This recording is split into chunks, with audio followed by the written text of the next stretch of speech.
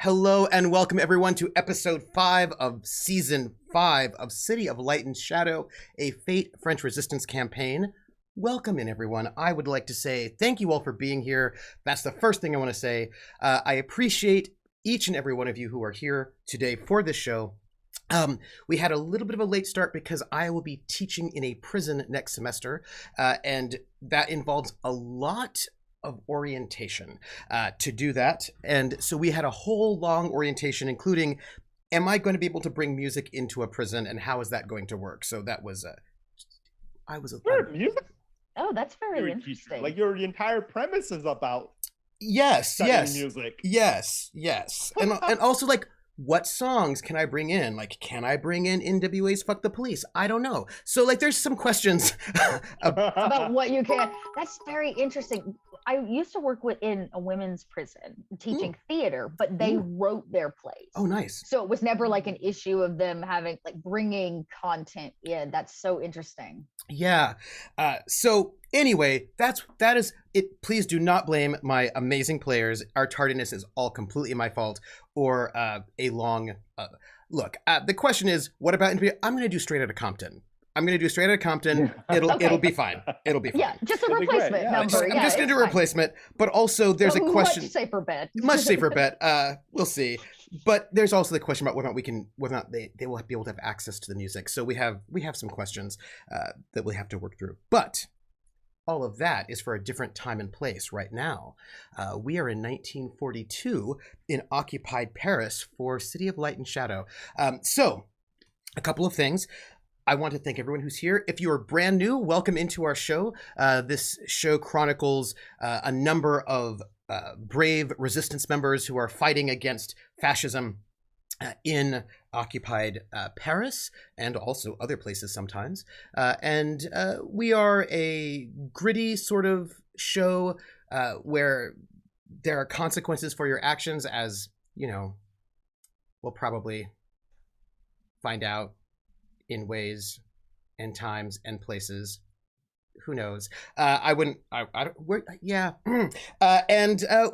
we sort of focus in on, like, the emotional toll some of these things takes on you, doing this sort of thing, and sort of in honor and sort of in memory of all the people who did this in real life.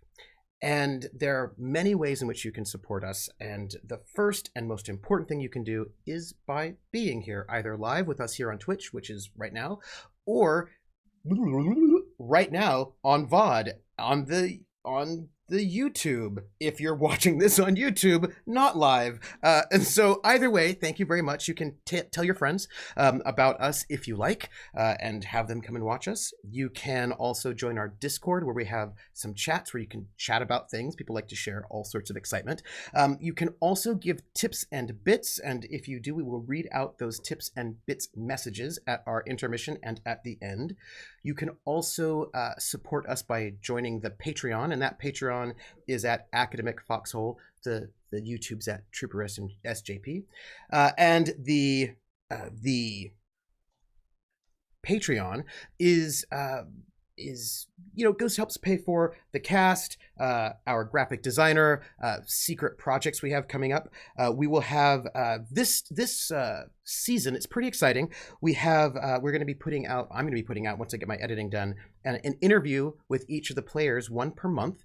This month, which is March, we'll be putting out Lindy's interview, where I just chat with them for about an hour about their character and what they think about their character, what's going on with their character, how are they, what's going on, happiness. And we'll be doing that for Lindy, and that'll be exclusive to the Patreon, at least for now. And we also have, I want to say, one special tier, and we have one tier which I imagine somebody will probably only do once, and it is the A Word from Your Sponsor tier, and that is a $200 tier, and what it does is pays for one episode of the show. And if you do that tier, you get a special shout out right now at this moment. I'm going to do it. Our special shout out right now is for Willen TW, who is our chronicle, also known as the bookkeeper. Now, Willen's never heard that term, the bookkeeper. It's also in our special credits. We have a very special credits for our special sponsors. And it's called the bookkeeper. I've given him that code name. He doesn't know why, but he will find out. He will find out. Oh, yes, he will. But that's a surprise for him. We also give a special advertisement that will run one of the weeks in the month of your sponsorship, which is March. And right now I'm waiting for a special voiceover artist to get me that audio because it's a special ad that I hope that Woolen will really appreciate because I thought about it quite a lot. So, and if you want to, you can also sponsor us that way. I pretty much imagine that sponsorship is for like, I don't know, mega corporations who want to sponsor this Twitch stream. I feel like it doesn't happen that often, but there you go. So I think that's, oh yes, also we have channel points, extra credits. And normally you can, Rissa, could you ban that advertiser there for us if you wouldn't mind? What was I saying? I was distracted by extra credit. Extra credits. Thank you very much. We have extra credits. Now, normally you can use those extra credits to give our team some fate points, but they don't get any fate points around for these duos, so they don't get that. However, we have a group goal happening right now, a community goal, and it's 200,000 extra credit points, and for each 50,000 they're going to be able to get a special aspect that they can because they did renovations on their flower shop over the last 3 months, and so these special aspects they can use for their flower shop, or if they want, you know, we could let them use it for their sub factions if they so desire. But right now, I believe we have 191,000 channel points raised in 2 weeks. Is that right? We are almost at the full 200K, which is shocking to me. And by that, shocking in the most amazing way, because y'all have a limit on how much you can give, and y'all have given so much. And those things will probably be really helpful to our heroes who might need them desperately for reasons I really can't even imagine why that might be. Whew. That said, I think at this moment, we should introduce our players. I would like to start with someone who is who's got amazing facial hair, who's got this amazing super curly mustache that I am super excited by for reasons that perhaps they will explain to you later.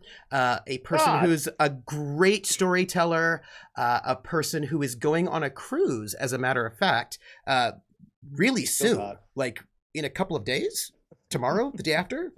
Tomorrow. In 2 days. Day after 2 days, yes. And Sunday. this is Sunday, a D&D cruise. And I would like this person with the amazing curly mustache to introduce themselves. Dot, could you say who you are? Wait, you've seen, we know you have a fabulous mustache collection that you carry around. Yes. And you've gone out of your way to purchase some on. It's true. And there may be a person on this stream who assured that I was also mustached up before they left Atlanta. I'm just saying. Might have been. Could you introduce who you are and tell us who you're playing? And I always like to give a question. The last week's question was, for no particular reason, how did your character imagine marriage? Because the two people we had were married. But at this moment, we have two characters, both of whom are from, unlike Oscar and Frida, both of your characters come from, well, let me ask this question. What is your character's thoughts and feelings about royalty?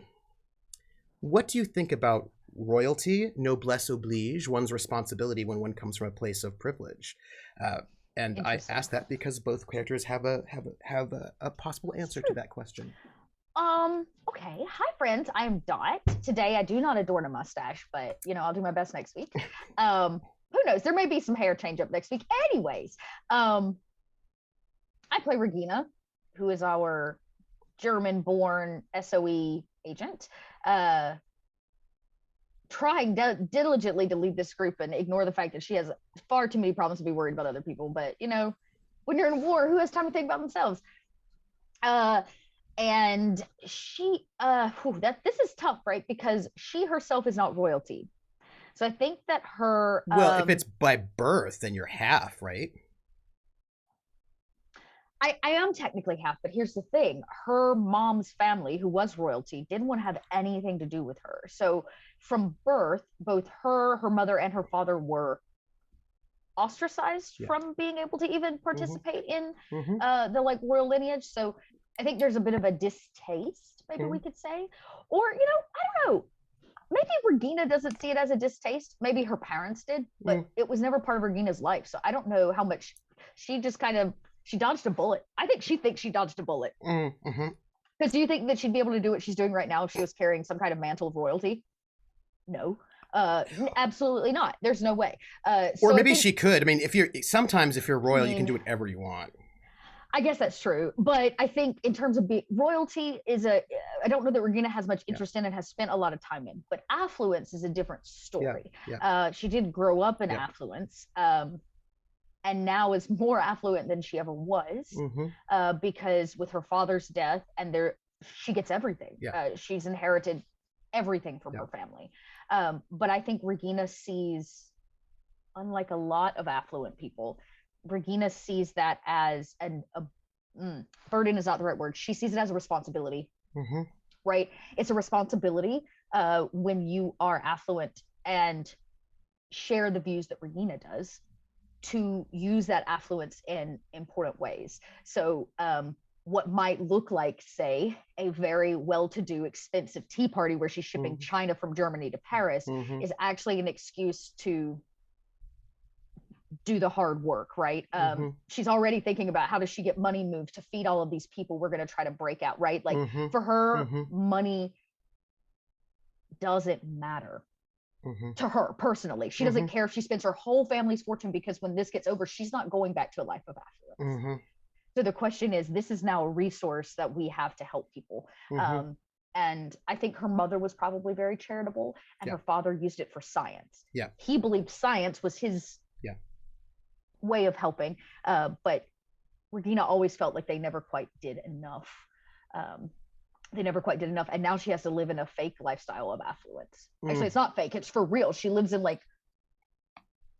in German intelligence headquarters, or housing, basically. So like she gets 3 square meals and so forth and so on. So I think she has a very difficult relationship with that, which is that she sees it as a responsibility, and she never wants to be seen.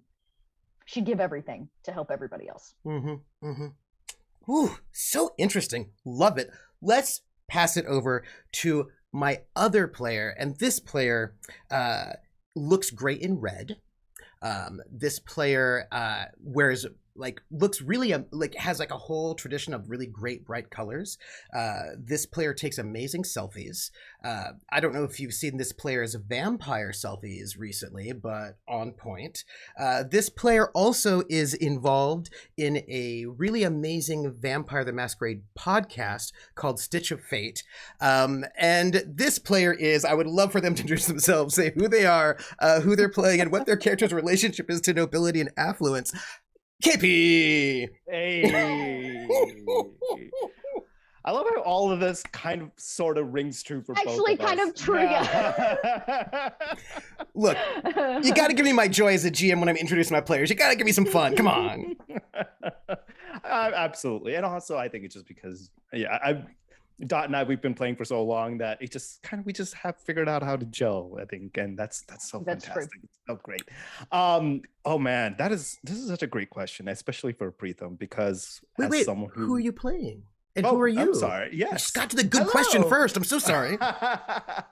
Hello, my name is KP, and I play the good Dr. Preetam Jaswant Singh, aka Prince Preetam Jaswant Singh of Rajasthan. And oh boy, yeah. So Preetam this is such a great question for Preetam, because as someone who literally comes from nobility, he is a prince of an actual kingdom. By the way, I was looking into Rajasthan, and there's like multiple kingdoms and princedoms at this moment. I'm just going to ask you which one it is. I'm very excited to find out. Like, I need to do more my own research just so I can give a proper one. I've not had the opportunity to properly look into all the appropriate kingdoms of Rajasthan. And how many? I had it for a bit. Yeah, and then how many gun salutes does your family get to have? Like, there's all sorts of excitement. Like, it's like how many cannon salutes? Like, I'm very excited about it personally. But go on. Yes. I love you so much. You go so deep into things that I don't even bother to consider. This is great. But yes, so someone who comes from nobility, Preetam hates it in the sense of, I feel like he's very naive about it. He's so young. He's romanticized. He has such a romantic version of it in his head, almost like, you know, a young kid who, like a young teenager who's kind of rebelling, essentially, is what it is. I feel like with him, growing up as not even like the primary candidate, right? He's not the primary candidate for the throne. He's like the third child. So there's no real claim. He would have never really gotten a major seat. He would have maybe been a governor of a province, perhaps, or been one of the advisors to his brother if he attained his throne. But he always felt that it's more of the social aspect of being nobility that he hated. It wasn't really about money or the affluence. It was more about the social aspect and how it felt like he was shackled by that and had to be a certain way, which he didn't want. So he kind of went into being a doctor as almost a sort of rebellion initially, I feel. But then as he did it, he's genuinely a good guy. So he does want to help people, right? And as he became a doctor, as he went through that process and saw, you know, the horrors of the medical field about, you know, treating people and working with people, especially, I feel like, you know, there would be times where while he was practicing in his home country, he would have had to treat local people of, you know, lower status. So he kind of got exposed to that, I think, but through that process. But I still feel like he's so goddamn naive, right? In the sense of he's just not experienced as much of the world as anybody else has, especially not Regina here. So for him, when it comes to wealth, it's also kind of the ends to a mean, but he's definitely someone who kind of has enjoyed the luxuries of it, right? I don't think he's the type that will say, I feel like right now at least, that, oh yeah, I can live without this wealth. I don't need this wealth. But then when it actually happens, he's just like, this kind of sucks, man. Bro, this is terrible.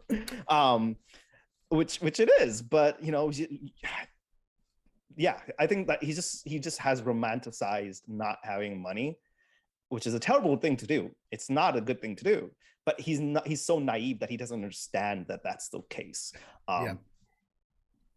Although I imagine he's learning that not having money is a little bit less exciting now.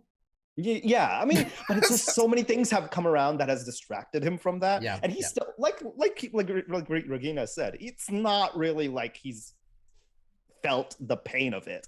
He's definitely not like struggling to feed himself. He's not starving on a daily basis. He's not truly fearing for his life. But yeah, I mean, there's the fear of being found out, you know, as being a spy. That's always going to be there, but it's not the day-to-day fear of, will I see the next day? When will I get my next meal? That the rest of the country and rest of the world is facing right now. So it's until he experiences that, he truly doesn't know. And like I said, he just doesn't know.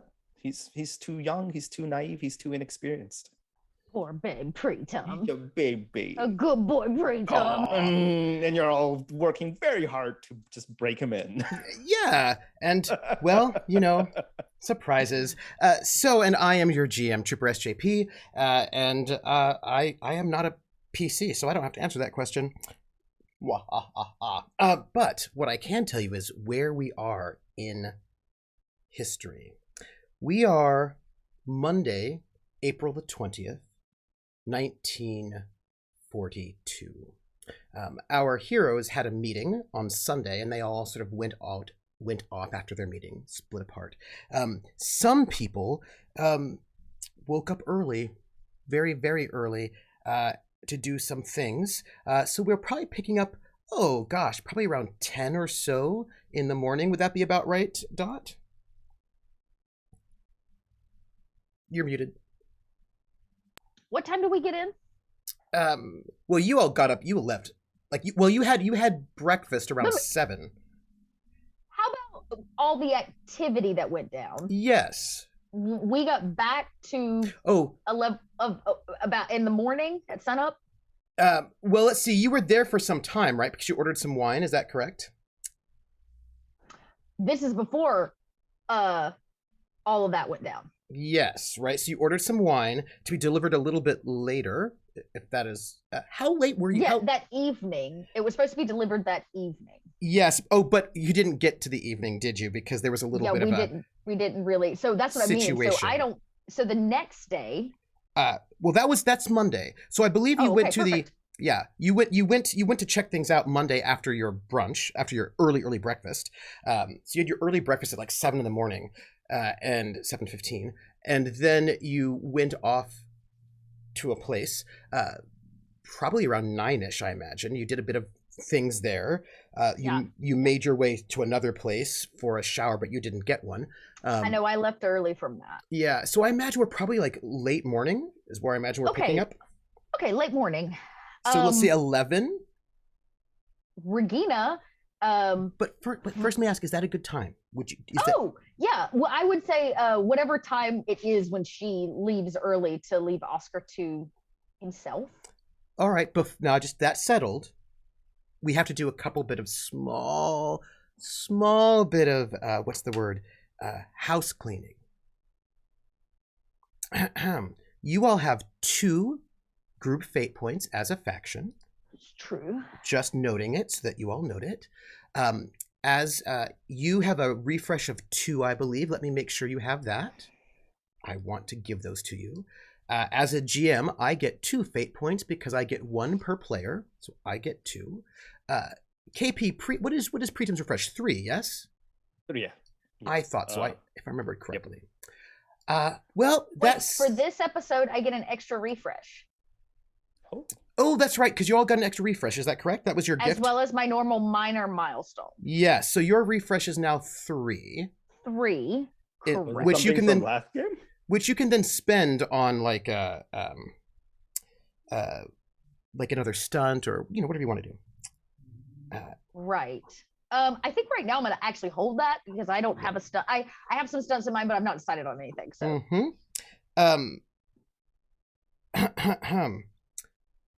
I would say we could just start, but there is one more bit of housekeeping we have to do. It's not doing your weekly faction threat, because you already did that, so that was great. However, something happened last week.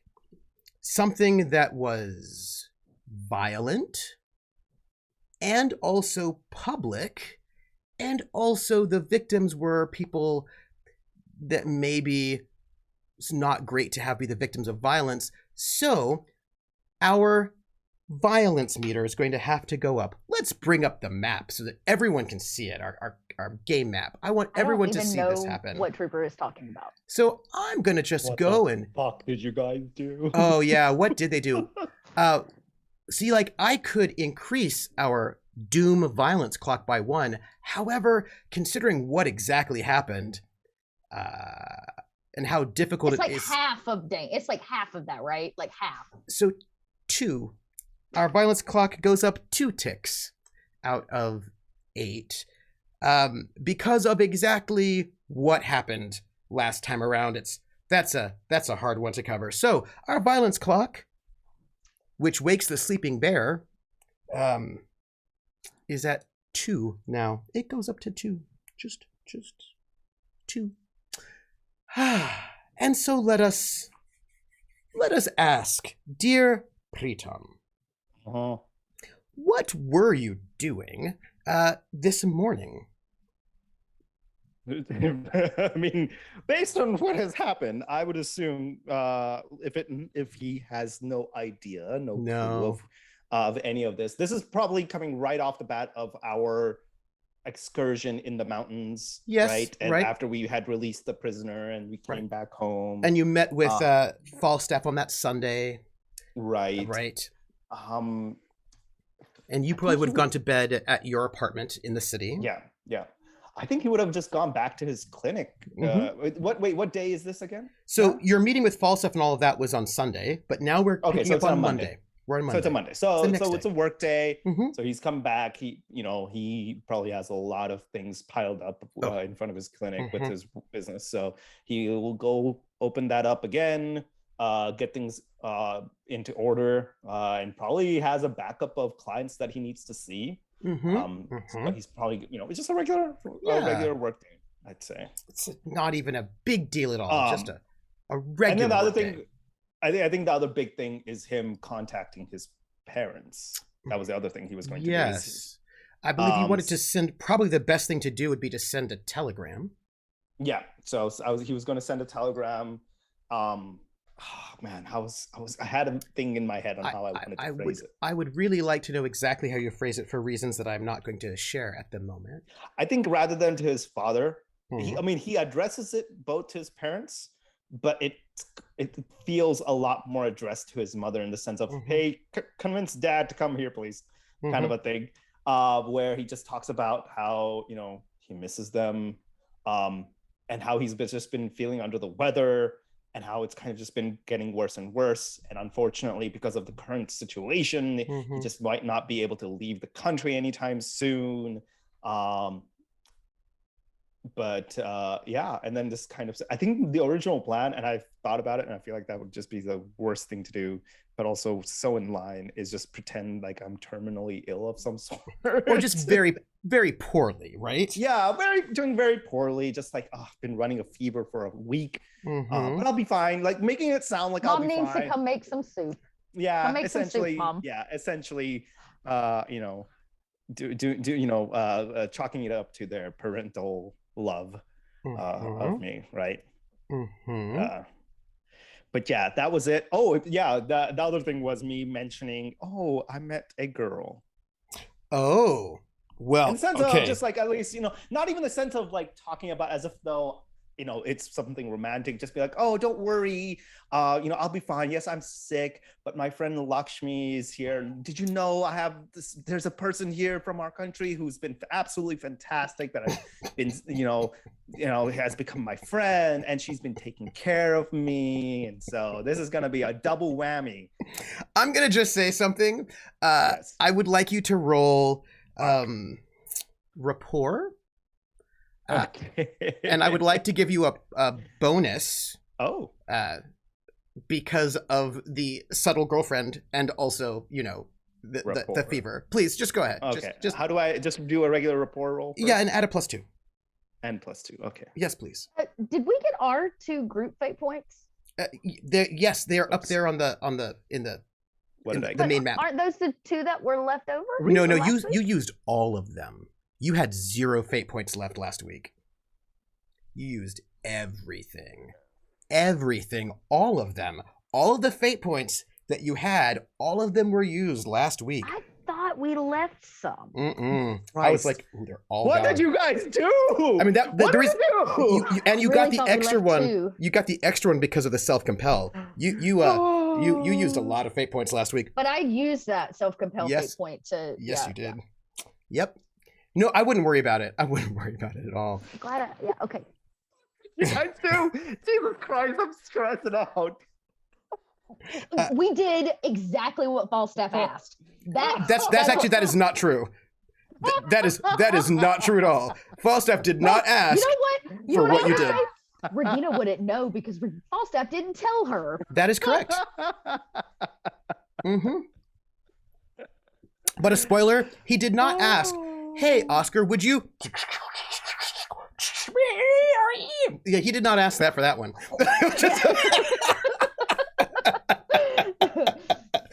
You'll find out. I'm just saying. Yeah. Yeah. Okay. Thank you for that.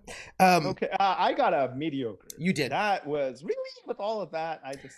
It's pretty amazing. Oh yeah, you got the worst roll you could actually get. Oh, hey, would you like to succeed at a major cost? don't.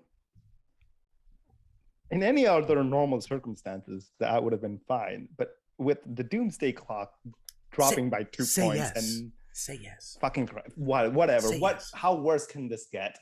Yes. Okay. I'm gonna regret this. Will you? I don't think you will. Know. I don't think you will. You will find out what that major consequences at the end of this episode. That's when you'll find out. Don't worry though. Okay. I feel like when I tell you the major consequence, it will make you smile. That's what I think it will happen.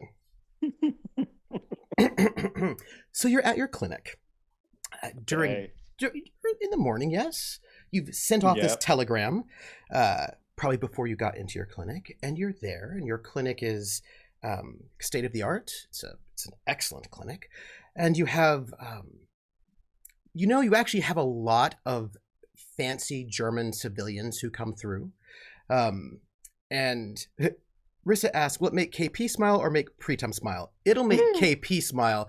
I don't know if it'll make Preetam smile. That would be that's what I would say about it. So you have like a lot of like German sort of upper like sort of like German tourists. A lot of German tourists are people who are German civilians who are staying in the city. Often come. We also have and then the German soldiers also would come through. Yeah, but they only come through for things they don't want to go to their official doctor for. So you tend to get a lot of sexually transmitted diseases, is what you tend to get, or like if they got drunk and got into like a brawl and they don't want to go to their doctor because then they're going to get in trouble, like that sort of thing. Because they've got infirmaries, but just sometimes you don't want to go to those infirmaries. Yeah, I feel like amongst the lower ranking troops, the rumor has gone out that there's a good doctor out there that'll keep us from getting in trouble. Yes, and so you are a place where when the soldiers come to you, it's because you are a much better option than other options, right? And of course, you have a number of civilians coming in, and it's a nice Monday. It's April. There are a number of people sort of coming in and out. It's a fairly routine, nothing particularly outrageous per se. I wouldn't frame it that way. Nothing particularly nothing too exciting at this point in the day. How would you frame it, Trooper? That's such a great question. I would frame it like this. At this moment, because it's early and various news hasn't gotten out yet, the people coming into the clinic are mostly having a fairly pleasant time. There's no particular tension above what might be normal. As a matter of fact, it seems like, I don't know, maybe everything will be all right in the city. Maybe there's maybe things will calm down. And there've been no incidents in a while, and people are, and we're getting, and the weather's getting better. There's a little bit of excitement about some upcoming soccer matches. That's kind of exciting. Activity is happening. Flowers are blooming. There are events happening in the city. People are talking about some art shows opening up. People are talking about some, soccer, football for those who are European and not American, right? Some football's happening, and there's like a general sense that everything is right in the world. That you keep saying this, chat's not helping me at all. Really weird. And Germany is making a push now in the east. We've got some stability. Laval has just been reappointed into the French Vichy government, and it just seems like everything will be fine. I believe this is about when Regina is going to come to the clinic. Is that correct?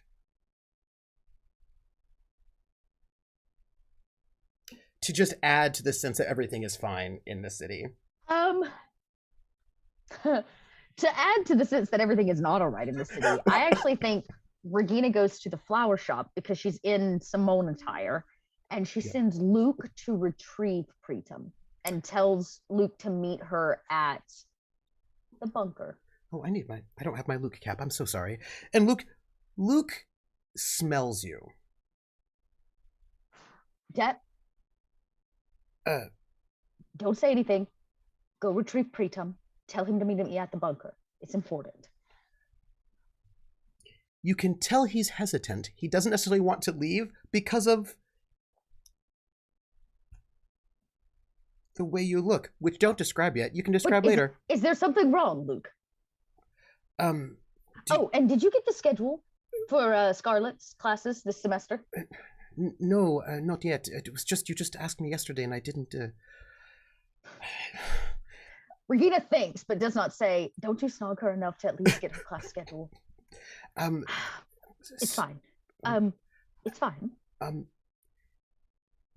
You're, am I not supposed to... No comments. Go get Preetam.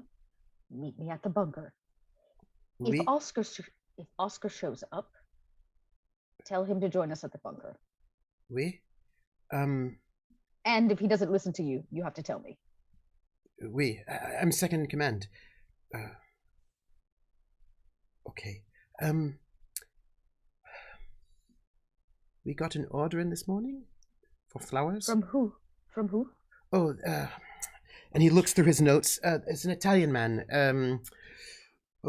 He's at 21 Rue Le Botti. It's in the 8th. It's Mario Datri. There's an art gallery opening, and he wanted. The gallery's already open as an exhibit, and he wanted flowers. I thought you would want to know. Yes. Does this name ring a bell? Well, that's a good question. Also, side note, we just met our community challenge, by the way. We just got our community challenge. There are 4 aspects. Each one of you gets to name one. And these aspects are for your real estate. You know what I mean? They're not personal. They're sort of group aspects for your groups. Congratulations, everyone. So whenever you need them, each one of you gets to make one. Okay. He's having some sort of exhibition, and they wanted there's going to be a reception, and they wanted flowers. So, but I know that you like art, so I thought you would want to know about it. Yes, that's interesting. Do I know this man, Mario? Academics. History? Mm-hmm. History, no. Okay. But you did art history, yes? Yes. Yes, so yes. Okay, yes. Let me roll. Yes. There should be a 1 added to that. 5? A 5. Yes. This is a discover action. Okay. You may ask a question. Okay. He's Italian. Mm-hmm. If he's holding an art gallery opening, he's probably wealthy, so I don't need to, or influential, we'll say, so I don't need to ask that question. How would Regina know him or be connected to him? You have probably never met him. You know him to be an art dealer. Who's been in Paris for some time. Okay. He's also got a business in Rome. He's got 2 different dealerships, one in Rome and one here. Okay. He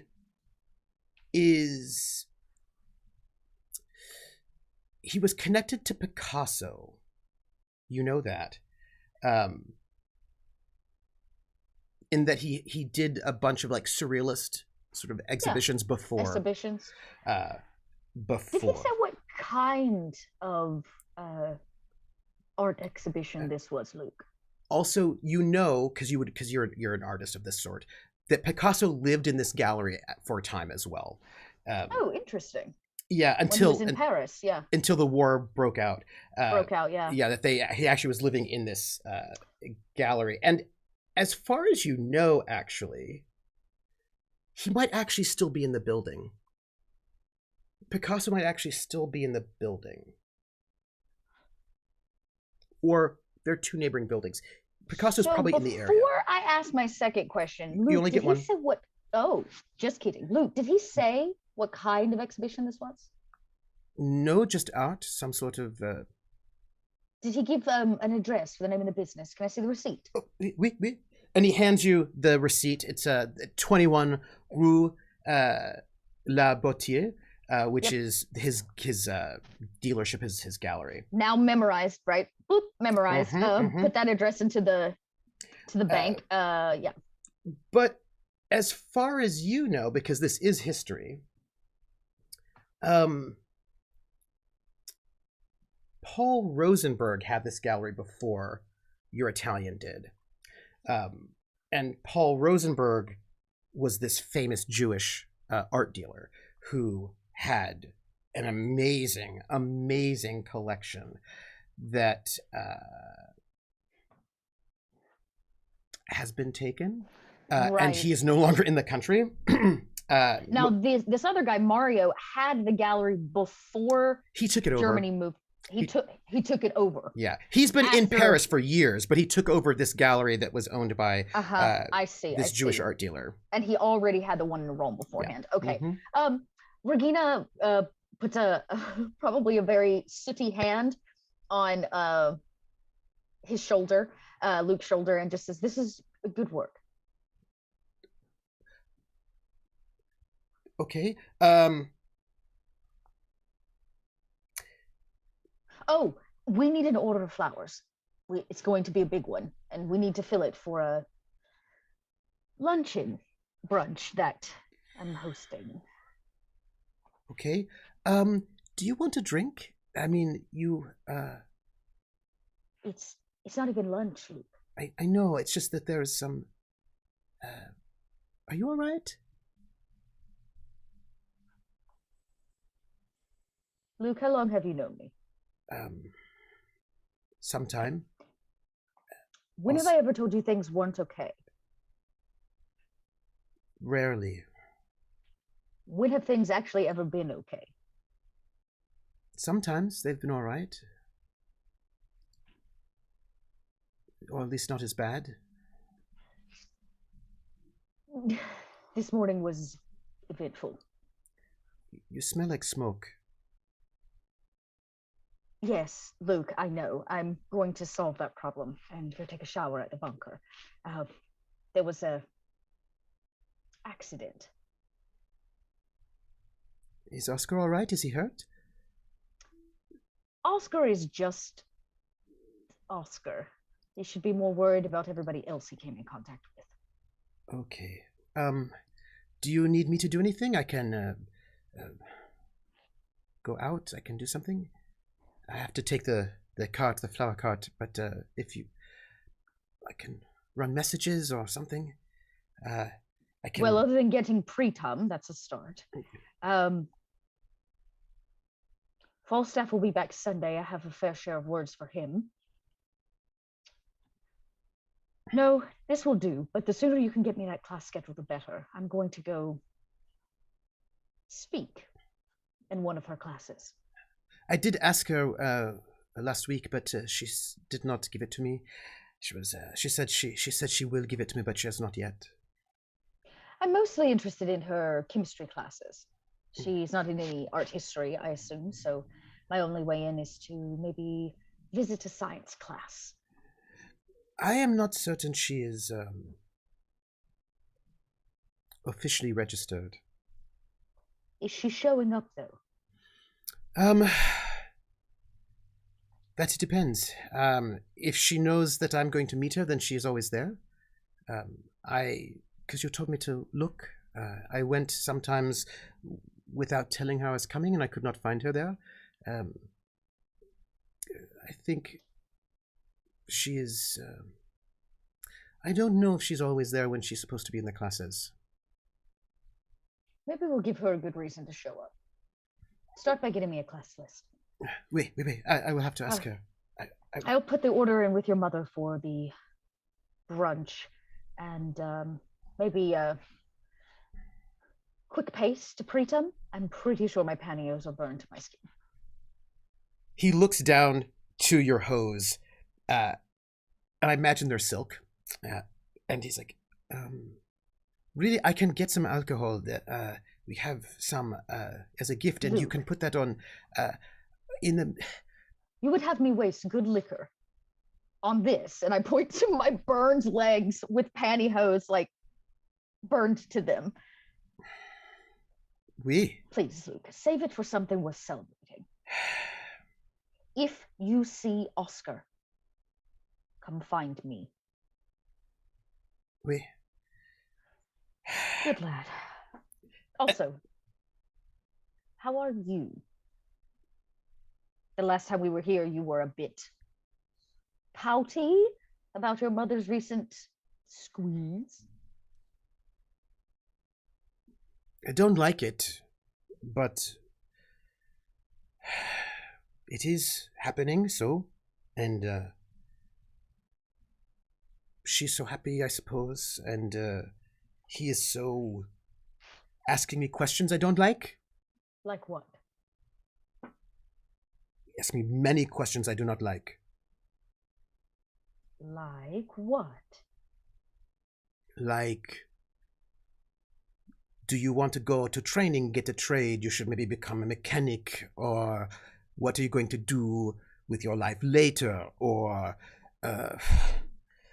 you have not finished school, maybe you should go finish school, or questions like... So he's encouraging you to make good decisions. He's not my father. You don't have to be your father to encourage you to make good decisions. I'm not your mother, and I hope that I'm encouraging you to make good decisions. It's different. Why is it different? Oh. Because I'm not an oversized man? Oui. You're Regina. You are my friend. I hope. I am your friend. And you're also not dating my mother. So it's very different. Maybe. But say I was. Dating my mother? Yes. Would you hate me as well? I don't think so. Then think about that, Luke. Because it seems to me that the issue here is extremely personal.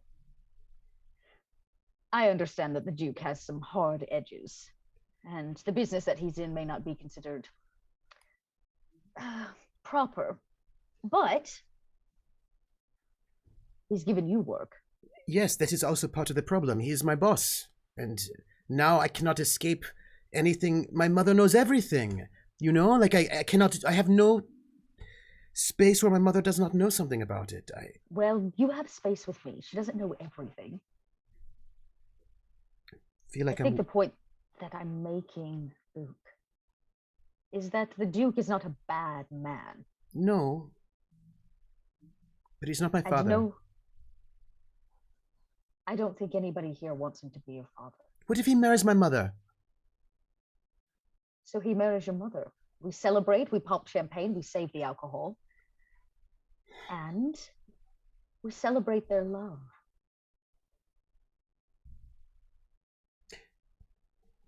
You don't understand what it's like. Next, he's going to try to ground me or make me wash dishes or something. How old are you? 17. I'm a grown man now. Grown men don't have to remind everybody that they are grown. Remember that. 2. Yes, you are grown. But if he's encouraging you to do the dishes, it's not because he wants to order you around. It's probably because the dishes need to be done. So, take it with a grain of salt. He likes you, Luke. How many people can you say that about? Listen.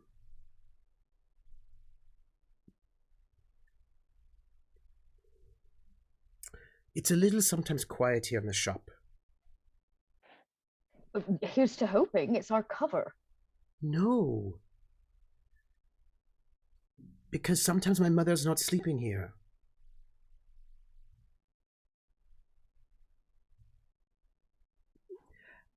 All this time I wanted my mother to just, give me space, And now she's not around at all. And when she's here for work, although she's not here right now because she's getting breakfast or something. But now she's not around, and it's so dangerous in this city, and I don't know. I just want to make sure she's safe. And well, trust me, if she's with the Duke, he's going to keep her as safe as humanly possible. He has more resources than you and I combined. You know that. I'm never going to be able to convince you to like him. I do like him. I just... Okay. Well, for that, I'm never going to be able to convince you that all this is okay. You have to come to that conclusion on your own. But I will tell you this. Of all the men in this city, of all the men your mother has chosen, it was this man, a good man, who liked her first.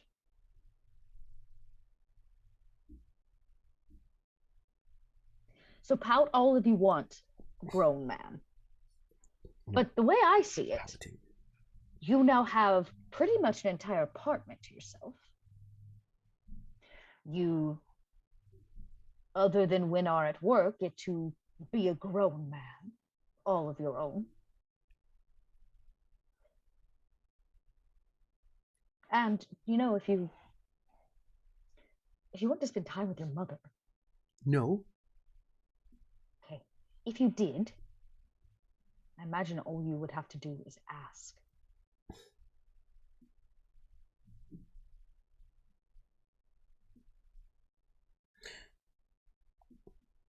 And the next time the Duke tells you to do something, before you respond in a less than grown man way, take a deep breath, consider whether or not it is him ordering you or it is something that already needed to be done. And if it's not something you want to do, you are within your rights to say no. Also, he's not giving me as many jobs anymore. I think that's my mother. Yes, I imagine not, that your mother knows what you have been up to. And let's be honest, you already had a job. I'm gonna go get the prince, Dr. Singh. Oh, right, yes, I should probably. You've got a little bit of, the skin does not look good. It looks bad. Really? I didn't think it was that bad. And also I can smell the... Don't talk about my hair. Don't. I have a plan. I always have a plan. It'll be fine. Nobody will notice. Say it with me, Luke. No one will notice.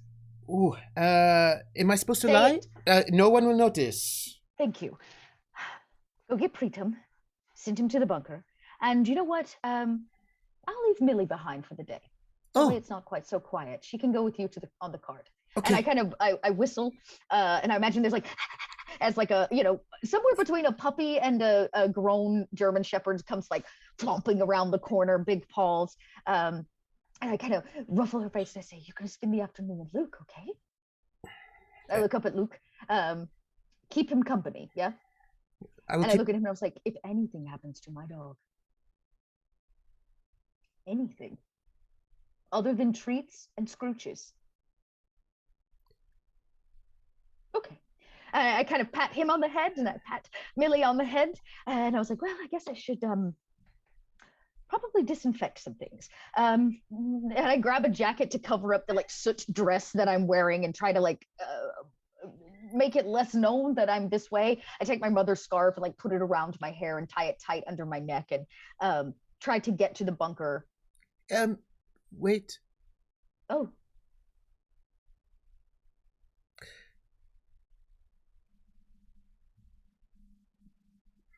Sorry. Never mind. It's not important. Luke, speak your mind. I think that Oscar and Frau Engel are they enjoy each other's company. And Dr. Singh and that lady friend of hers that is a friend with Scarlett, they enjoy each other's company. And my mother enjoys the company of the Duke. And you don't have to spend time with people you do not like. That's not necessarily true. I live inside of German intelligence housing. I spend every waking moment with people I don't like. German military command. Command, sorry. I have to spend time with Scarlett, and I know that she's lying to me the entire time. And I know that she's thinking me a fool, and I have to pretend, and I do, but... Then it sounds to me like she is the fool. Did you think about that? No. I wake up every day and play the perfect housewife. Well, the perfect German housewife.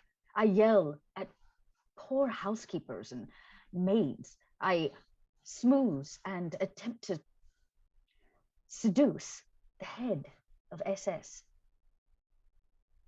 I feel myself a fool quite often, and then I remember, wait a second, Regina. You're tricking all of them. So who's really the fool? It's not that. And you had Dr. Roth, Hannah? You told me once that I would find someone who liked me for who I was. And I thought I did, but I didn't. I don't know if I will... I'll go get the prince. It's okay. Luke. You are a smart and handsome young man. I'm sure you've heard that before. But... Hey. I'm standing here, missing half of my hair with pantyhose stuck to my leg. You are not going to degrade yourself. Yes, ma'am. So, are you academically charged? Maybe not. Are you smart? Yes. Do you think I would choose somebody who doesn't have the intelligence I need as my second in command? I thought you chose me because I can lift heavy things.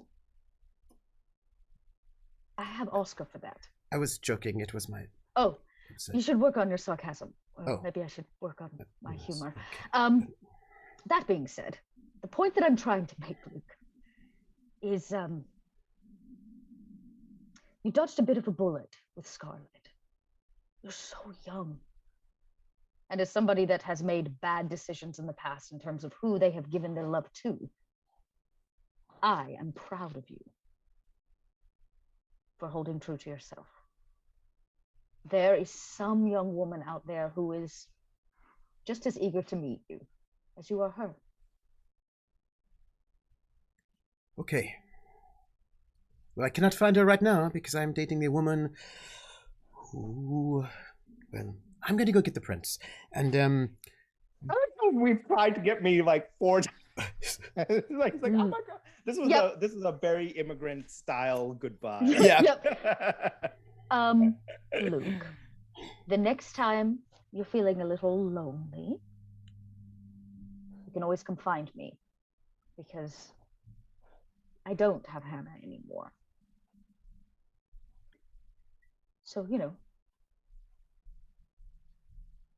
Okay. Now go get Preetam. Yeah, I will go. And come on, Millie, let's go. And he goes off to get to the cart and calls Millie, who jumps in the back of the cart. I was going to say, Millie probably loves riding in the cart. Loves it. And he takes off in the bicycle cart to sort of head off towards... Ears and tongue flopping. Yeah. And then there's Millie, who's just sitting in the... Yeah.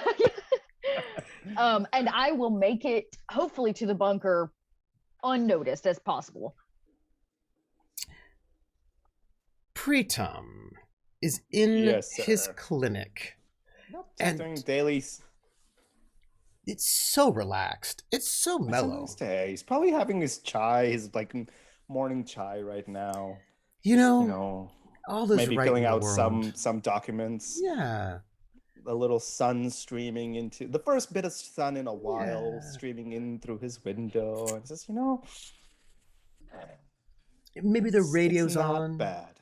Yeah, just some music, some local, whatever local music is at the. He's not Radio Paris. Particularly. Yeah, just nothing particular. Perhaps once in a while a graceful nightingale. Yeah, graces the airways, but and it's the radio that you do speeches on. I mean, it's real nice. Everything's pretty great. Day. Yeah, it's a nice day. It's a nice day.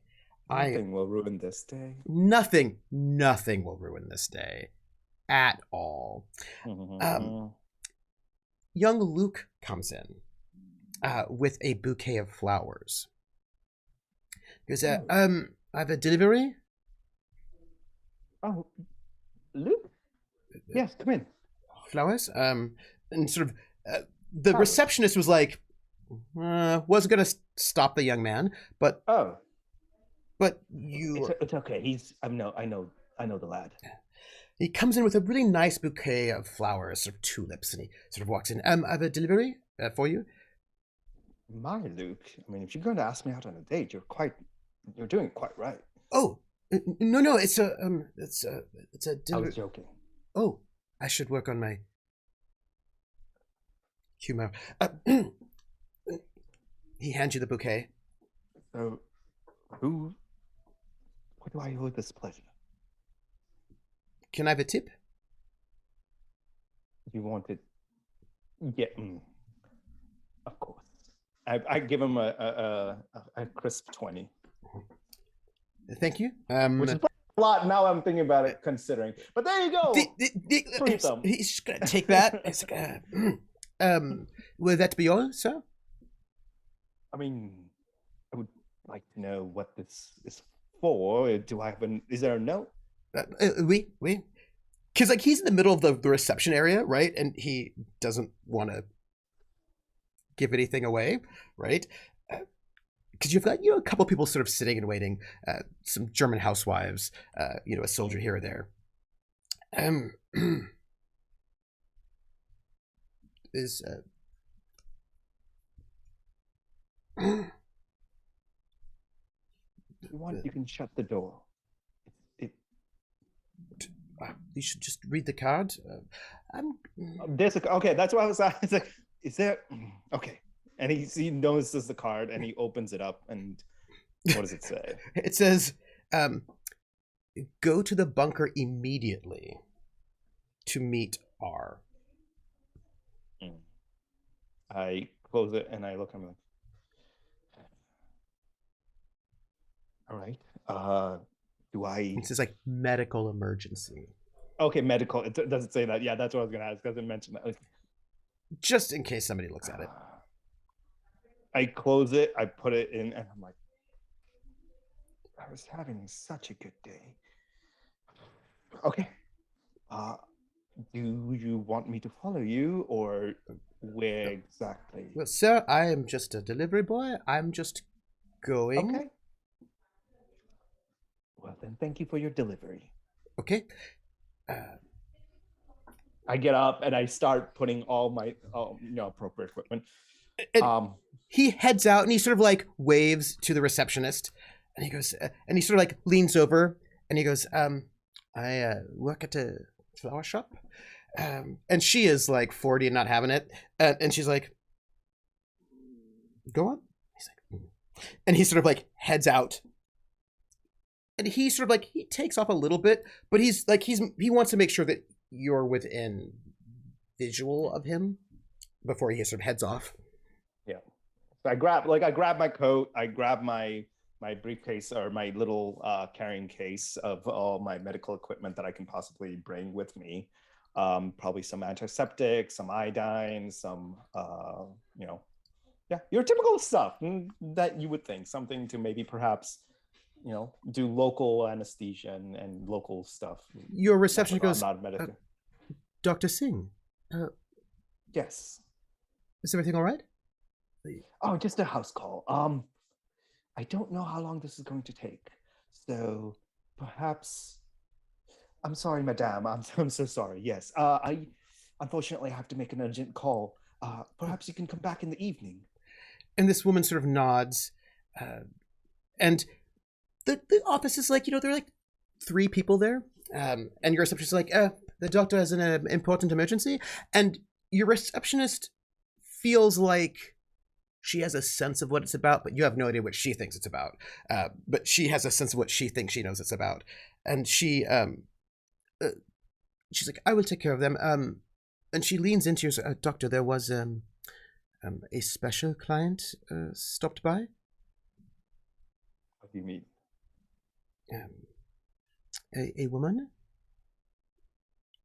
in distress. Did they leave a note?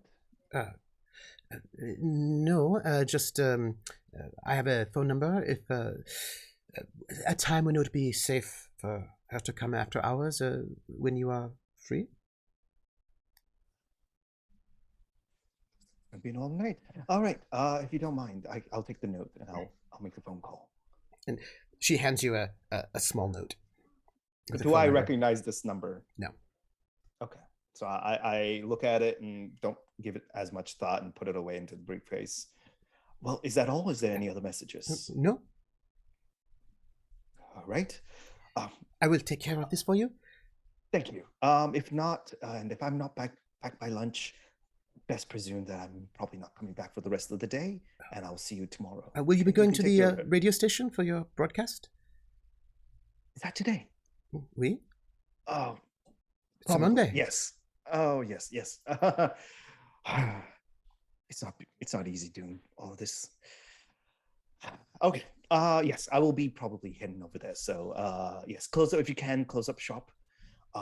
If you already know most of the closing procedures, if there's anything further that you need me, just leave it in the morning on my desk, and I'll take care of it. All right? Wait. One more thing. This Italian man who was here 3 months ago came back looking for Frida Engel. She was not here, of course, but he stopped by looking for her. Oh, was he the? Yes. Did he have a message? No, he just was looking for her. He stopped by once or twice. I've not seen her to tell her, but he stopped by once or twice in the last while you were all away. All right, I'll go ahead and let Miss Frida know, and then I will Miss Engel know, and don't be concerned. All right, don't worry about it. All right, please go, doctor. I will take care of this. Thank you. What was her name again? Her name, I wrote it down in one of my massive sets of notes. I will let you know. I will let you know. No worries. Yeah. And so he walks out. He grabs, as he's walking out, grabs a little top, not a top hat, one of those, just a nice fancy hat that he puts on his head, and leaves the office. Yeah, and then heads over, and I'm assuming he doesn't have a location in the note, so he kind of walks out and he kind of the bunker looks around. It does say. It doesn't. Okay, it did say. Okay, but it doesn't say where the bunker is, but you know where it is. Yeah, right. Okay, so I start heading over. Do I still see Luke in the area, or has he moved on? Once Luke sees you leaving, Luke starts bicycling, and Luke is like maybe 3 blocks ahead of you in a way so that you do not look like you are connected to each other, but he can make sure that you are safe.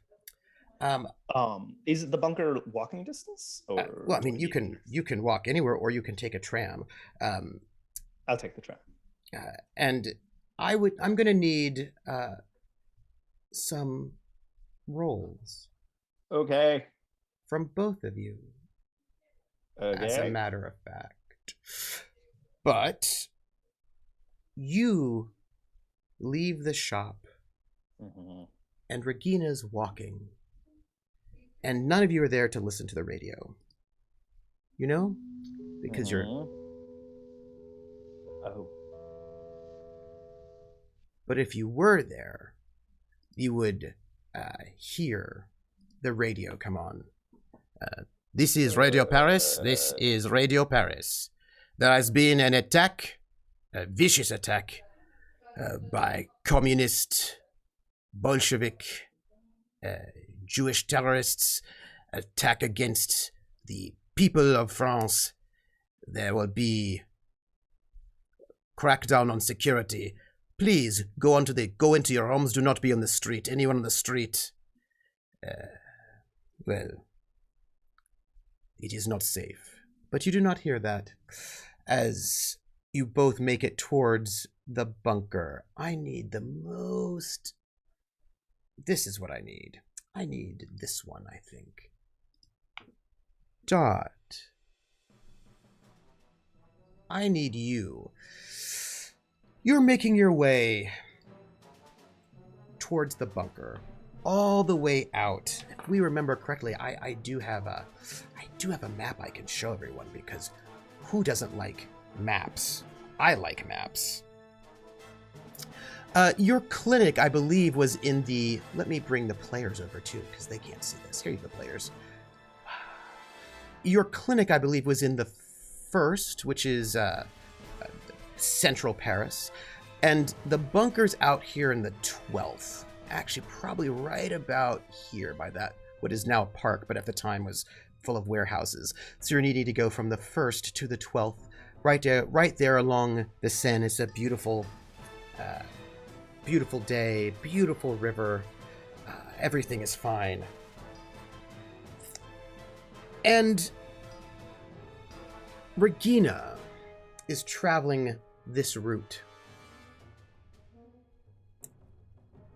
How does she feel at this moment?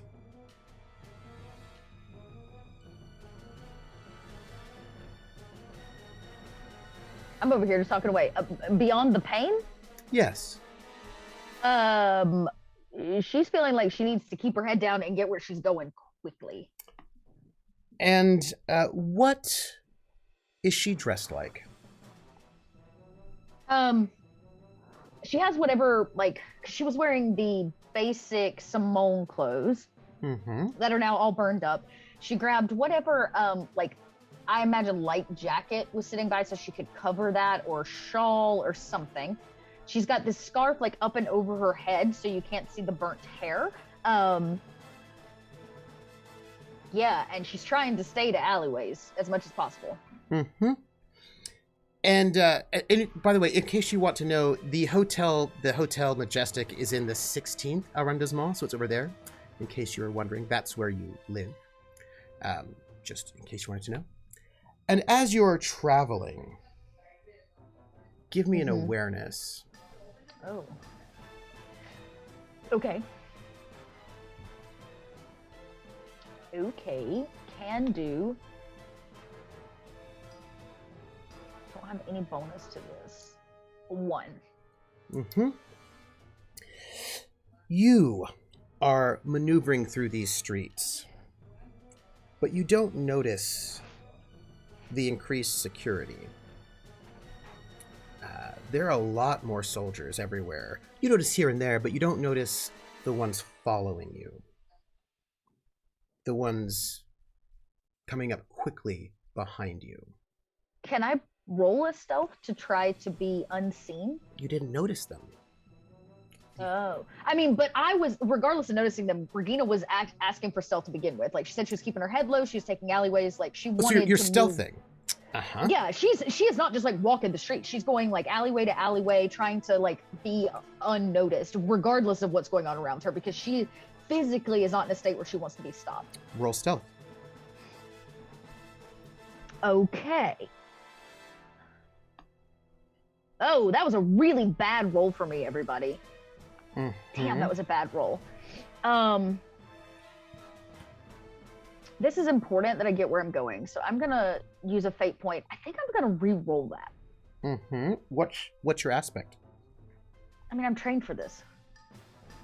I'm literally you trained that is true. To do undercover work. So, no, not what I wanted. Don't hit the power button.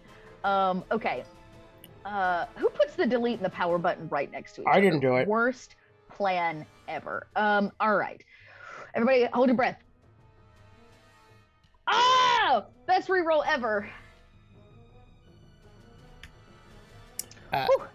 They roll a 2. Okay. To notice you.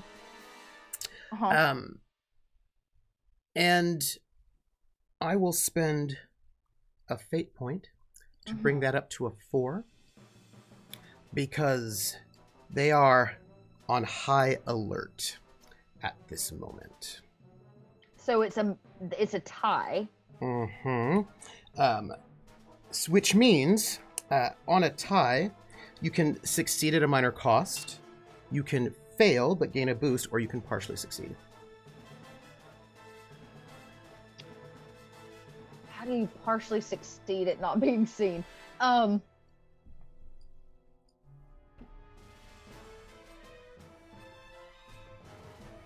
Okay, so I could succeed at a minor cost. Mm-hmm. What kind of cost? Let's see. A minor cost would be something like you'll be able to evade them. They're coming up on you. You'll be able to evade them and get out of their view. But in order to do so, I would say it would you have to like squeeze through something, hide in a way that will aggravate your current injury. So like take a physical stress. Okay, great. I only have one. Okay, I will do that.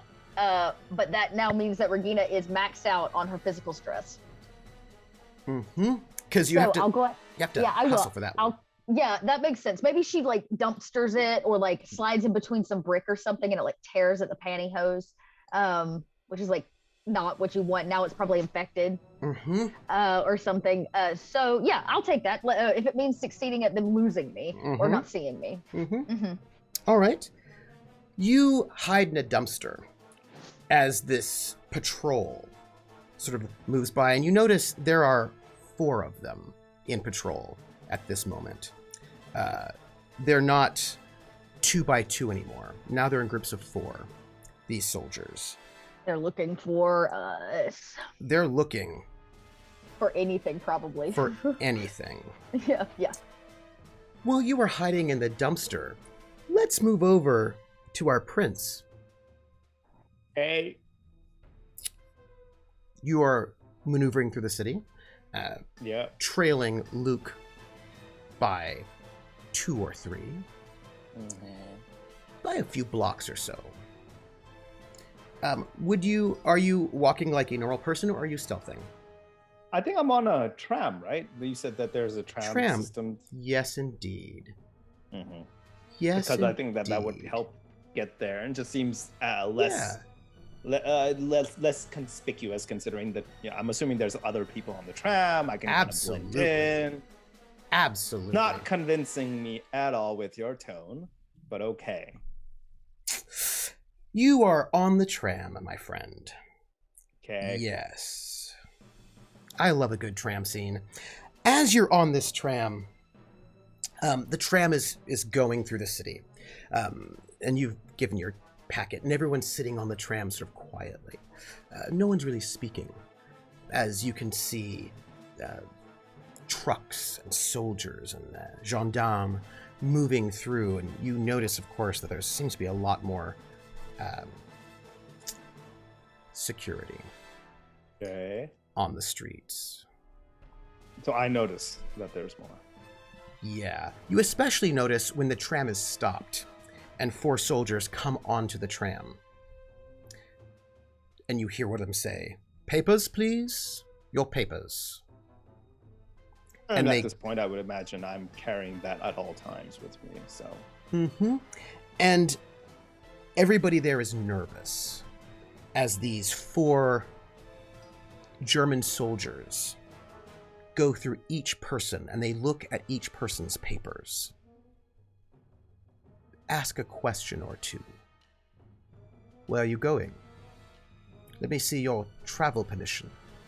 Each person they look at, and you can tell they are looking very carefully at each person, at each of their paperwork, to see if their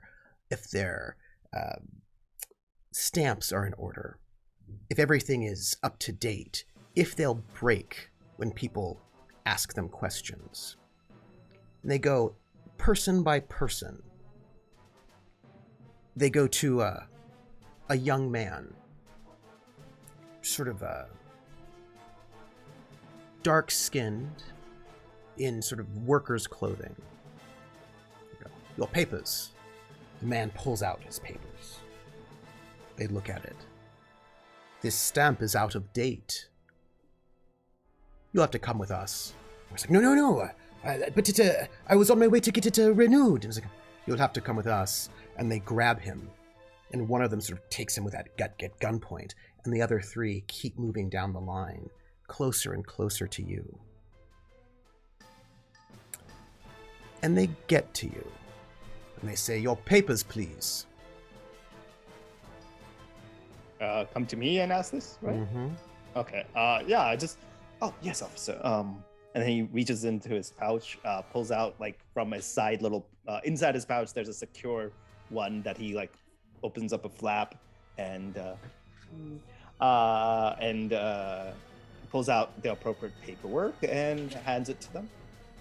They look at your papers. They compare the stamps.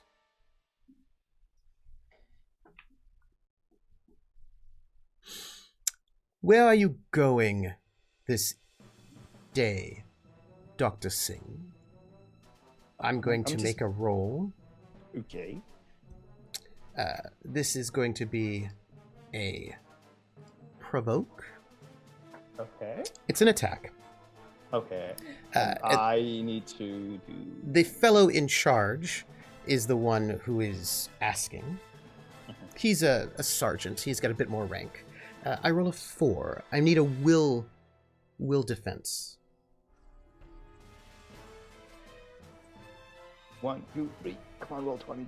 Don't do it. You know what? Oh. He's got you by 2. That is 2. I will use one of my fate points to bump it. Oof. Do I want to bump it or re-roll it? But that will only tie me. Yeah, but you could succeed. There's the minor cost option, or you could partially succeed. This is an attack, in which case, with a tie, the attacker gets a boost. Okay.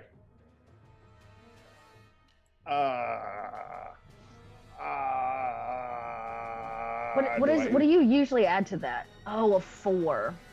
It's a 4, so I need to do at least 2 fate points to beat it. Or you could re-roll it and hope for the best.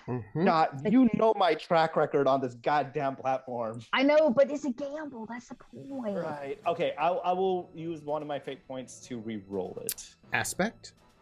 I will start with I have an iron will. This is steady true. Hands, even in the face of fear. This is true. So I will first take this out, and I will delete that, and then come on, baby. All right, ready? 1, 2, 3.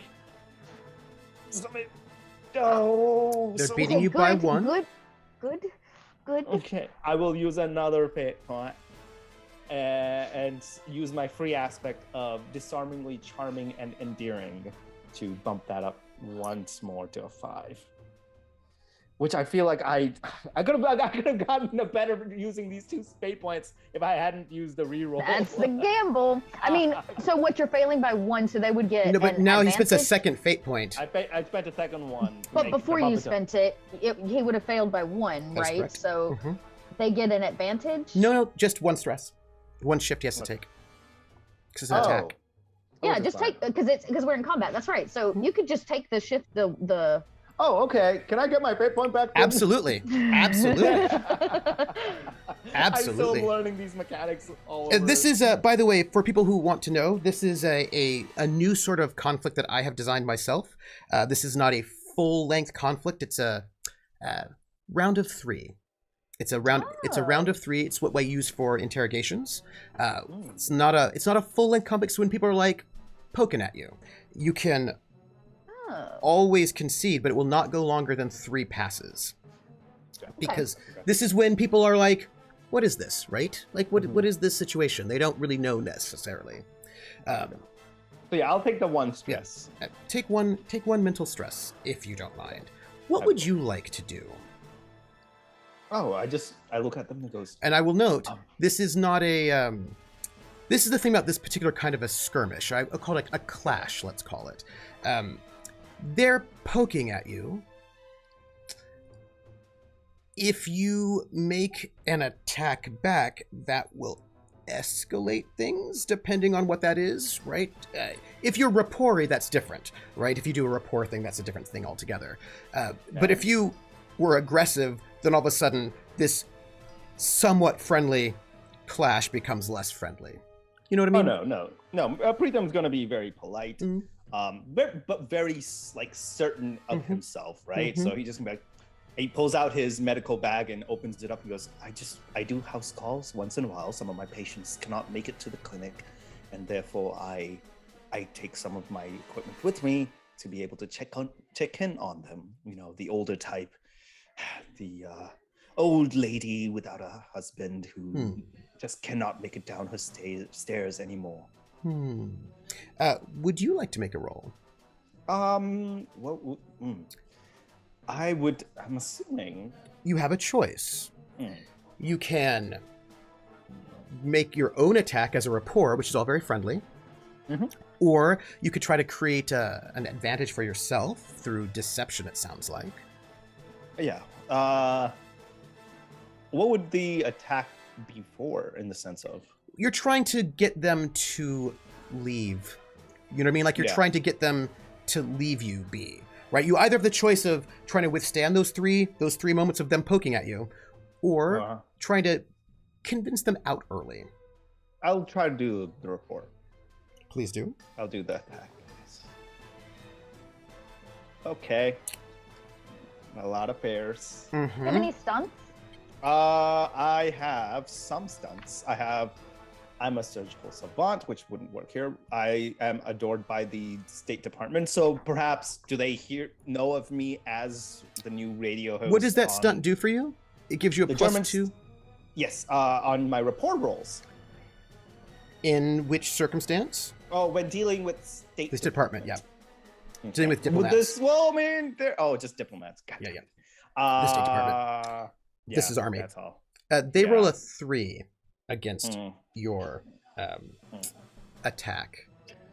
And they sort of look at you and they say, interesting. All right. You're going to a house call. Who exactly are you going to see? Damn it. I, as KP, and I'm going to roll. What do I roll? Will. Come on. Tie. What is with my roll? It's a tie. It's a tie. I'll take it. They will get a boost. They look at you and they think there might be something a little bit off. Exactly who you're going to see? They've got 3 questions for you. Okay. Oh, old lady Damascus. Her address and name. Oh, she's in. Oh, man, I don't know. I'm sorry, what is her address and name? Give us right now her address and name. This moment. I give it to you. I don't know any address. That's the thing. This is the moment. They're pressing you to give you an address and name right away because you don't have one. No, as an IKP. No, but neither does Preetam, because you're not going to actually see a little old lady in an address. Right. You could be seeing the lady at the flower shop. That's what I was going to say. Like, at this flower shop, I was going to give... Going to need... they're going to roll right now because they're pressing you. Okay. Because this is the thing. This is the thing about being a spy. You've got to think on your feet. And that's what they're here to press you on. 6. Worse. And I've got a boost, which I will use for an 8. Oh, fuck. In this moment, they're going to try to catch you in a lie. They're pressing you to answer this question quickly without thought. And I've got an 8. What do I roll something? Will again. Fuck. If you can make through it, this is their 3rd pass. Okay, something... 6. This is not right, man. 6. Something is wrong here. What would you like to do? How many fairs? I've had 3 fairs. Almost. By the way, 4 that's a fairs. terrible roll for you, by the way. That is, it's will is my biggest thing. It is. Will is your best skill. And I've every single one of them, I've gotten at the best a 3. Yeah. Different rolls each time. I mean, you could re-roll that one. I would like to, yes. But inevitably, you're probably still gonna have to spend another fate point, so consider that. Yeah. Especially with an 8. Yeah.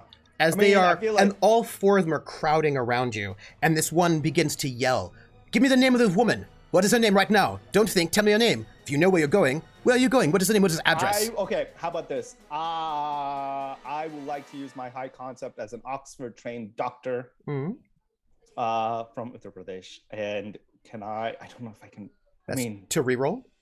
Yeah, I think that's all I would do is re-roll that. Yeah, it's a good starting point. Spin that fate point. Even if you spend 2 fate points, you still aren't going to make the 8. The re-roll is my only option. It's your best option. And if you can, the less the gap, the less stress you might have to take. Okay, so I will submit. Please do. That's a 4. Okay. That's Okay. better. That's a better They've got you by thing. 4. What would you like to do?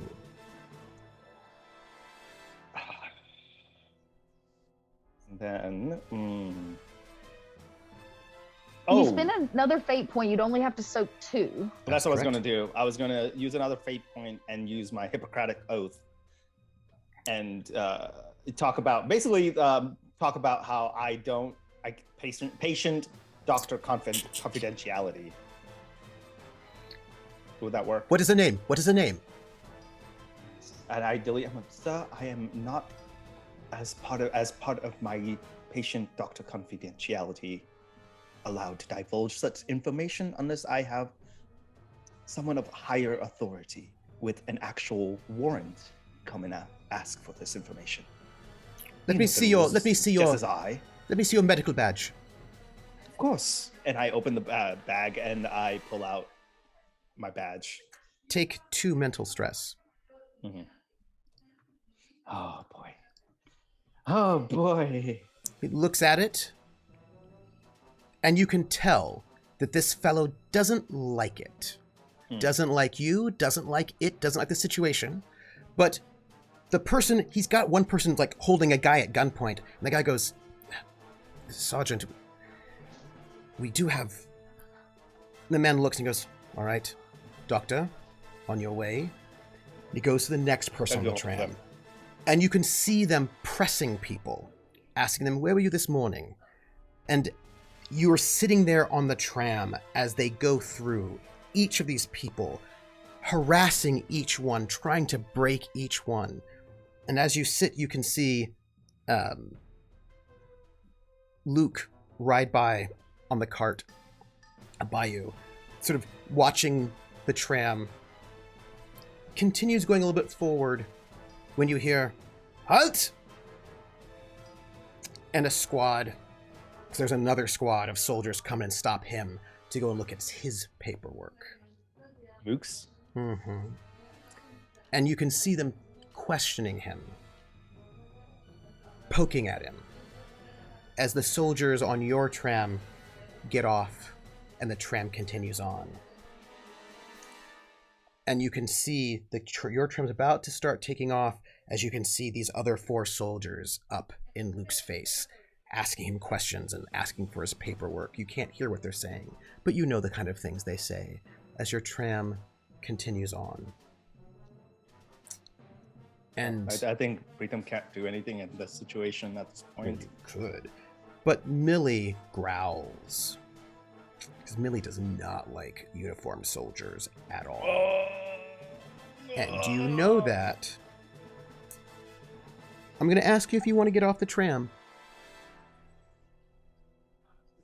No.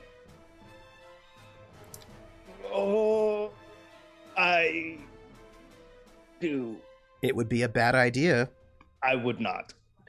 Would you have a Hippocratic Oath, do you not? I do. And there are 2 fate points for the group. I will offer you a compel. Okay. And that compel is that you get off the tram to try to help out Luke, but I'm going to tell you what, that's a bad idea. That's why it's a compel. Because you should not know him.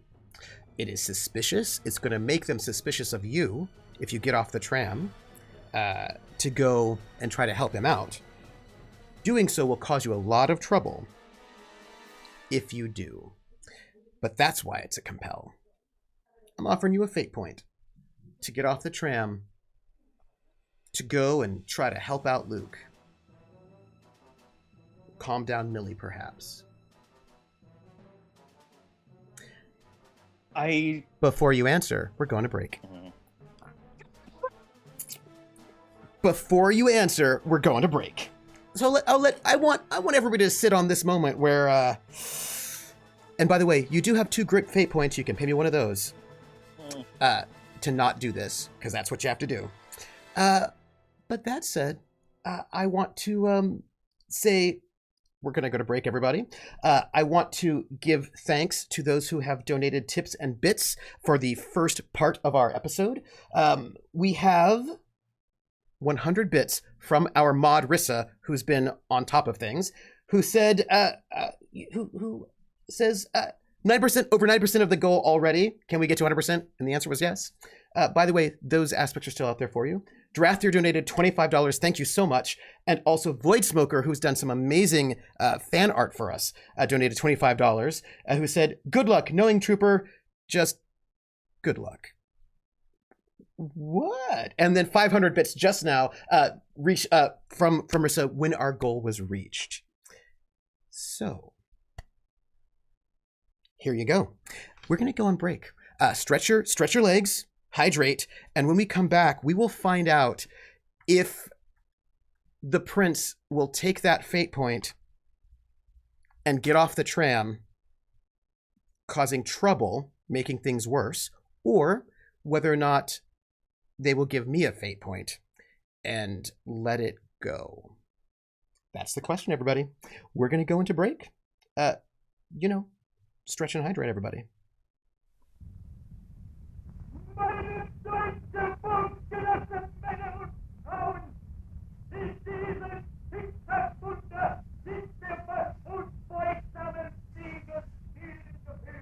You can't do business with Hitler.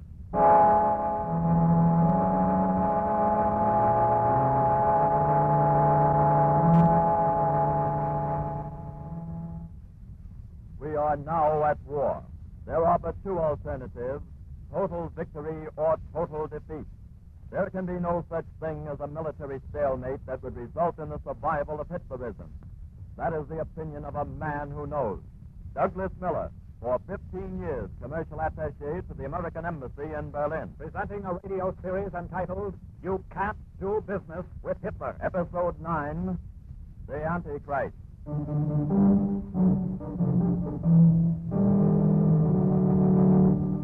Douglas Miller speaking. Since 1933, when Hitler first came to power, he has carried on an unceasing campaign to destroy all faiths, the Jewish, the Protestants, the Catholics. We all know what happened to the Jews in Germany. They were a small minority and defenseless. Hitler's attack on Protestants and Catholics has not been so open. Nevertheless, step by step, Hitler has hammered at these Christian faiths until today he feels that the time has come to replace these faiths with a new pagan church. Incredible? Fantastic? No. Let's consider the cold facts. Listen to the words of Adolf Hitler as reported in Chapter 4 of Hermann Rauschnig's book, The Voice of Destruction. I can guarantee that the swastika will take the place of the cross. Instead of worshipping the blood of the Savior, we shall worship the pure blood of the German people. I shall come to terms with the church temporarily. Why not? That will not prevent me from later tearing up Christianity root and branch and annihilating it in Germany. I shall come to terms with the church temporarily, Hitler told Hermann Rauschnig. Hitler was referring to the Catholic Church, for in 1933 he negotiated an agreement with the Vatican in which Catholics in Germany were promised freedom of worship.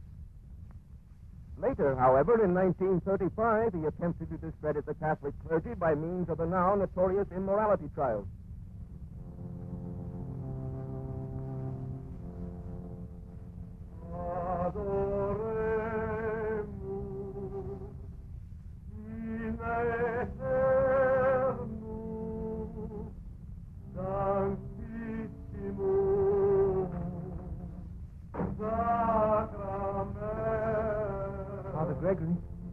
Father Gregory, please, Father Gregory. I'm a jester. Well, I told him, but they wouldn't listen. Stormtroopers, Father. Stormtroopers? Very well, I shall see them in a minute. You shall see us right now. You were to wait outside. Be quiet.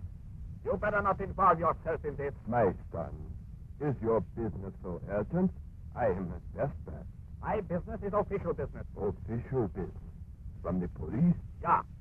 You are Father Gregory? I am. Then you are under arrest. Arrest? You must be mistaken in some way. No mistake. Come along. Wait, you can't take him. What crime has he committed? Patient heart. This is surely some error that shall be rectified. I shall go with them. But why should you? What is the charge? The charge? criminal immorality.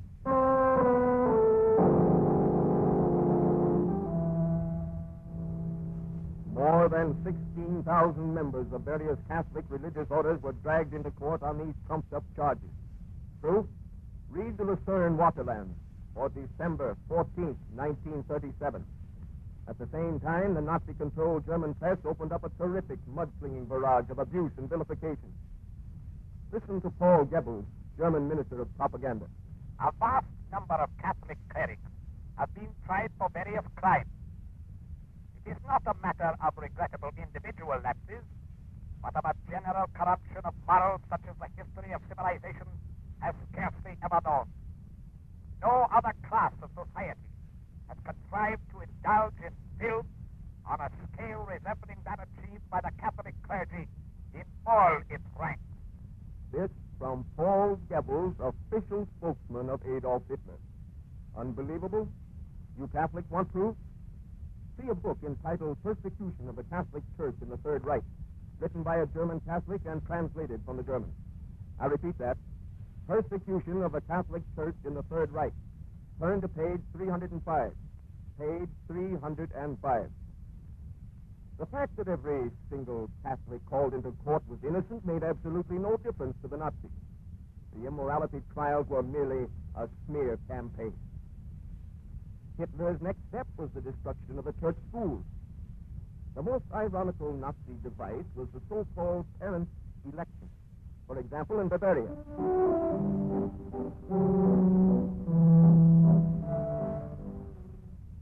We are going to have a vote. A vote? Why? About the schools. We're going to vote whether to send our children to the church schools or to the Nazi schools. Is there something wrong with the church schools? Oh, I've heard no complaints. Have you? No. Still, our Gauleiter tells me we are to vote. So we will do it.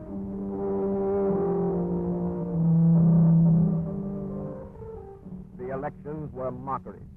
The Nazi Party brought to bear every kind of pressure to win the people to the state-controlled schools. You are... Ryder. Johann Ryder. You have a son? Yeah, Martin. Where does he go to school? St. Paul's Seminary for Boys. You will vote to send your son to the state school? Oh, well, Don't answer. Another question. You are unemployed? Yeah? You expect the winter fund to help you? Until I find work. I will tell the Gauleiter that you expect help from the winter fund. How did you say you would vote? I will vote. Speak up. I will vote for the state school. Heil Hitler.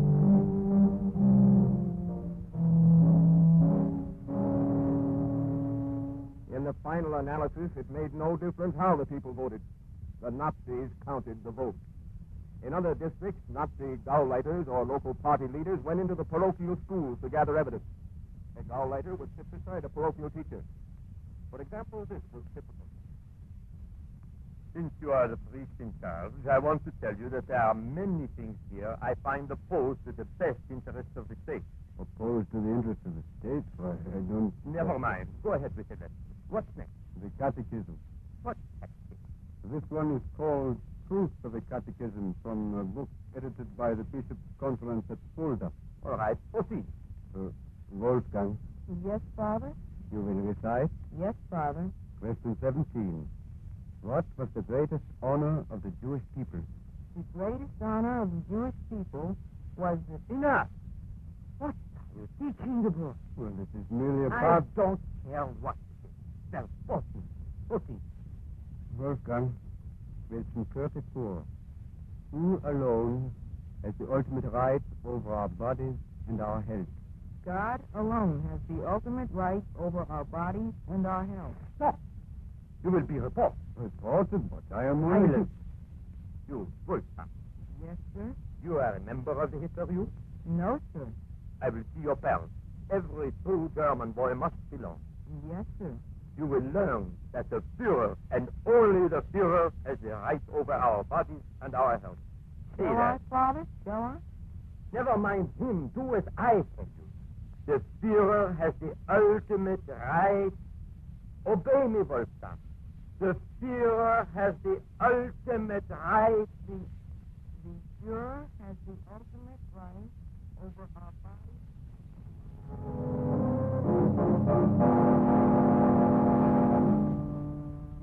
Thus has Hitler, step by step, attempted to destroy the Catholic schools. Hear the words of Adolf Hitler himself, as reported by Hermann Rauschnig on page 63 of The Voice of Destruction. As long as youth follows me, I don't mind if the old people live to the confessional. But the young ones will be different. I guarantee that. And here is final evidence that Hitler has dishonored his agreement with the Vatican. On May 6, 1936, His Holiness Pope Pius XI received in audience a group of Germans representing various Catholic orders. These are the words of the Holy Father on that occasion. Almost daily we receive reports which show how loyal Catholics in Germany are persecuted and hindered from the exercise of their faith.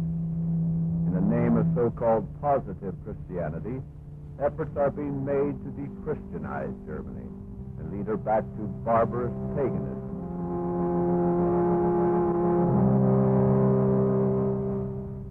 I have given you the facts about Nazi persecution of Catholics in the Third Reich. But what has happened to the Protestants? Consider the case of Pastor Martin Niemöller. On June the 19th, 1937, Niemöller, as hundreds of other courageous Protestant pastors had done, dared to preach a sermon in which he condemned Nazi attempts to turn Germany into a pagan state. Dear brothers and sisters, tonight, in this hour of worship, we cannot help remembering those who, for the gospel's sake, are hampered in their freedom or robbed. These people have been banished from their homes, condemned to be silent, or thrown into prison because they claim that the church has the right to denounce attacks against the Christian faith, or to denounce interference with Christian worship.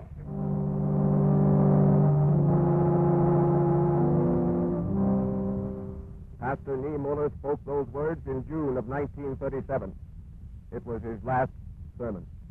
He was charged with making subversive statements and thrown into prison. He spent 7 months in prison and then in February of 1938 stood trial. He was found guilty and fined 500 marks. The leniency of the sentence amounted to a virtual acquittal. Obviously, because of Niemöller's popularity, the Nazis were afraid to deal with him too harshly. The trial was held directly across from the American consulate in Berlin. I was in the consulate at the time and witnessed the great demonstration accorded Niemöller by a cheering crowd as he left the courtroom. In the midst of the demonstration, an automobile full of Gestapo agents pulled up before the courthouses.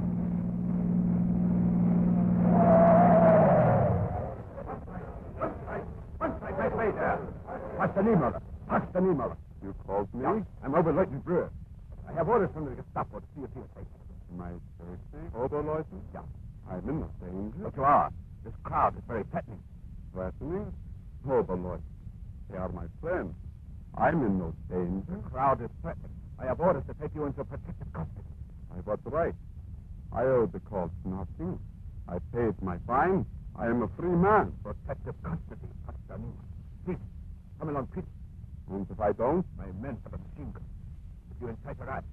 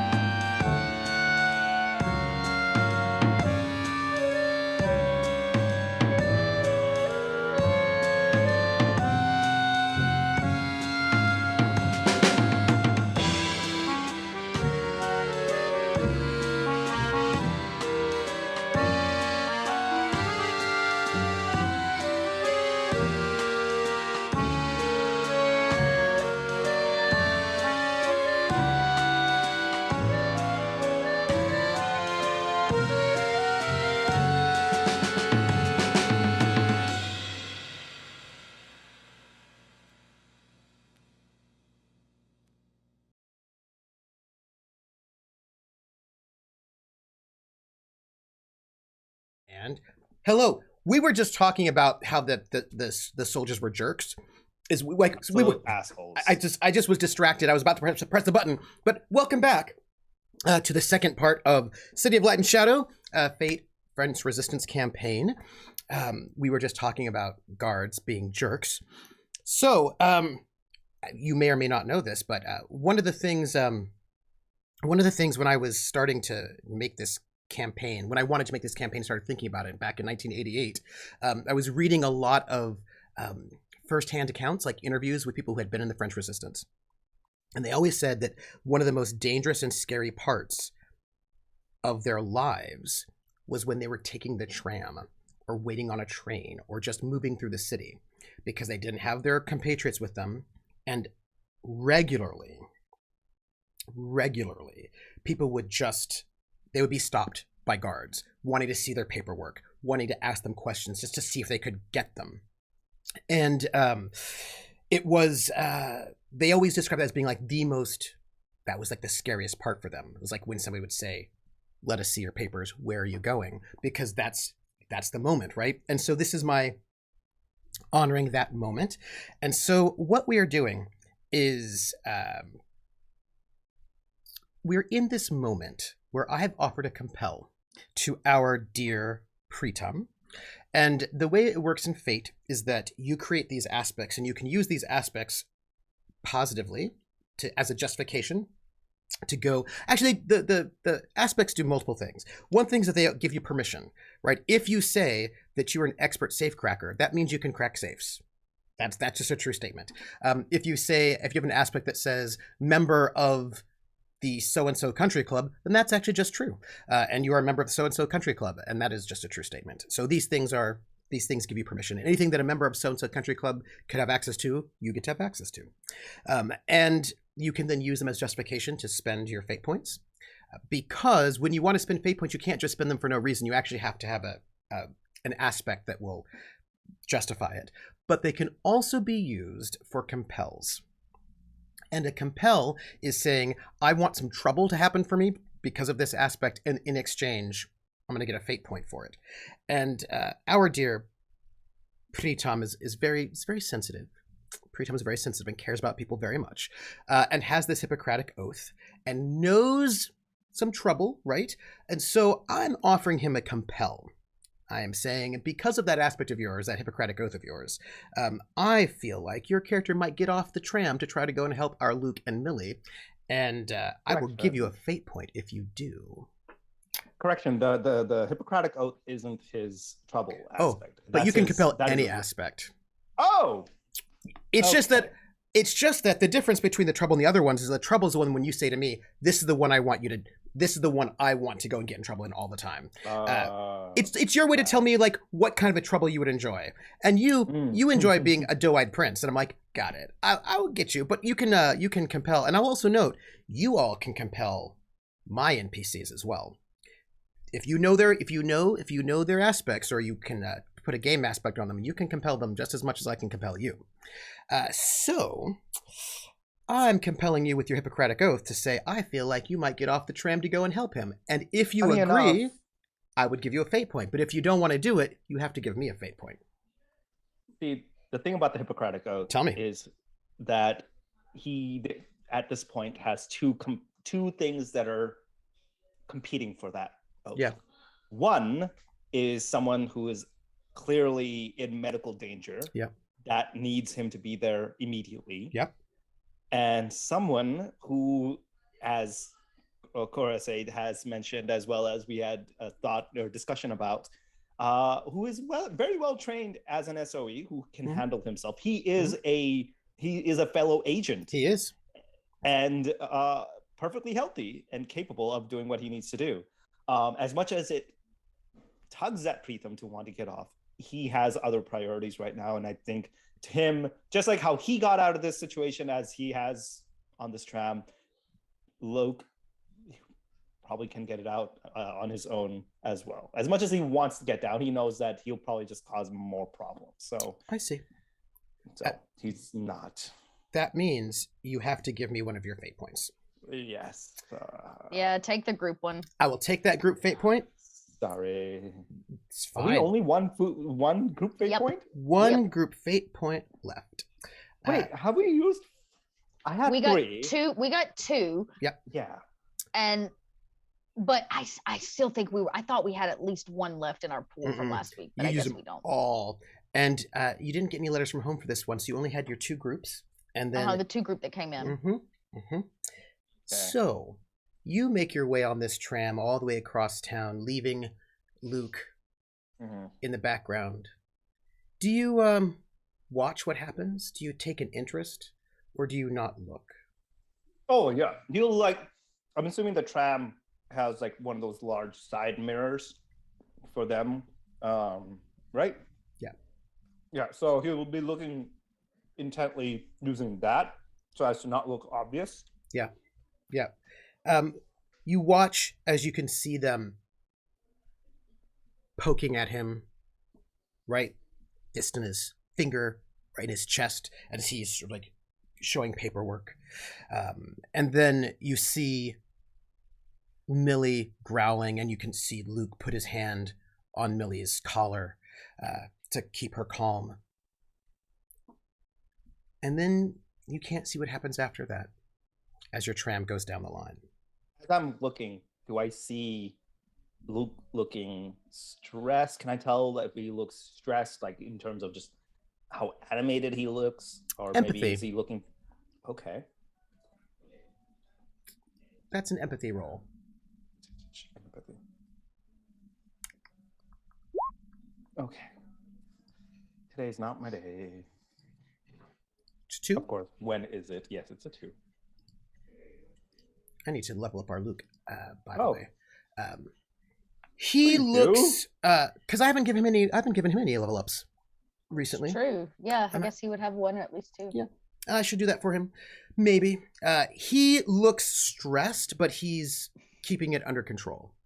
That's the last thing you can see. But he's got to deal with 2 things. People coming at him, and then also a dog that's a little stressed out.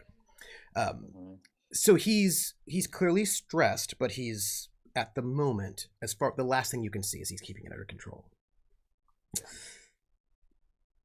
So how would this tram, is it something that's more out of convenience so I don't have to walk, or is it actually faster than walking? It's faster. Faster. Never mind.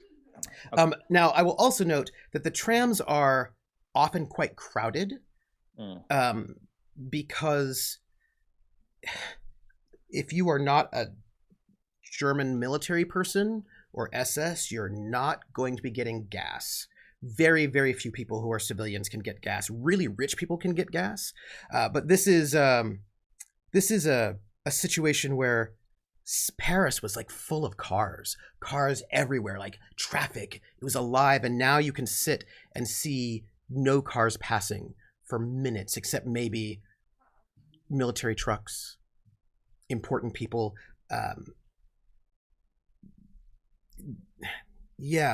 Bicycles are happening, right? But if you are a civilian, your life is pretty awful in this moment. You're gonna have to take the tram, and that means everybody's wanting to take the tram, and it is overburdened. And Regina, you make it to the bunker. You make it there first. Great. Well, there's no doctor here, so I click on the light and I start developing photos. Like Regina's just working. Like she can't worry about she can't heal herself, and until the doctor gets here, she got things to do. It's not too much longer before the doctor arrives. You see Regina. Describe Regina for the doctor, because the doctor has not seen her. I think I'm assuming what's going to happen is Preetam's going to come and open the door. He kind of just sees Regina at first, just like as a silhouette. And you have to actually go down a trap door, because the bunker was a brewery that was then sold to be somebody's apartment, and somebody made like a house out of this brewery. And so, but the house now is abandoned. Well, it's not, the people who owned it left. They were like, we gotta go. So they've got this house open. They're friends of Sylvie's. And you go into this house, and there's a trap door that will take you to the basement, which is where they would have all the old barrels, right? The beer barrels. So there's a trapdoor. You have like a ladder, and the trapdoor itself is covered by a rug, right? So like it's in one of these sort of rooms where you have to go in, and there's like the entire place is full of like furniture that's covered in drop cloths, and it looks like a place that's been sort of closed down for the moment. And you go into one of these rooms, and there's a rug that you know which rug it is. You have to sort of move. There's like a rug, and on top of the rug there's like a box. The box itself covers only a corner of the trap door. You know where it is, but if you didn't know, you wouldn't necessarily think about it. You should, and if you were underneath, you have a way to get out, right, through other means. But you could actually sort of bump that, because the crate itself actually isn't very heavy. You could get out this way by just bumping it from below. But if you're on top, you wouldn't necessarily think, oh, there's probably a trap door there, because everything looks the way it is. So you have to like, move this move this crate a little bit, lift up the rug, open up the trap door, climb down the ladder, and on your way down, you want to sort of like close the trap door and sort of like pull the rug back over it as you're closing it, so you can sort of get down into this large basement that is massively huge. It's like it's not short, it's quite tall, because it used to be where all of these barrels used to be. And this room itself, besides being quite cavernous, has got most of the barrels are not intact. Most of them are sort of broken, but there are like 3 or 4 large barrels that are still intact, that are being used as beds. There's like a table with, probably at this point in time, I don't know if not Regina replaced the flowers. There was a vase with some flowers that had been there, some chairs, lots and lots of stuff with like storage spaces, like stuff with drop cloth. Things are clearly being stored there. There's a small corner of this room where there's a drain, and above that drain there's a bare light bulb and a chair with handcuffs on it, and there are some implements nearby in case somebody wanted to do things with them that might be a bit threatening. We'll call them tools. They're used for tools. Tools. Yep.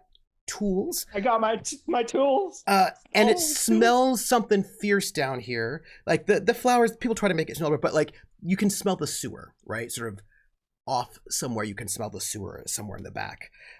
And I believe that our Regina is down here. Could you describe what she looks like? When she finally comes into focus, she's definitely smoking a cigarette. Like one hand, she's got tongs in the other hand, and she's over all of the kind of black light or like a photography chemicals, right? As she's going through this new batch that she has because of everything that's happened this morning.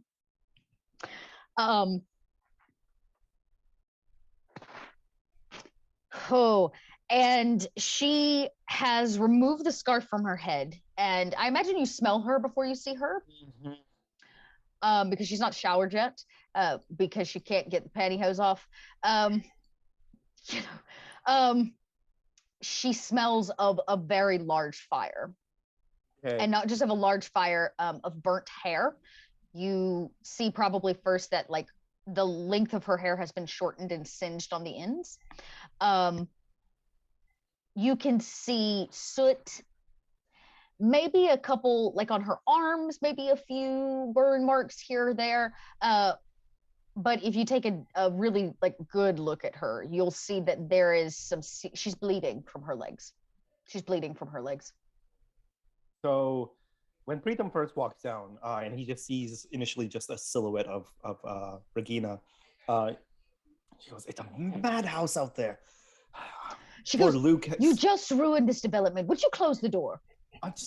I'm sorry. What? They close the door, and then he kind of just turns around. But in this small bits of light, can he make out all of this? I think so. Okay. So I think like, and you can probably you're a doctor. This is what you do. You can tell. Okay, so like you hear him like close the door. He goes, yeah, like I was saying, a madhouse out there. They're just, and poor Luke has been, but I hope he should be. And he just stops. Saw Luke. He doesn't respond. He kind of just looks at you and kind of takes you in. I'm so sorry. Did I speak German? You saw Luke. What happened to you? Oh, right. Follow me. And Regina leads you to the far end of this like bunker, as they call it. And the entire time he's like assessing you, like everything. She's limping, there's no doubt, but she has not stopped moving. Like it doesn't seem to face her. She's trying to let it not face her. She leads you to the far end to a door that goes into some tunnels. The sewage probably smells a little stronger. Standing it's another water. trapdoor. It's another trapdoor. It's like a hidden kind of thing, and you open it up and you see it leads into like tunnels, like mines. And, old abandoned mines. It's clearly this used to be limestone mines, and the sewer system kind of runs through there. But it's these are like limestone mines from last century. So these are old abandoned limestone mine tunnels. Regina clicks on maybe a flashlight that she probably leaves like here or something, and like clicks it on, and she says, "Stay close. The last thing you need is to fall through something." Just sit down. I need to take a look at this. Yes, I know. Follow me. And Regina leads you down this dark tunnel. Maybe Preetam will notice. Maybe he won't. But while Regina's here, occasionally she flips the flashlight up to check the explosive ring that she's put in this place, just to make sure it's all still intact and exactly like we want it, if we ever need it. No bother with that. And Regina like continues. He's just speechless at this point. And she leads you kind of around, and she flips. Maybe there would be light down here. We probably would have run some kind of power, even if it's just like a work light of some kind. Yeah. But Regina will flip probably it on. like a chargeable, but like a generator. Yeah, like with kind of hand cranked. Yeah. So you hear like, and the power kind of comes up into space, and you see a makeshift medical lab, like doctor's office. I'm assuming there's like a gurney or something in the center. Yep. There's like, I mean, thinking about who did this and what the context was, you probably have like 6 or 7 cots all lined up. There's like a desk, but like one of those field desks with a chair, and probably on the back of the chair is Hannah's doctor's coat, one of them, that just like has her name on it, stitched in. The files she's given over, so none of those are there, but there's probably on the desk a small, like a little mini vase that she probably had like a couple flowers in, because. Wait, is this the same place that I first met? No, that was in the flower shop. Yeah, but you actually did you ever come to the bunker? I feel like you must have done, actually. You've come to the bunker, but I don't think he's been to this facility. No. Yeah, I don't think you've ever been to this facility. Regina has kept this kind of on lockdown since Hannah's departure. Yeah. So this will be the first time. You didn't even know we had this. Yeah. And Regina, she doesn't stop. She goes straight over to one of the cots, and she sits down, and she says, "Okay, you've wanted to play doctor on me for a while, and oh boy." And she kind of pulls the skirt up, and you can see patches of the nylon pantyhose they're melted, really. They're plastic, right, at this time, or they've got plastic in them, so they're kind of melted in certain places to her skin. And she says, "You're good with scissors, right? I'm going to need a haircut." Preetam pause for a very brief second, and there is now go ahead. I think you did. I don't think it was in her doctor's office. I don't think they had been there. I think actually they might have. Wasn't? Yeah, I think they actually had a conversation here in the triage. Hannah when she handed over the keys, as it were. Yeah. Well, you're back.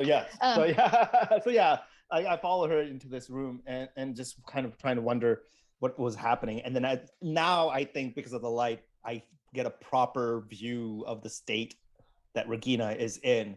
And there's a small brief pause in his physicality, but then there's a shift immediately.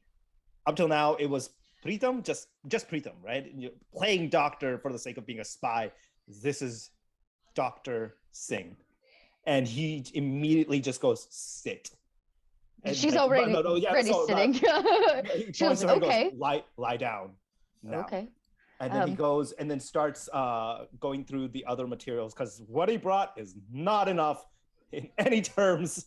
And I'm assuming this still has enough, like all the equipment that Hannah had left over. Probably not the most up-to-date, like his state-of-the-art clinic is. And if you had come over there, that would have been great. But it's just some SS walking around the streets, no big deal. I'm just saying.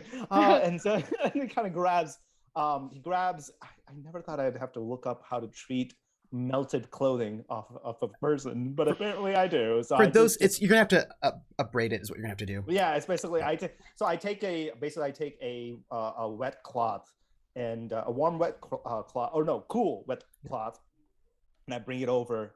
And before I do, I apply local anesthesia, and then I give her a tongue, like another not a tongue. I give her a small piece of cloth that I folded, and just bite on this. Why? No questions. Bite. And I give her that to bite on, and then I start gently abrading off. As you're doing it, she pulls it out of her mouth and she goes, "I have a question, a medical question." I swear to God, you ask me anything. In your professional opinion, what is wrong with Oscar? Bite. And when he says that, he presses a little harder. Yeah. She goes, "That hurts." Good. Maybe next time you actually really will. Necessary. You know, I only gag people when I'm trying to interrogate them. You ask any more questions, and I will absolutely tie you down to this table right now. I will gag you, and you will not leave this table for the next 1 month. Regina leans in and goes, "I'd like to see you try." Oh, I've been wanting. and then he goes back in and he just starts ignoring Regina completely. And, you say that, but then she keeps talking. Regina doesn't talk very often, but she has a lot to say. A side note, I just want to let you all know, nylon pantyhose really went on the market in 1940. Okay. So just basically, and when they went on the market, when they were sold to the public, everybody wanted them so badly they sold 4 million pairs in 4 days, mid 1940. So you have got, I'm going to just note this right now, because of your access and wealth, you have got the newest, coolest thing on the market that most people who would be regular people. Well, I don't know how cool it is anymore. Oh no! Yeah, just noting it. Yeah, and you know, technically I didn't take any consequences for this. It was just correct. physical stress. So we're not talking like massive third degree. Like we're not gonna have to abrade it. It's probably just a couple small places where she might even take a scalpel and like cut around it so you can get the pantyhose off, kind of a thing. But yeah, and occasionally she'll like wince, but Regina does not want you to know. Regina doesn't let anybody know she's in pain. No. I mean, at this point, I'm assuming the local anesthesia has helped in making sure the pain isn't as apparent. And Regina, maybe she mutters it like, "I should have taken a bottle from Luke." A what? Bottle. Maybe you hear but Regina mutters to herself, "The bottle from Luke." And he goes in, and at that point, he goes, and once he's assessed the situation on how severe the situation is, and once he's dealt with most of it, he reaches into his bag and pulls out an actual needle, and he goes, "One more word, and I swear, I promise you, you're going to be knocked out. You're going to have the best sleep of your life. I promise you." I would not suggest doing that, considering the fact that Oscar and I just burned down another cell's headquarters that had been taken over by... You did what? So, you know, back to that pantyhose problem.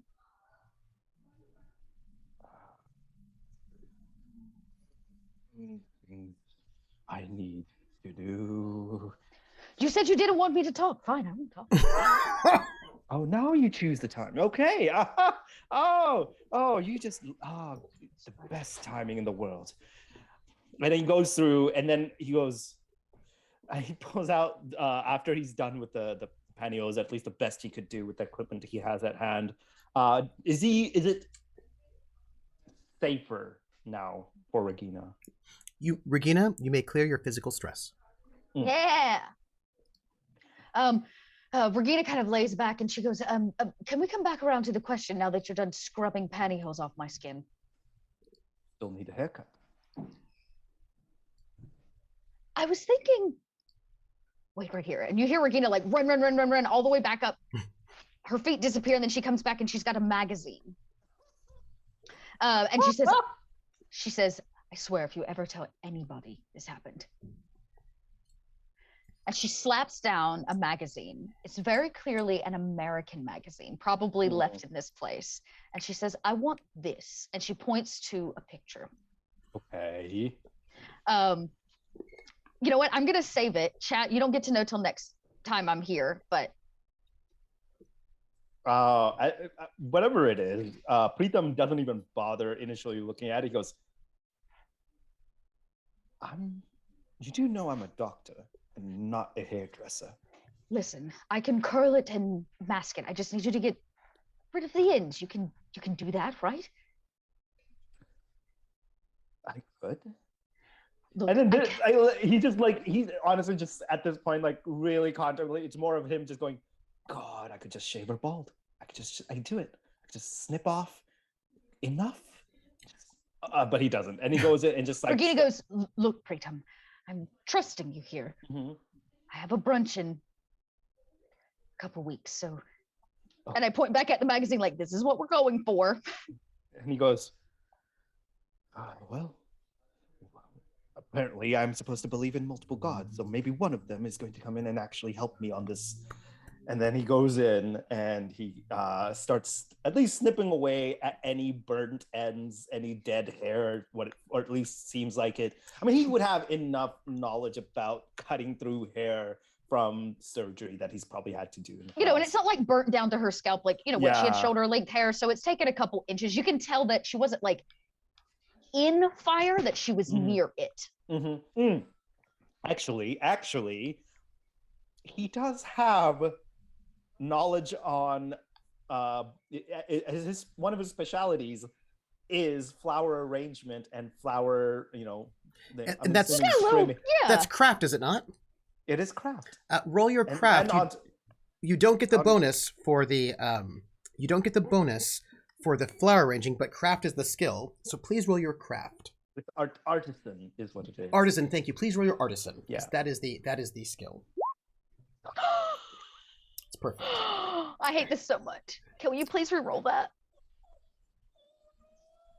Oh man, you literally rolled a critical failure in that. You couldn't have done worse. All negative die. Okay, here's the thing. Regina desperately needs to not look like a botched hairdo. Well, I will get one of. Hold on. First off, you already this haircut is a compel that you gave self-compel that you gave yourself last time. So we do know that something not great is going to happen out of this haircut because you gave a self-compel for that one. That's true. So we can leave it and say that you have a bad haircut. Oh. Okay. Yeah. Okay. Yeah. Yes. I leave that up to Preetam if he wants to. No, he actually genuinely is trying. He genuinely cares. My hope was that the self-compel would be something like noticeable hair change, like the question of like, oh, you cut your hair, because it's also women don't have a lot of short hair. It's true, but I mean, you're gonna have some kind of negative impact is going to happen out of this one, right? Because it's a compel. But you wanted to say I was gonna offer one of my fate points to possibly maybe let you re-roll that. I should never roll again. I should just not. You can succeed at a major cost. A haircut for a haircut? A major cost? Major cost. Mm-hmm. What might be the major cost? What's a major cost for a bad haircut? It's a good question. So let's see. What would be a good major cost to Preetam for this haircut? So Preetam can be successful in giving you a good haircut. Okay. But in exchange, he's got to get a major cost, which is about the equivalent of a consequence. So I could say you could, in the process, cut yourself because you're dealing with scalpel. So you could give yourself a mild consequence of a cut, like in the process you're using a scalpel, not scissors. Yeah. Right. So you nip yourself. Yeah. You nick yourself. Give yourself a cut. Yeah. I think that's fine. Well, we're not done yet, though. Okay. I mean, there are other options. That's one. That's an easy one. You could cut yourself. That's cool. But what if? But it has to hit you, because you're the one who's giving up for this one.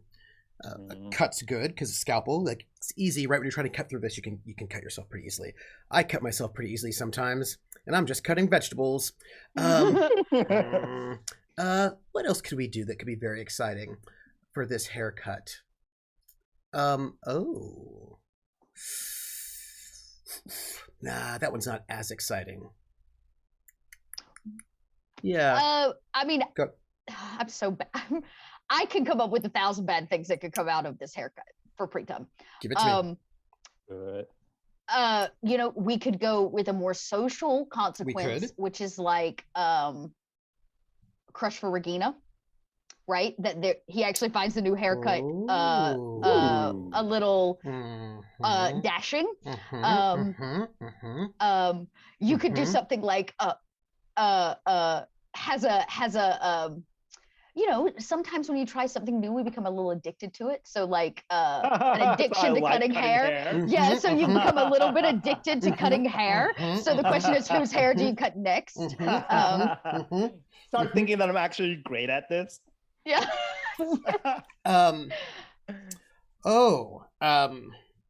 Yes, it could be. It could be not that he's addicted, but he could get attention as a hairdresser if you mention it that he gave you the haircut. Oh, because people are gonna ask who did. Oh, that's good. That's good. That would be Preetam's nightmare. Which means that people might want you to cut their hair. I like that. I like that too. That would be something that Preetam would despise. You succeed at the haircut, but at great cost. Please take a mental consequence, which is going to be basically social, and that is we're going to call this hairdresser in demand. Hairdresser in demand will be your. Write this down somewhere? Yes, it'll be in your character sheet under consequences. You have there it is. Okay, yes. And then I take a mild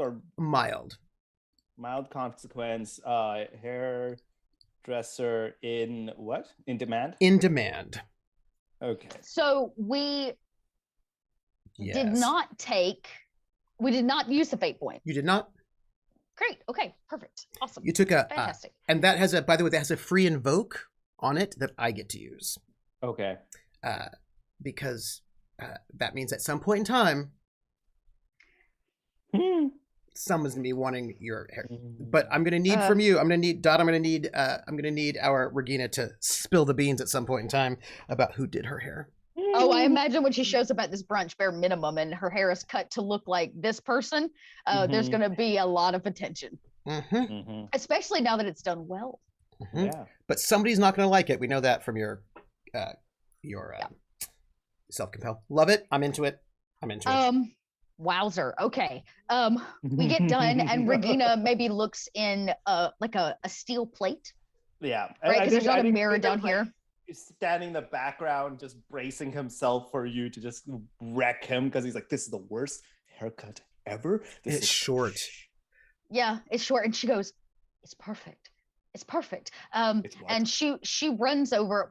What would be, maybe there's nothing in here. But she kind of wets her hair. This is where Hannah was sort of her office. So there's all sorts of things probably in here.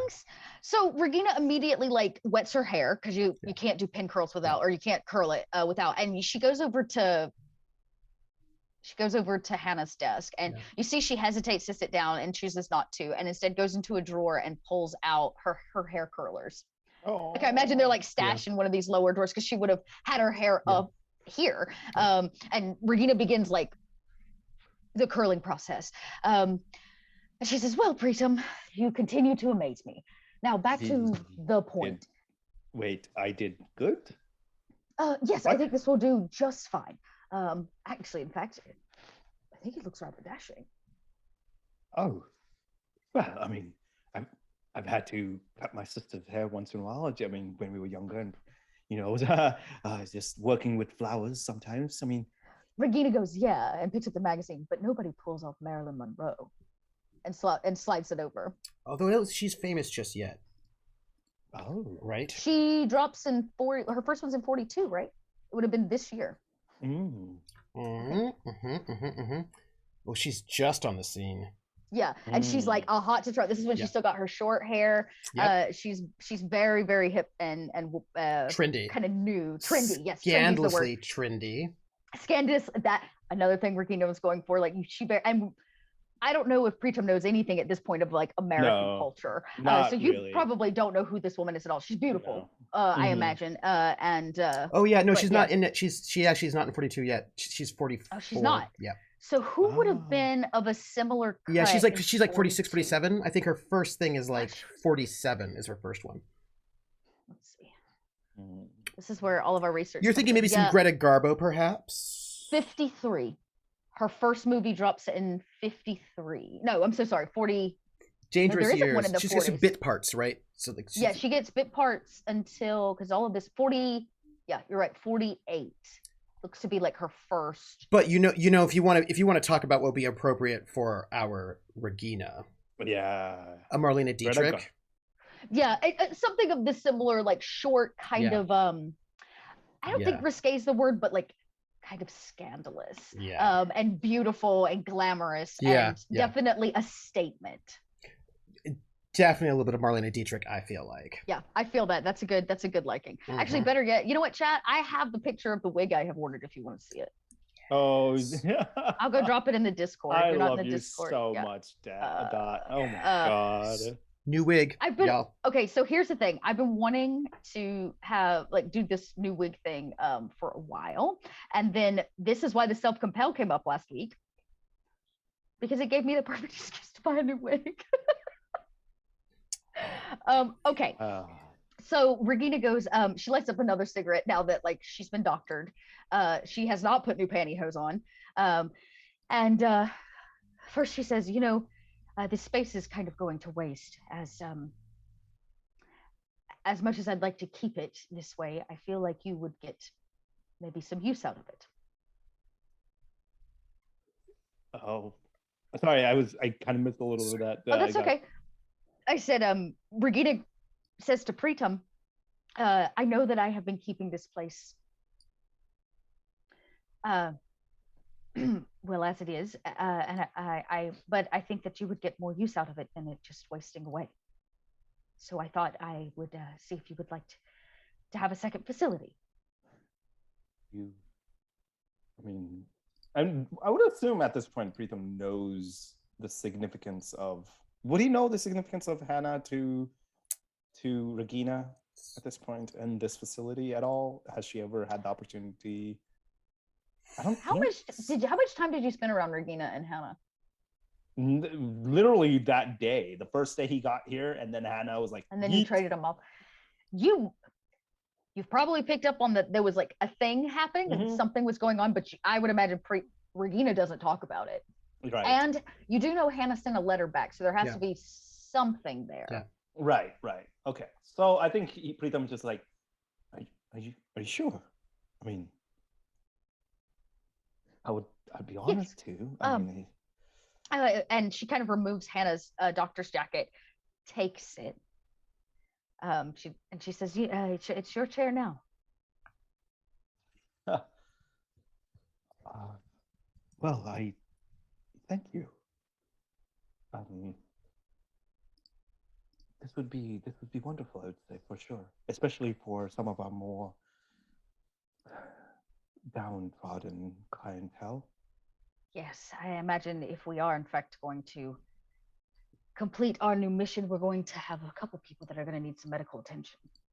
Mission? What new mission? What happened? What got you to this state? The one from Falstaff. We're breaking all of the people out. True, yes. 500 of them. More than that. Already done it. No. Okay. No, I'm not that rash. Hell, I'm not rash at all. Oscar is. Preetam. And I look at you and I point to your entire demeanor right now. Consider this. And she does and puffs on a cigarette. She says, consider this the cover up for what Oscar did. Eddie, what did Oscar do? What happened? We were greeted in the morning with breakfast from hell. The Jaegers showed up with press. And we mitigated the problem pretty well. It seems that Falstaff felt it advantageous to let Oscar and only Oscar know that one of the local cells has been compromised, or they believe it has. You can see, actually, empathy. Regina would try to hide it. Empathy versus deception. But Also, if you wanted to, you might be able to pick up on. Here's a photo of Dietrich with a short haircut. Yes, something. Yeah, maybe not even quite that short, but I would say very close of the time. Yes, absolutely. If you want some scandalous, you want some Dietrich. That's all. Yep. Whoever would be on that magazine that she could have. Okay, maybe you don't. I did not pick up.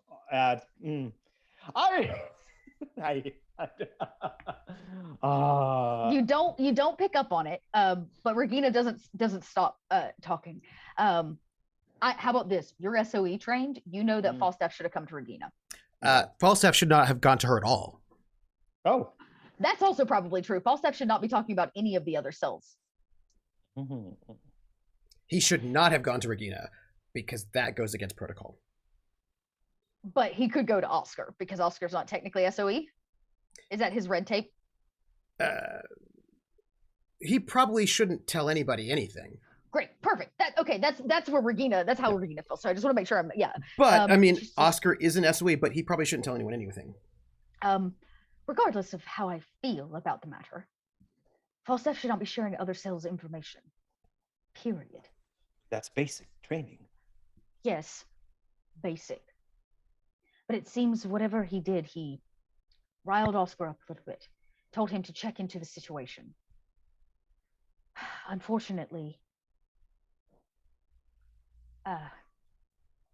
Oscar was distracted. Yes.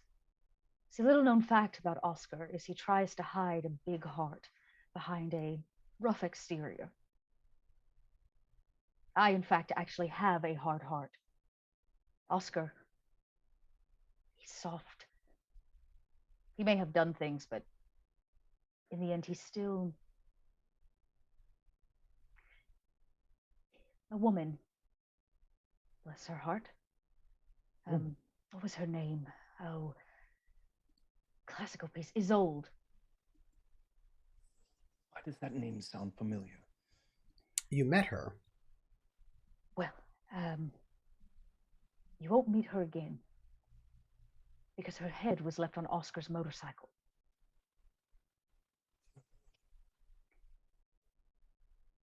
He went into a fit of rage believing that it was, in fact, Jaeger. It was not Jaeger. All signs led to it being another woman that did this. A woman cut off another woman's head. It's not the first time a woman's cut off somebody's head. I'm not denying. It is usually the process. It's quite a bit of. Yes, it does take a few hacks, and getting through the spinal column around the head is not easy. That being said, she says as if she's done it before. Which I feel like take that for what you want, Preetam. Preetam picks up on it, but delicately chooses not to approach. Regina keeps going. Unfortunately, it was, I think, more than Oscar could handle. Actually, I know it was more than Oscar could handle. He was ready to give up everything, his life and ours, to kill Jaeger on the spot. I managed to talk him down from some fit of emotional rage that he was in when I pointed out the fact that this was a woman who had taken her head. Or somebody who was slimmer and smaller in a smaller build. Yeah. Regina goes, at least from what I can tell, it is a smaller build, and they did not get through the head easily. It was not a trained knife like Jaeger's is. That being said, earlier that morning during our breakfast tete-a-tete,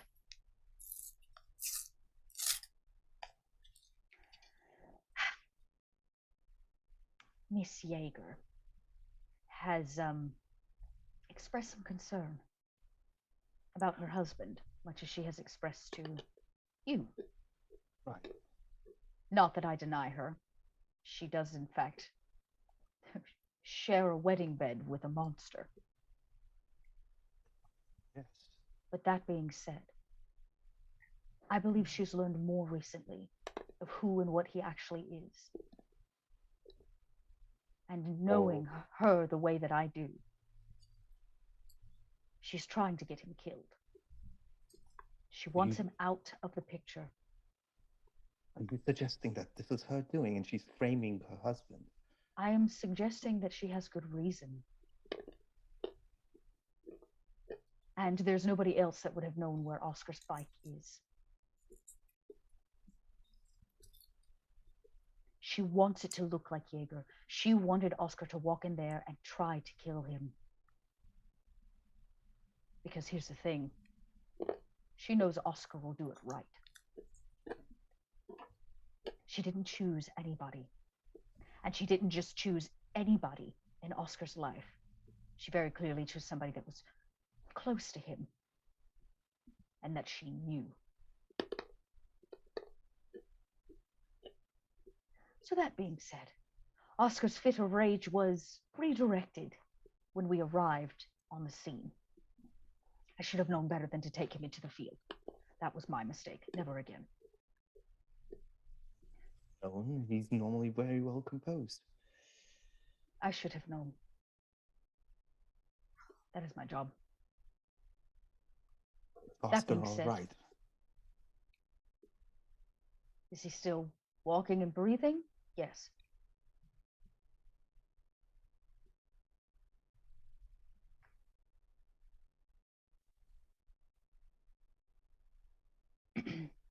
His want to kill Jaeger was more than his want to win this war, which is not what this cell is about. He almost risked everything. You would not have woken up this morning in your bed, Preetam. They would have come for all of us had he done what he wanted to do.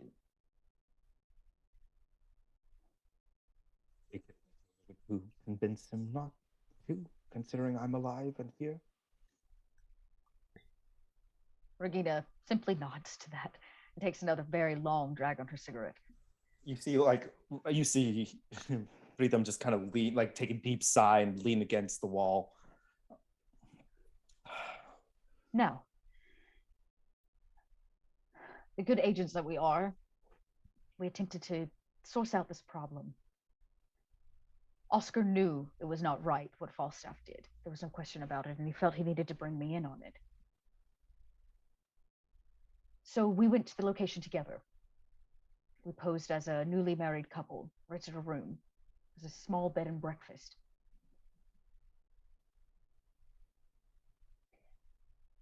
That bed and breakfast was a hideout. Was.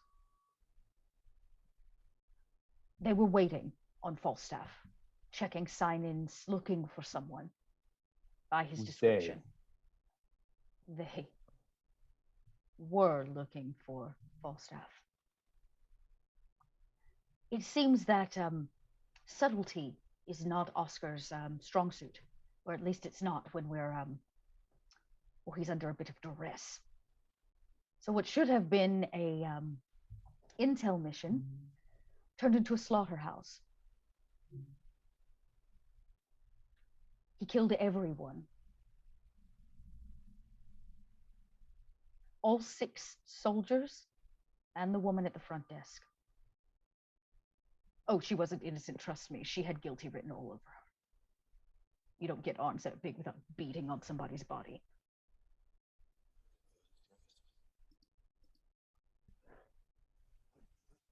So, I covered everything up, set a fire, burned the building down, bodies inside. We escaped out a back window. I left Oscar on set. I was in need of medical care, clearly, and some space. You decided to set the building on fire and yourself along with it. Let's just say I needed to assure Oscar was out of the building, because I imagine if he had it his way, he would have stayed until it was ash, himself included. So I was the last one out, and to assure he got down safely, I was there for far too long.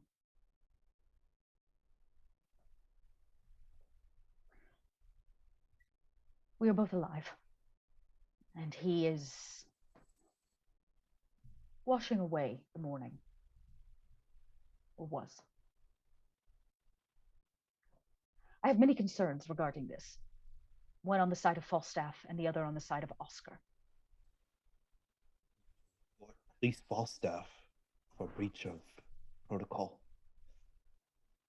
If he's compromised or if he's doing things out of the books or off the books. I imagine he felt he had no choice. That doesn't Or maybe he felt that Oscar would be able to get the information he needed.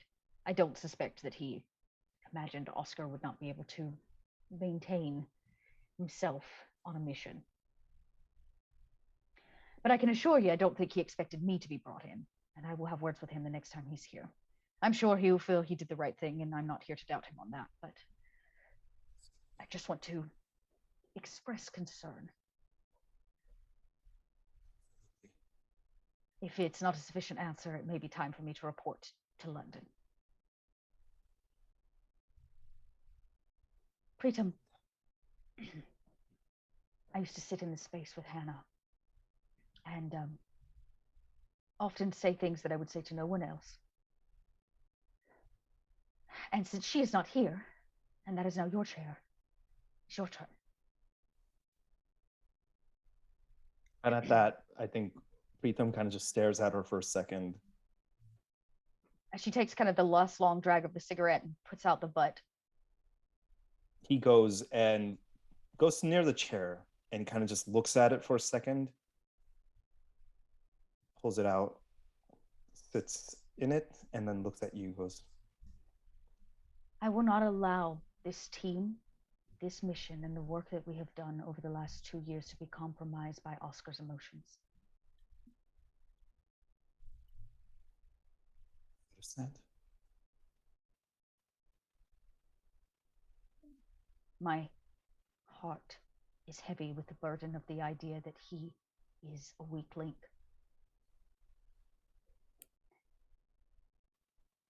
Hey, Regina, this task that we are set upon is not easy on anybody. And ultimately, in the end, despite the level of training and briefs and everything we've done, we are in the end still human beings. And I think each one of us are bound to make mistakes. Oscar was very human. That there is no doubt. I just think that perhaps this is the extra security that you see on the streets today is because we burned a bed and breakfast. Because Oscar made a mistake. The people on the street being frisked and taken away today is because Oscar made a mistake. As soon as you say that, Preetam looks at him and goes, Luke.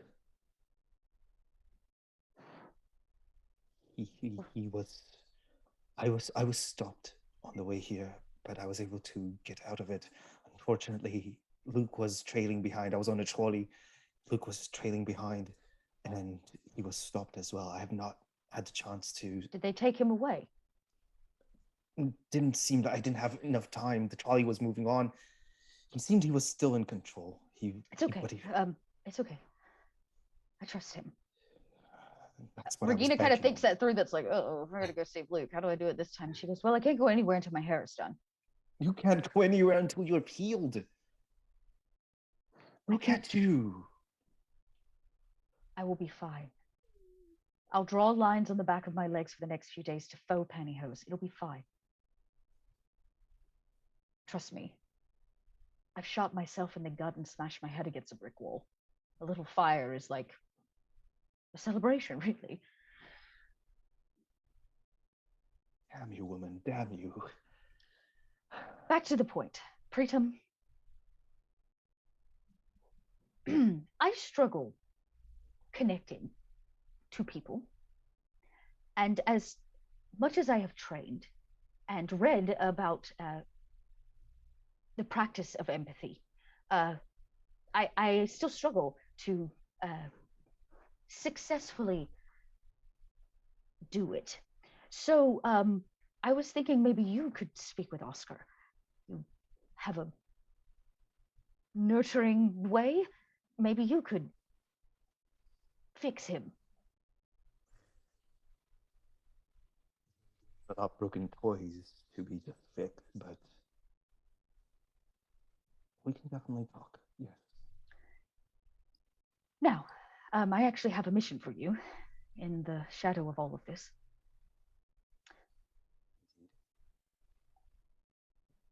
My husband has to die. Sorry, what? Well, you know, Oscar,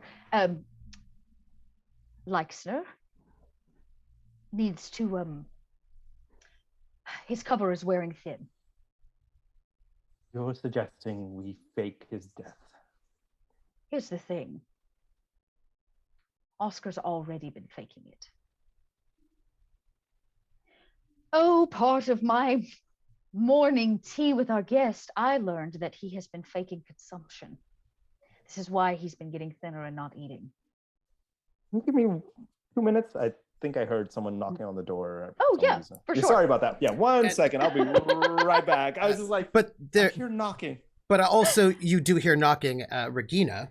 Oh, no. I'll be back. Okay, great. Regina looks at Preetam and goes, stay here. And when you come out into the tunnels, you can hear, because like there's the echo. Do you know what I mean? Like clearly somebody has come in through the sewer area, and is sort of. Well, Regina pulls a gun. Mm-hmm. And because I care about you very, very much, I feel like I should probably just do this because I care. Don't do it. Don't do it. I am going to do it. Don't do it. There it is. Yeah. There we go.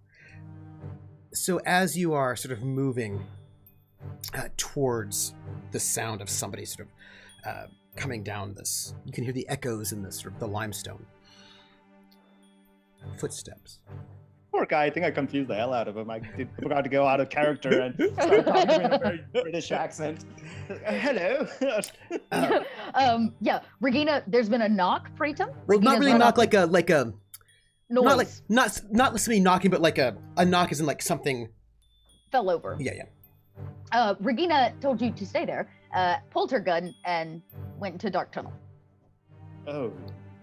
So you are left in the infirmary as she rushes out into the sort of the dark tunnels, gun drawn. I'd like to stealth if possible and try to stay quiet, hopefully. Mm-hmm. Please roll your stealth. In the meantime, 6. Ooh. What? Oh, the dream. Oh, the dream. But in the meantime, Preetam also, out of a secret compartment in his case, pulls out his own gun, the one that he had described, the one that's a bit more ornate, and kind of holds it in his hand and gets close to the door. Not goes out because, as instructed, he will stay here, but he waits prepared. Dot. Yes. You see movement up ahead to the left. It's dark. What do you do right now? What do you do? Okay, so I'm hidden. Mm-hmm. I rolled a 6. So that's got. Do I get anything from that? The other person has to resist your resistance. Yeah. But you see motion. What do you do in that moment? In this brief moment, I find a nook to kind of hide in to see if they're gonna just pass me. I'm just gonna let them. If they're scoping this out, yeah, I'm gonna wait. Interesting. You realize that this means that whoever it is, they could do who knows what.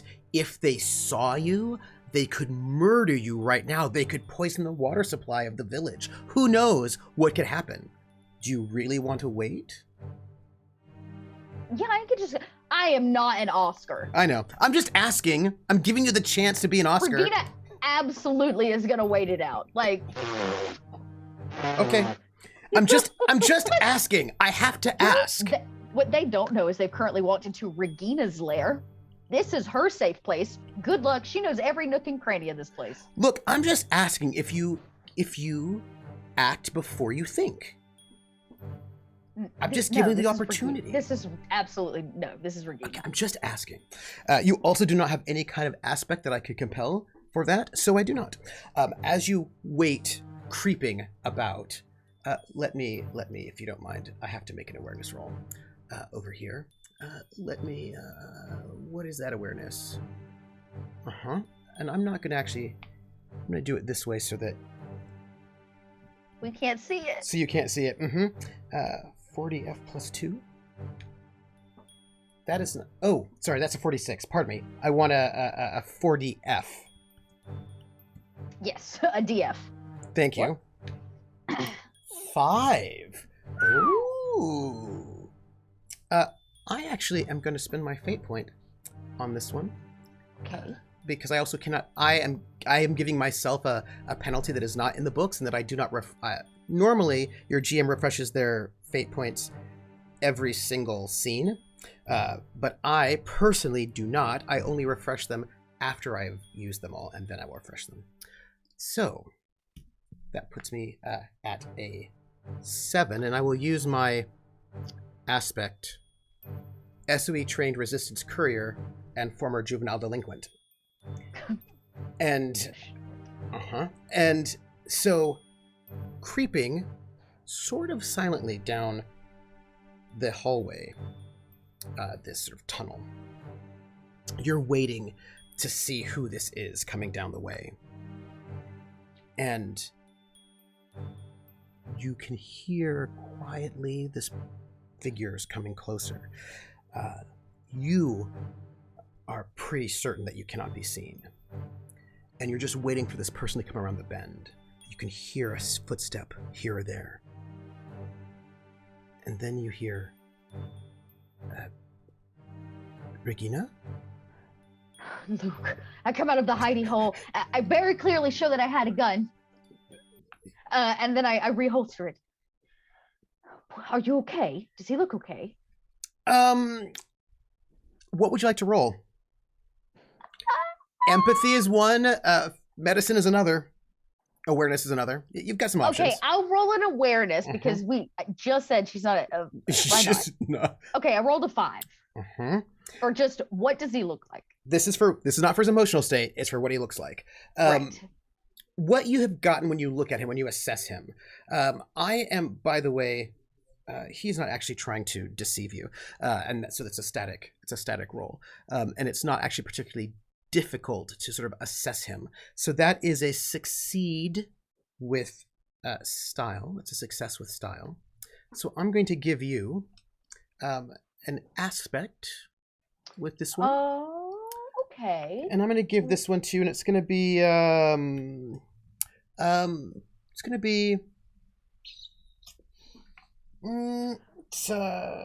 it's actually, sorry, it's a boost. It's not an aspect, it's a boost. You get a boost.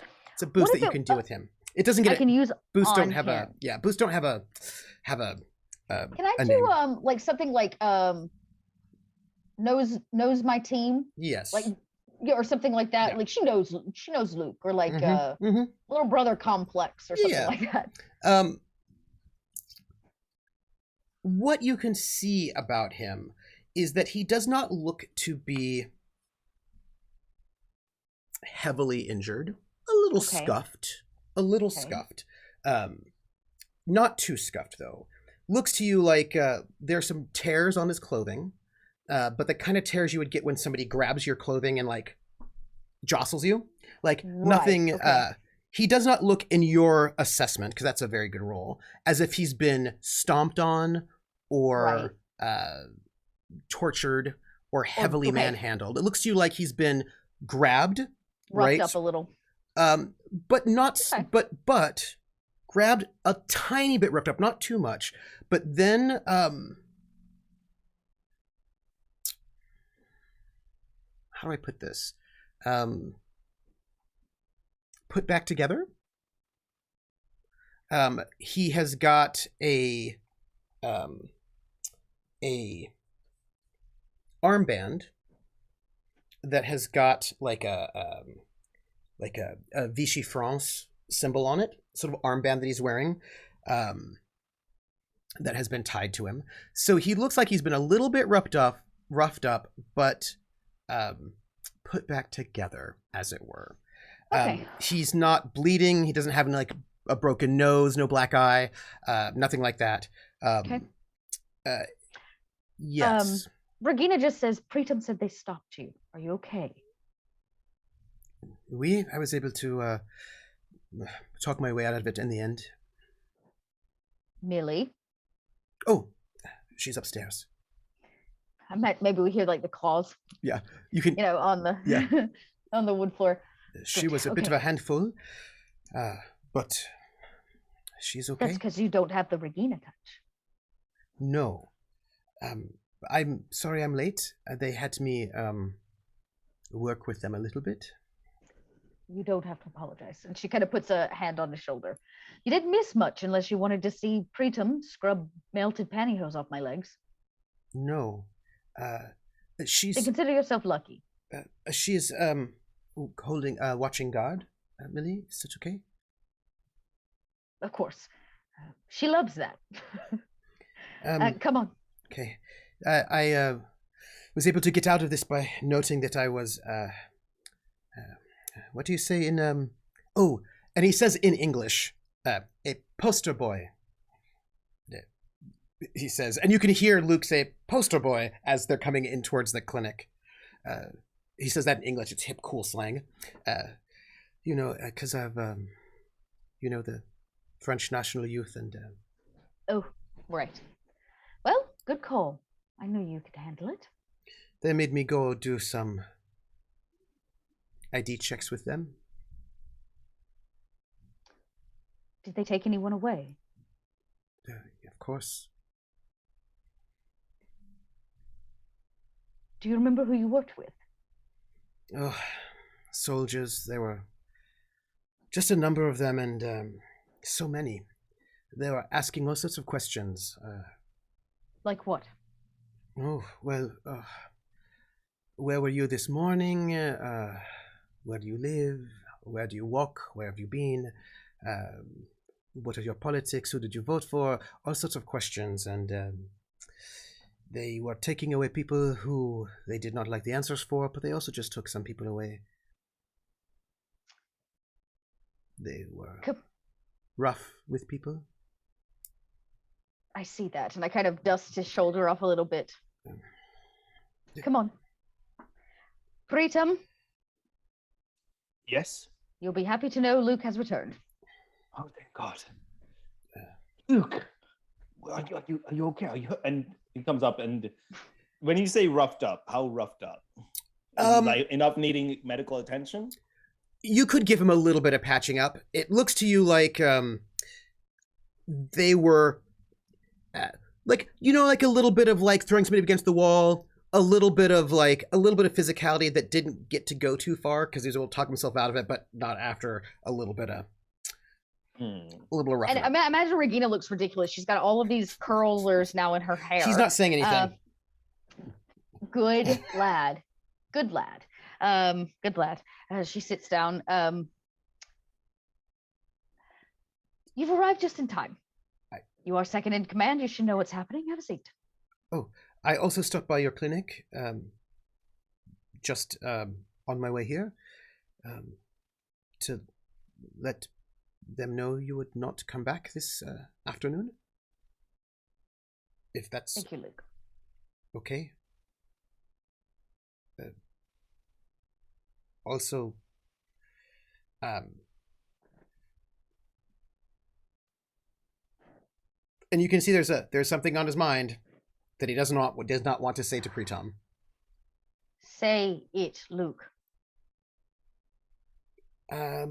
So I told your receptionist that I did courier work, and that I am to take things back and forth places to people because I'm on a bicycle, and you take things around the city. Yes, and that you had told me to tell her that you were not coming back tonight. Indeed. And so she gave me something to give to you. All right. And then Preetam puts out his hand. Seems easy enough.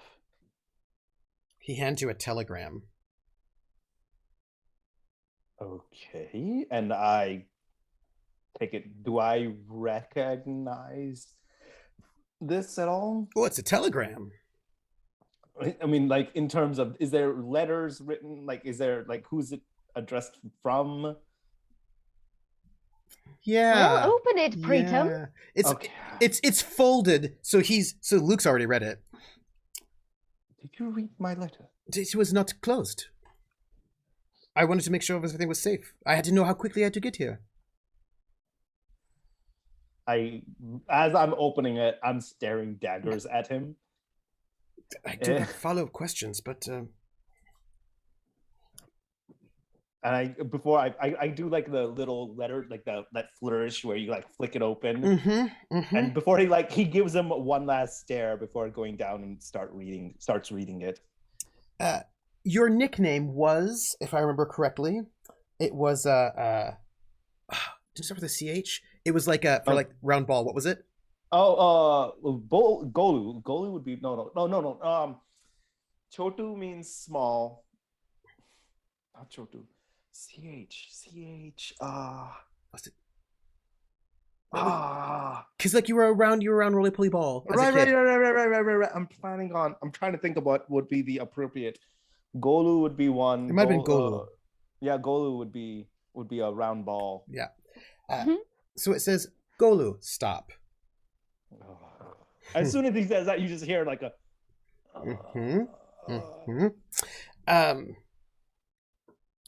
The family got your telegram. Stop. Mother and father are worried. Stop. I'm coming immediately. Stop. Your sister. Stop.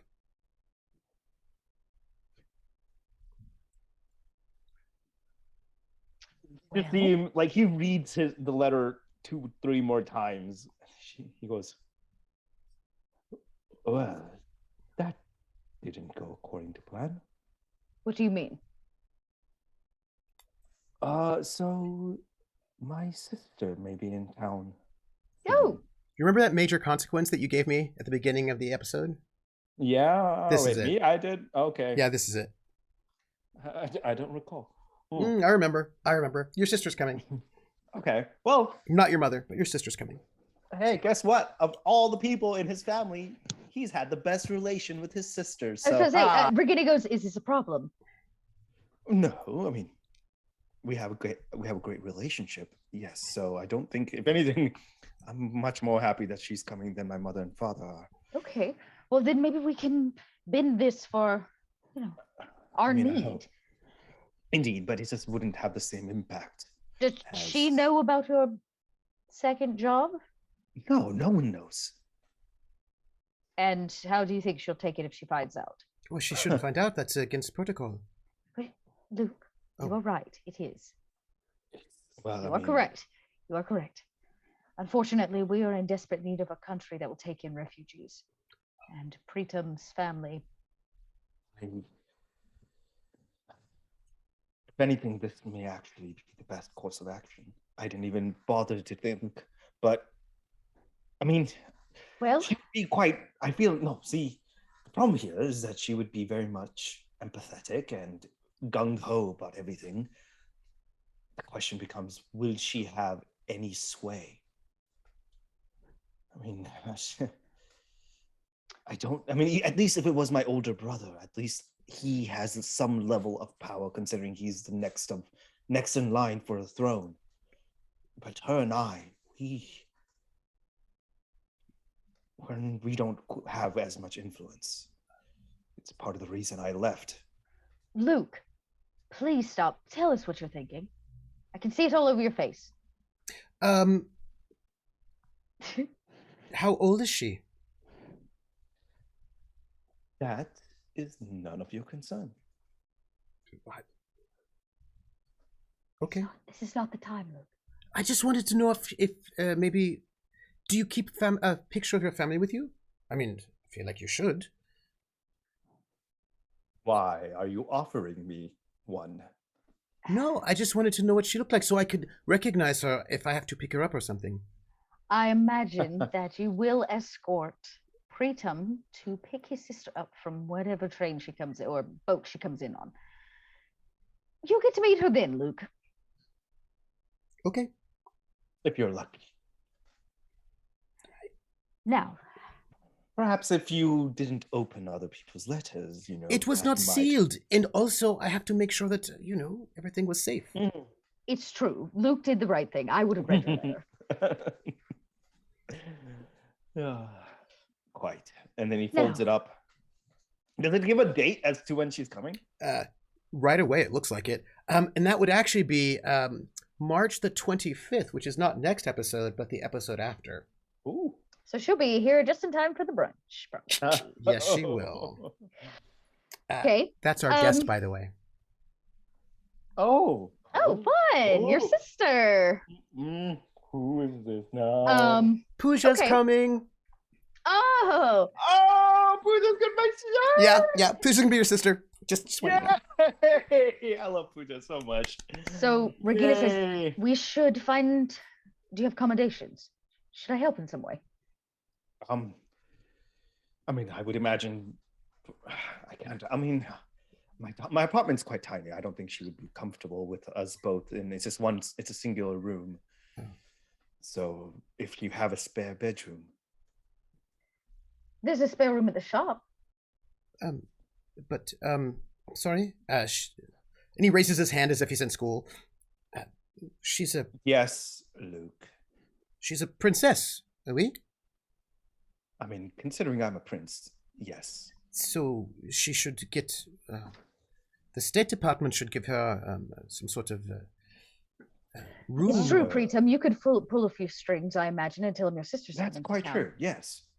She should nice have... idea, Luke. Oh. Maybe I will bring you along. I can dress... I can get something nice to wear. Oh, my lad, I can provide you one. Don't worry. Well, Luke, there's a uniform for the brunch. Right, something I bet... I actually don't know what I'm supposed to wear. What am I supposed to wear? Don't worry, I will tell you exactly what to wear. I hope it's not something that is ill-fitting and looks bad. No, I can assure you it will not be ill-fitting. Okay. Because sometimes, that the last time I had to go and be at one of the parties that you were at, and I had to be at the, working as a waiter for this party, was it? This is a different party. Okay. Just trust me on this one. Because last time I looked very silly. Well, I imagine this time you'll look less silly. Okay. So anyway, your clinic is closed, and nobody is suspicious of anything, and everyone has been sent home. And well done, Luke. Thank you, Luke. Also, I don't know if you know this, but there was some sort of building burned down, a bed and breakfast in town. Oh, was it? Yes. Oh, the tragedy. And as he says that, he looks at Regina. Did you hear that, Regina? An entire building. Look, I don't need sass from either of you. If you even knew the morning that I had had. Luke, I owe you an apology for the frisking earlier today. The extra security, it's because Oscar and I took up a mission last night, or this morning, and it did not go very well. You could have invited me. I would have come along. No, this was one, it was supposed to be an intel mission. It ended in the burning of a bed and breakfast. Oh, there was more than one building burned.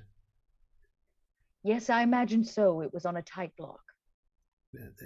There were 3 buildings burned down. A bed and breakfast, one of these, an apartment block also right next to it, and another small business. It was a bookstore also went down.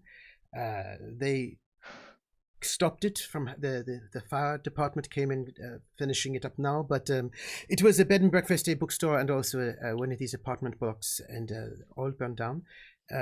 And there is there's a lot going on right now. They're speaking of how this was how many French people are out of their homes, and many people have died, and this was the traitors. They said it was resistance, and that they are calling for anyone who has any information or seen anything to say something, and they have promised that they would keep Paris safe. So, as they always do. In lieu of those activities, Oscar's cover, as my husband has a timeline. This film he's been working on, the only thing that we've had going for us, it has a premiere. It is not far away. Unfortunately, the people that will be invited to the premiere will know very quickly that that is not actually Leixner. Well, I mean, this is a French film, yes? So, I mean, there will just be French people here, no?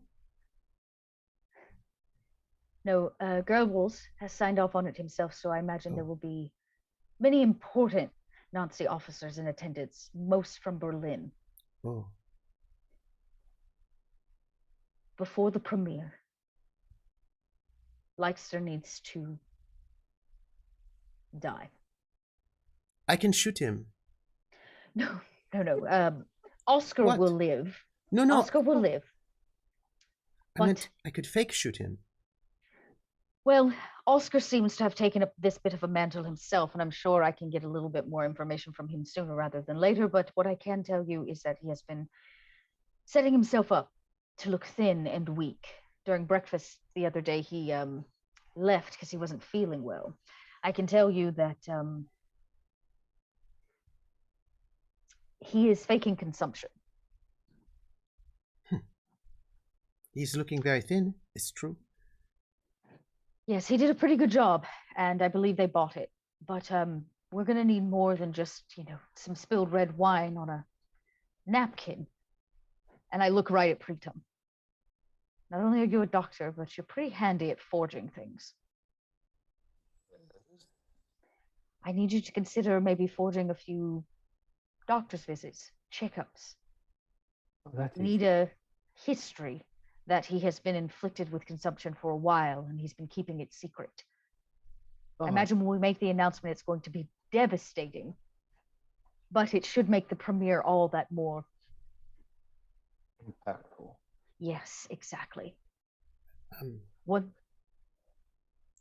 I don't mean to ask an obvious question, but if your husband dies, then what will happen to you?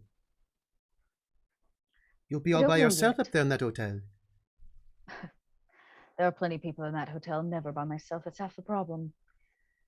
But I imagine, if things go as I suspect, there will be a period of mourning in which I can get away with. And then, somebody will come knocking as a suitor, no doubt. Though I don't know if anyone will want me, considering the fact that my medical records show that I am incapable of having children now.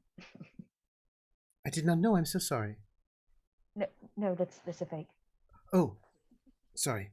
I mean, maybe it's not. I looked at Dr. Preetam, like, I don't know what you faked and what's actually real, but my medical records say that the shot that I took to the pelvis, it was detrimental in my capabilities of producing a child, as well as the child that I lost. You're muted. Nope. Oh, no, you're back. You're back. You were just so quiet. Okay. I was just saying, well, I do recall putting something similar in there. And if not, I can always go back and alter as necessary. We're going to need to build towards this. It needs to be believable. There needs to be a trail that they could come back to after his death. I imagine that his family will want the body. Proof. Indeed. And a body. Quick question. By the way, Cooper, I know plastic surgery started much later. Oh, that's not necessarily. They're putting plastic surgery on Hollywood stars already.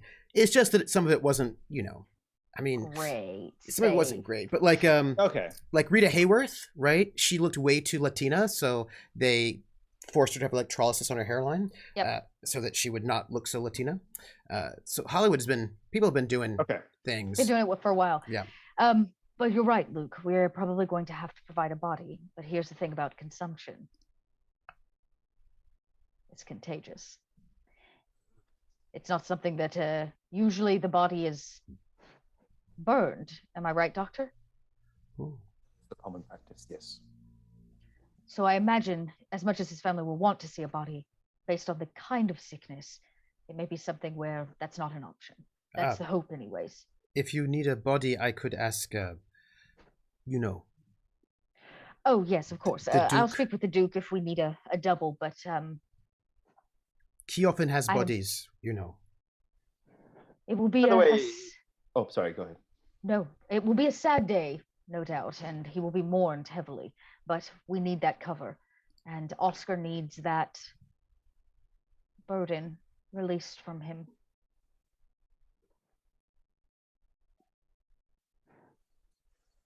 Do you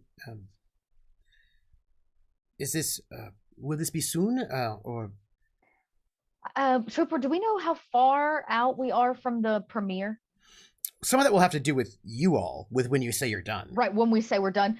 We don't have a timeline yet, but Oscar's already working towards it. But he's been working on this for a while, right? So he's been and it's getting close. tuberculosis can take a time to really set in for the lungs to deteriorate enough. So what I'll say is it's not far off, but we're not quite there yet. He has to finish the film, and we really have to build up the hype for it so that when he dies, as Preetam so stated, there's impact. So help him fake some more of the symptoms. As much as possible. Indeed. I don't know that. I imagine he's not come to you yet about this, and I believe that his plan was to keep it all to himself. No, he just on his own decided to look weaker. I didn't quite understand what the plan was. Well, after this morning, I am going to be suggesting to Oscar that he do less by himself. Indeed. Now, you have a radio broadcast. Oh, and my hair's done. And Regina begins kind of pulling the curls out as the hair's kind of dry. And... I think Luke gets up, like he's done this a million times, and he sort of comes back behind you and he starts helping you take the curlers out. Because he has a mom. Thank you, Luke. Yes, thank you. And like when she's done, she kind of runs her fingers through it and sees just how good it actually looks, like kind of how glamorous it is. And she turns around and she says, "Well, do I look hot to trot?" Ooh, what? Sorry. What language did you say hot to trot in? Well, neither of them speak German, not well, so probably French. Okay. And he goes, he shakes his head like that was not at all cool what you said. He goes, "No, you look," and he thinks about it, and he says in English, "all right." Right. I look all right. With ease. Right. Yes. All the talk of the town. I tell you, Luke, if you need a haircut, Preetam has a way with scalpel. Am I allowed to get a haircut? I want my hair to be very long so I can it fall in my face, and then I Like a want buzz cut.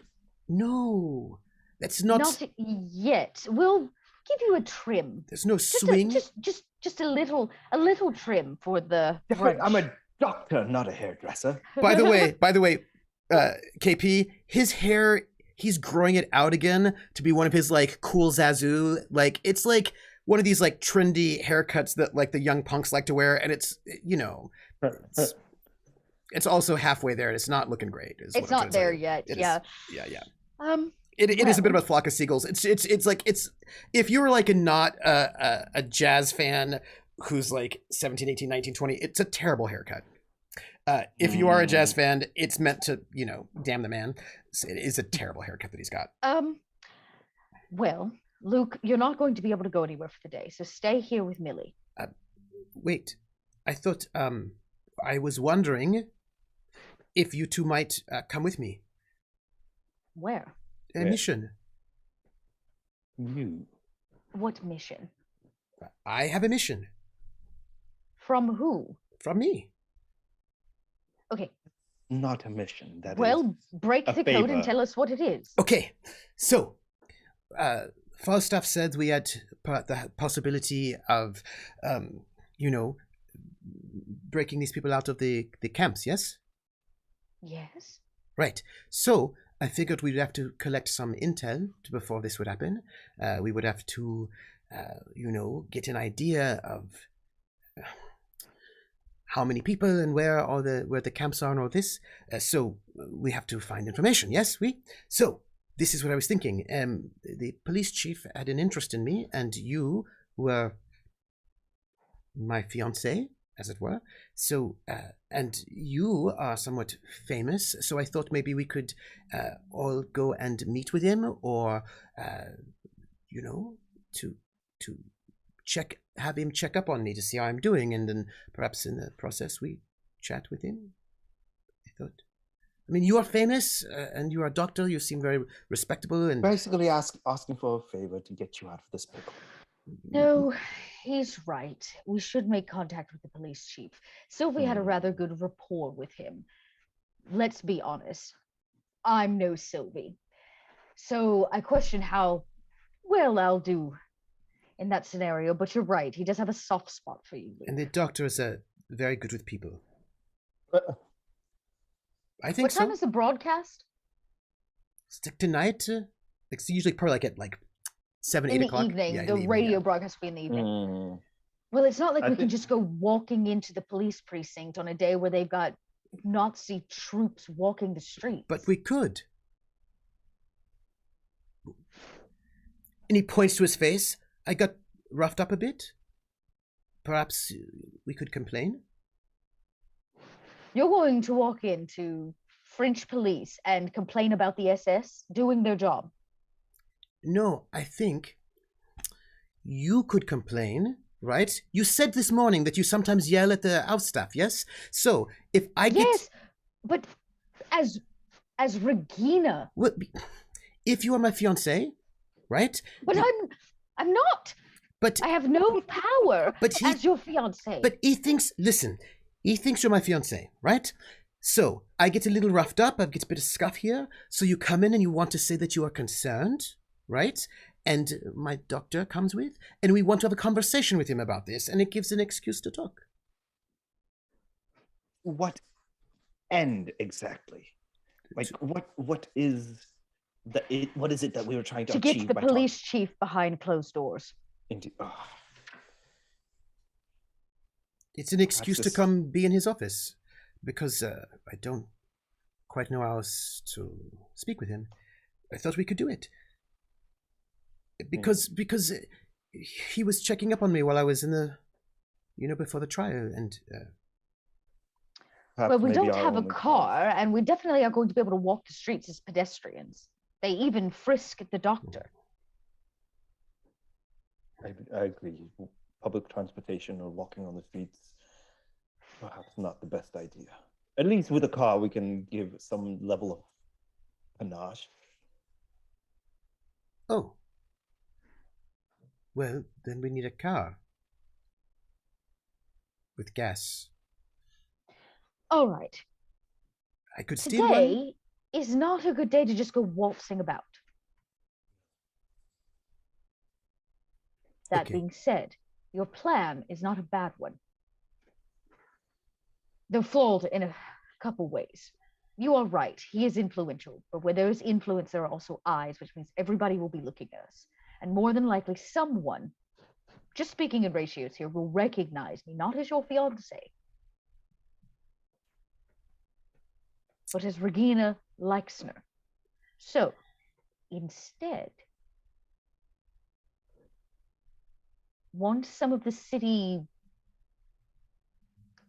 hustle and bustle wears down, you can go into the police precinct. Ask for a word with him for all the same reasons. And when you get behind closed doors, you can deliver a message. Regina Leixner and her husband would like to meet the police chief. It's always better for there to be some truth in your lies. The French police chief will have no problem taking a breakfast with two of the most influential couple in the city. Yes, especially before this brunch. Does he have a wife? Yes, and sons. They're all I don't care about his sons, but his wife. Maybe she would like an invitation to this brunch. Yes, this is not bad. Luke, if the gods are off the street tomorrow, I'd like you to take this up. You can still complain about being roughed up. Your black eye won't heal overnight. And once you get it behind closed doors, tell him that you have a message.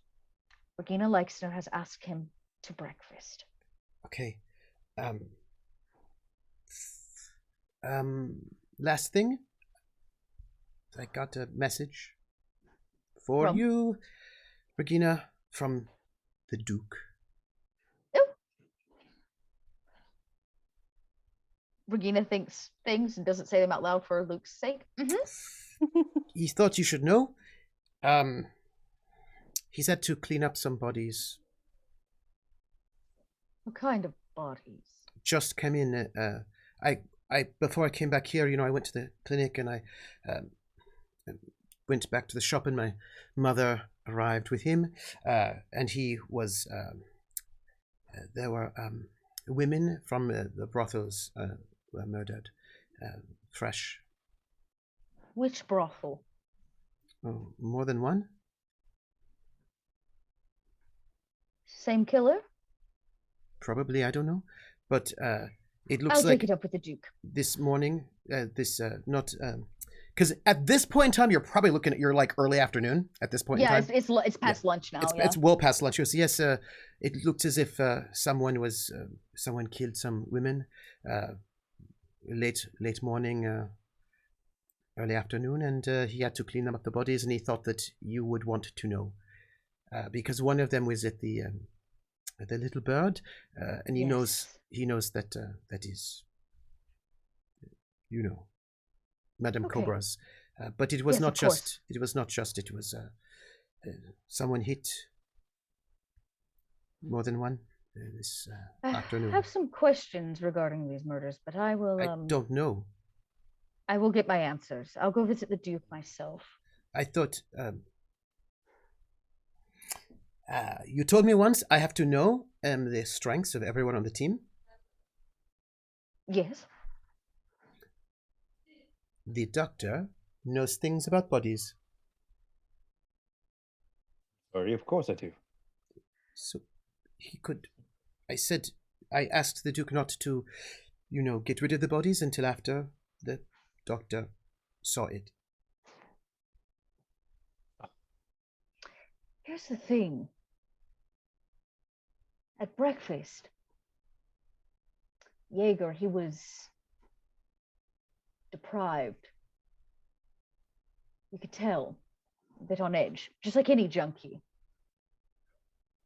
When they don't have the thing that sustains them, they become a little irritated, grumpier than usual. When did these bodies come in? Just now. But how long have they been dead? Not long. This was the news. Well, me with a lot more options. Today it was done. Well, we have an alibi for Jaeger, and as to why, there's no way he could have been involved with Isolde. When did you last see him? This morning. Oh, well, the bodies were very fresh. So. Yes, How far is the Duke from here? You're in the bunker, which the Duke is not far, because he's in this area. All right. Luke, unless you want to see the Duke, I suggest you stay here the rest of the day.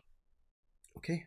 And ring your mother and tell her you won't be back to the flower shop, and why, so that she doesn't worry, please. There's no phone here, so I cannot call her.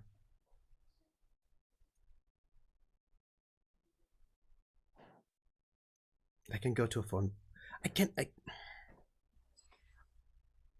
Anyway, I will let... if you want, I can give a message to Ms. Engel and to also your husband, Oscar. That you'll be busy. What don't you understand about you can't go running around the streets right now? And he points to the badge. I can. All right, fine. And I want you to consider that this might be a useful option for intel.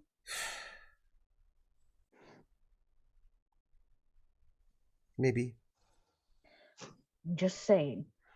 I'd really love to know a little bit more about the men you're working with. You want to do some recon on this facility? Get in with the soldiers that are putting people there. That is the French police that runs those facilities. Really? It looks better for the public if it looks like the French people are doing this. I mean, the orders are, German. But no offense for you being German, but it is all the French police doing this. That's good to know. I don't know for how long, but... I'll bring it up in our breakfast. Get your message delivered. Get where you need to go. Tell your mother you're safe, and stay off the streets as much as possible. And shall I send a message to Oscar and also Frida? I don't know if Oscar's going to get it. Well, I can deliver flowers everywhere. This is I can deliver flowers everywhere. I can deliver to your hotel, wherever you want. Stay away from the hotel for now. We're being watched, I'm assured of it. I think at this point we should probably just lay low as best as we can. Even delivering flowers. Flowers to Miss Ingle may not be the worst idea, but steer clear of Oscar. He's on his own path right now. All right. So, I will deliver flowers. I will deliver flowers to Miss Engel. I will deliver a message to the chief of police. Because I deputized. Not really, but a little. They just made me beat up people. So, and then I will visit my mother and tell the Duke you're going to visit. Yes. I think Preetam and I will make a visit to the Duke ourselves. Okay. Hey, Luke. Has anyone ever told you how to pull a punch? Why would I do that? Because you're beating up on innocent people. They're looking at me. Yes, but a pulled punch can still look like a punch. Here. Come close. Okay. You trust me? Yes. Can you do it on him? Sure. I push Luke to the side. Come here, doctor. Regina puts a hand on Preetam's shoulder. And Luke watches. And she goes 1, 2, and before she even gets to 3, she pulls back and she punches his gut, right? And makes it look really, really hard, but pulls the punch at the last minute. I think Preetam really braces. Right, you brace for it because she rears back to just nail you one. But she pulls the punch at the last minute the way you might how we do fight choreography nowadays, right? For stage and stuff. But she pulls that punch. And she says, let's try it again. Preetam, your best now that acting, he gets right? now Your he best gets the acting idea. job, please. Yeah. And she like nails him one. And then again. Preetam literally, like, he actually kind of jumps up at it this time. Like, as soon as he feels like your fist touch, kind of like gives the image of actually being punched. Right. Like, and kind of like bounces a little on his feet. Regina kind of pats him on the back and she says, everything can be a deception, Luke. You don't have to do what they say. You just have to make them believe you did what they said. Okay. And I kind of pat him on the shoulder. Maybe that'll give him some support the next time he has to beat somebody up. I'm going to need a roll. Okay. Creating an advantage. And I feel like that's an aid from Preetam. Yeah. Do we want to do deceive? Yes, please. Oh. Both of us deceive? I get the 1. I have a 4. What do you have? I have 3 in deceive. Okay, so I'll get your 1 if you're cool with that. Yeah. Okay, so that'll be 5. That's good. Fantastic. We're going to give Luke the advantage. Pulling punches?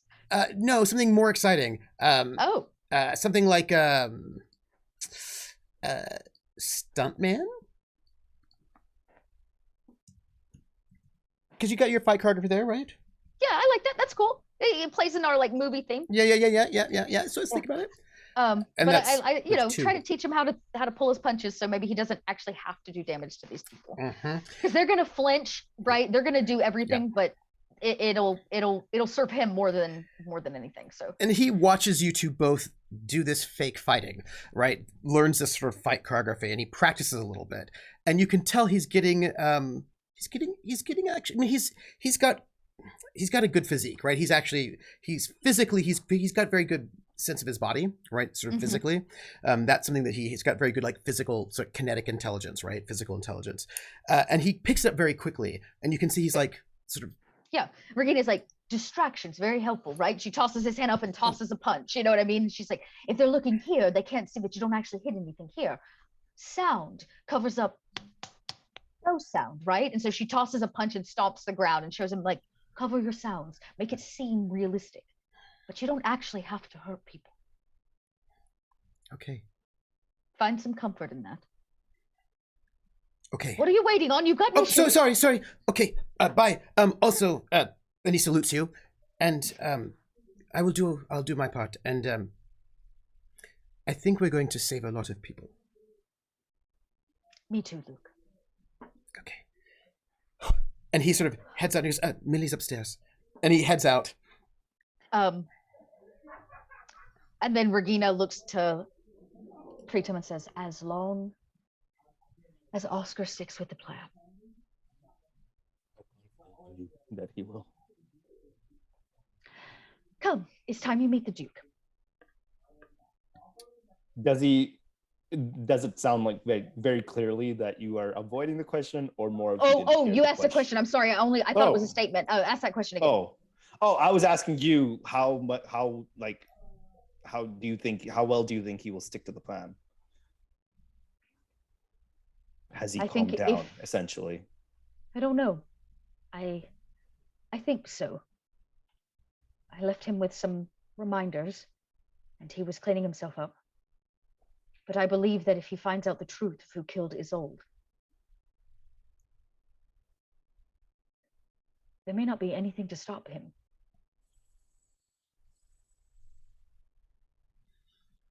For him, her vengeance, and that vengeance, is more important than his life and all of ours. I saw it with my own eyes. Perhaps then 2 cooler heads could resolve this matter before it ever gets to his hot head. My thought exactly. Preetam, I just need to check. You treated Jeanette after she was rescued, yeah? Yes. Yes.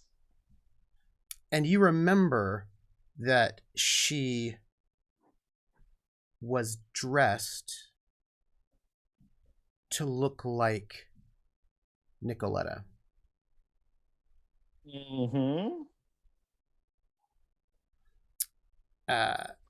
she was wearing Nicoletta's dress. I think. And so. her I think, like, hair and her makeup was all done to look like Nicoletta. And also that she had photographs of, I think, making her look sort of like she was a stalker of some sort to Regina. But you remember that she was like perfectly done, right? But with yes. Yes. So, the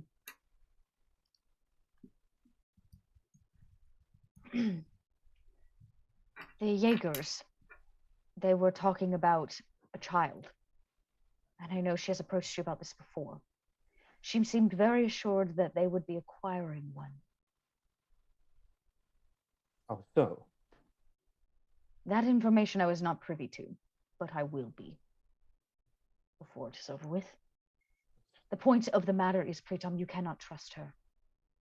I know that you are very good at what you do, and I would never, ever deny you the chance to help somebody that is actually in harm. But if it's true that she had her hand in any way the killing of Isolde, and it is true that she's trying to set her husband up for somebody to kill him, she cannot be trusted. I don't care if she comes through your door with a black eye, or a busted lip, or a ripped open blouse. Stitch her up and send her home to her husband. That remember this is in order. Oh. Understood. Roll rapport. Me? Or provoke. That's from Regina. One of those two. I'll roll a report. It's not my best report, but 1. I got a 1. That does not give him an advantage. No, sadly. Sorry, I was going to give you an advantage, but it doesn't. Just remember that.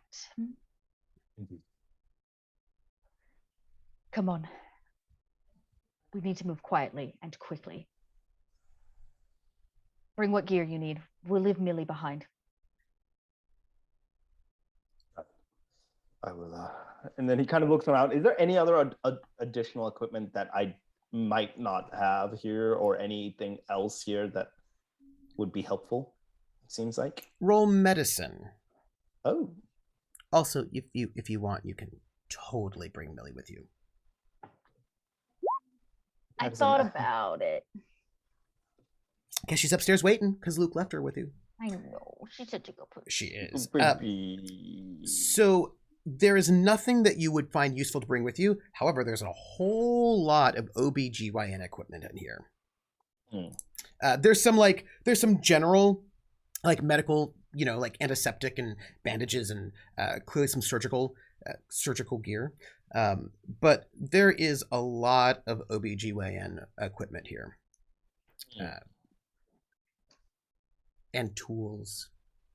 Regina's doctor. They're corpses. We're not going to be giving them a checkup.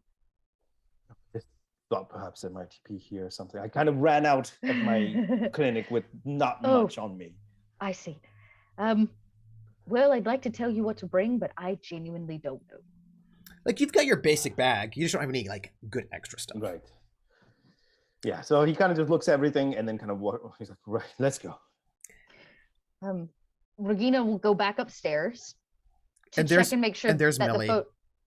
Loves Scrooge's hugs. And Millie's like, yeah, and you probably see it's Millie does something to Regina. It kind of softens her a little bit. You see Regina like let go of the business side of what she's all about. Millie bonks your leg with her head. We're gonna bring Millie. She'll at least keep an ear out for us, and I imagine the Duke has a steak in that freezer. Oh dear. All right. The photos that I hung up that I've kind of been developing, I note them to make sure that they came through okay and they didn't get too ruined. And I recognize I'll come back to that because it's got the lady's face and the Jaegers from breakfast and all kinds of stuff. Yes. I would like to move with as much stealth as possible. But, my friends, as you three leave the bunker, Luke has already gone to go about his what's the word? Missions, his errands, as it were. And you sort of head out now, sort of becoming, it's kind of like late afternoon at this moment. You've been here for a while. It's been a lot having to go on. And as you sort of move out into the city in a late afternoon, way out on the far east of the city in a place full of warehouses and breweries and factories and kind of a wharf area, that is where we're going to end the episode. Oh. Mm-hmm. As you two will not be here next week because you'll be talking to the Duke. I had it all worked out. Luke is off to go deliver some messages. Somebody killed somebody this late morning. Somebody had some murder to do. I don't know who it would be. It's really unclear. I know who it is. It's actually not unclear. And who knows? And that is where we're going to end it. So I would like to ask a couple of things, if you don't mind. I would like to know who you are. Give some hype, if you would, for something you want, whatever you want to hype.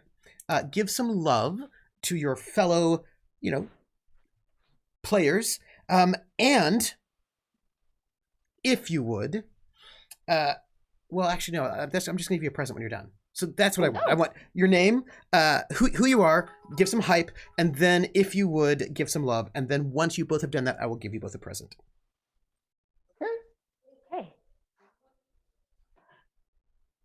Okay, I'm Dot.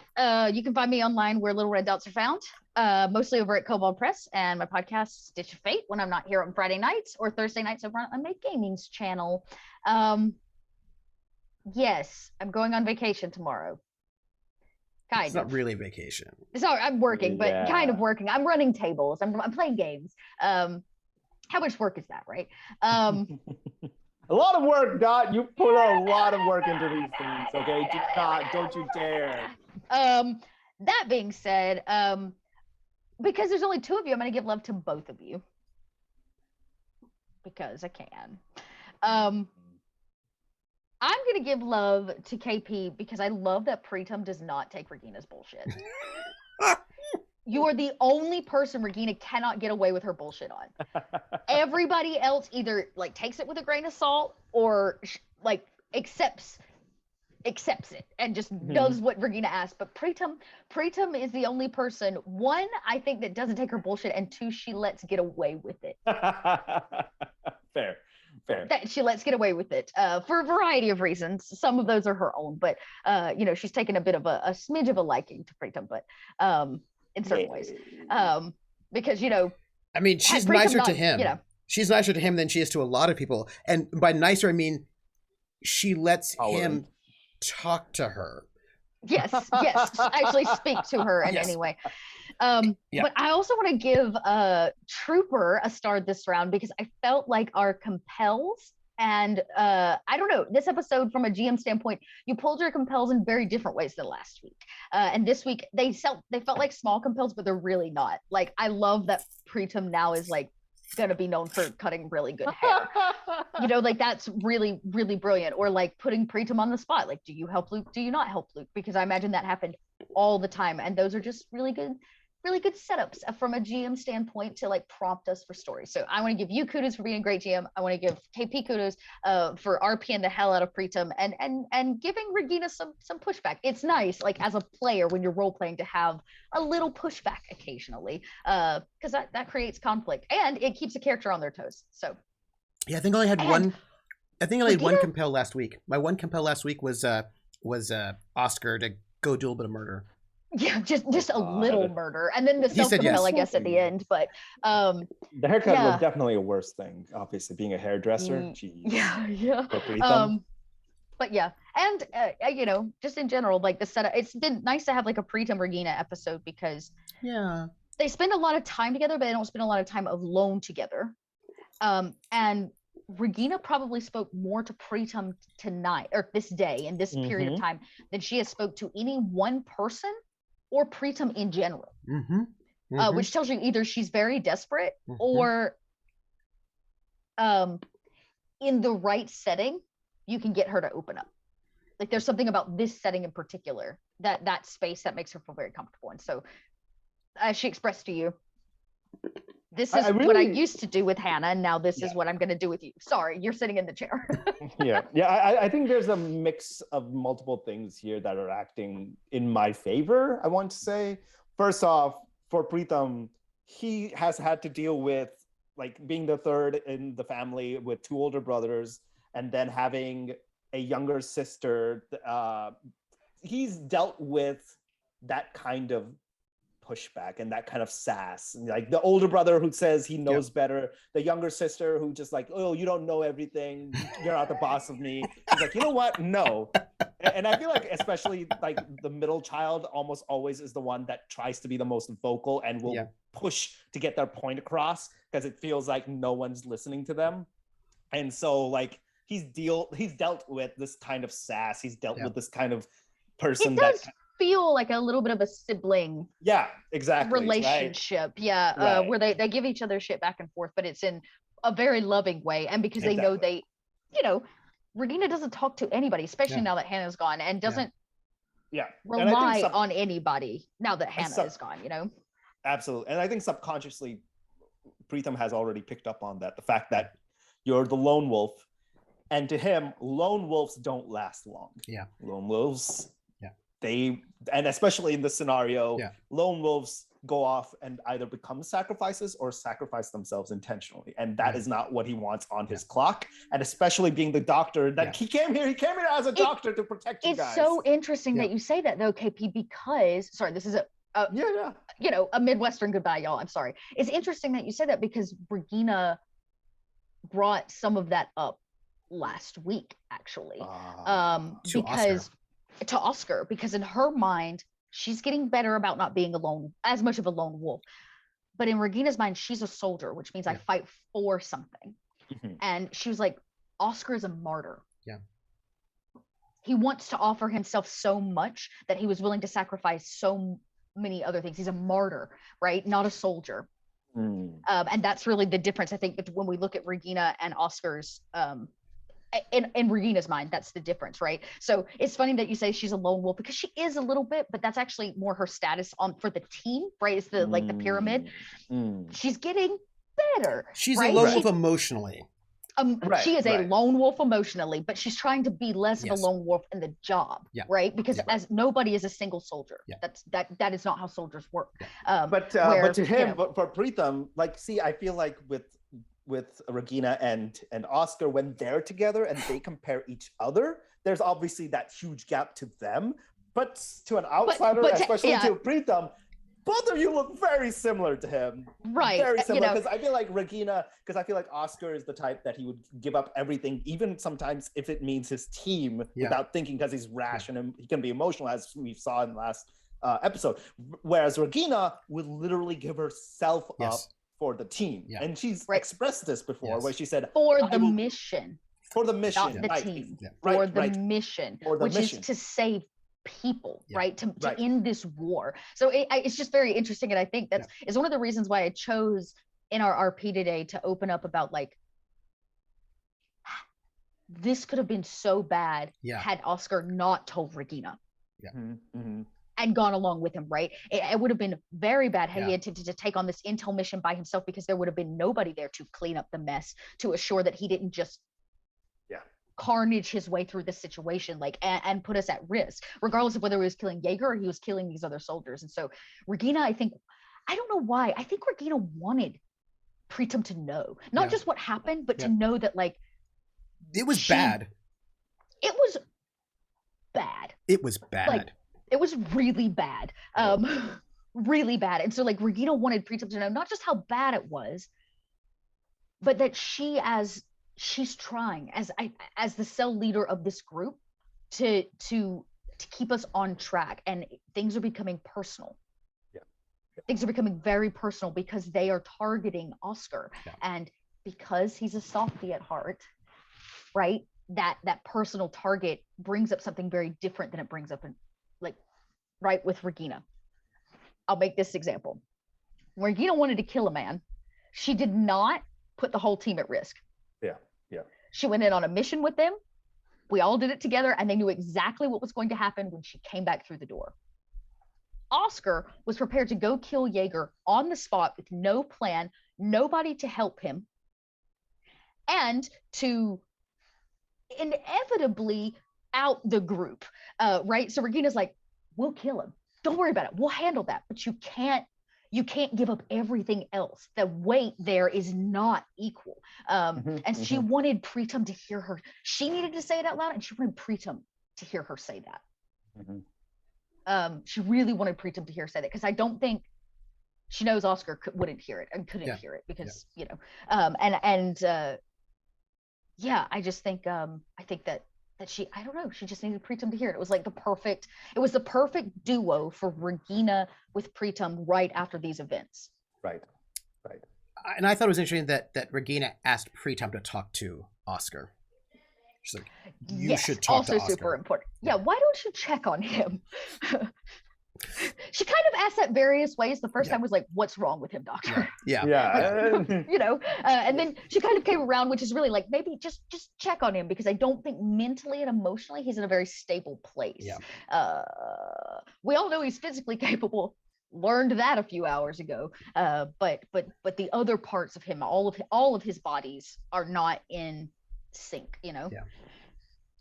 Anyways, sorry, that was a very long outro. I apologize. No, that was great. That was great. I can't wait for my interviews with you both. KP. Oh boy. Okay. Where do I start? What do I start with? Who you are, and then get some hype.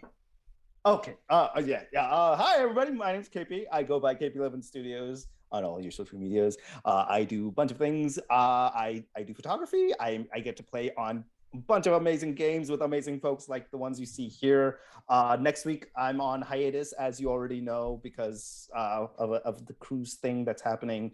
But coming back, something I was super excited about today, and perhaps I don't know when it will drop on VOD, but I got to voice a really cool vampire guy, and hopefully I did a great job on a very fun special show that I absolutely adore called Such a Fate by a crew called Pod by Night, by someone who at this very table is a part of and who I absolutely adore and I love, and I'm so glad that I'm a part of. And it dropped today.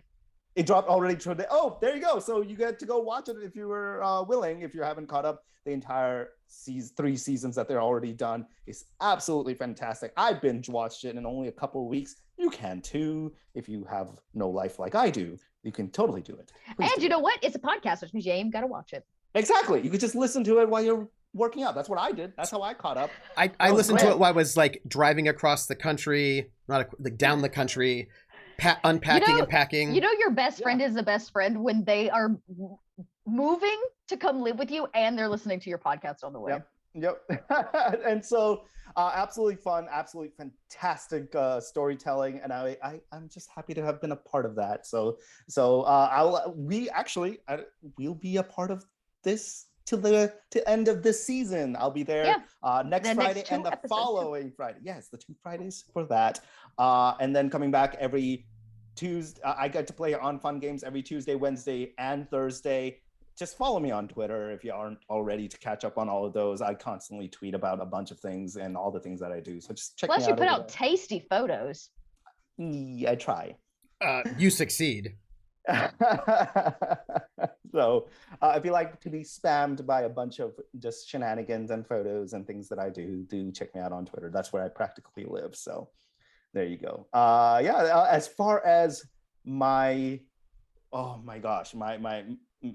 star today has to be just this entire scenario. I think it's always so fun when the whole crew is here, but when you have these duo episodes, you really get that opportunity to delve deeper into the interactions and the relations between the two players that are there, right? I think the last time I was with Lindy, right? Yeah, Lindy was my first duo. Yes. So I think that really helped us establish that kind of sibling, older sister, younger brother sort of a relationship. And I find it really funny when Dot mentioned this or said this. I feel like in this scenario, it's not that I'm the older brother. It seems like we're more like that equal age sort of a thing where we kind of just go tit for tat.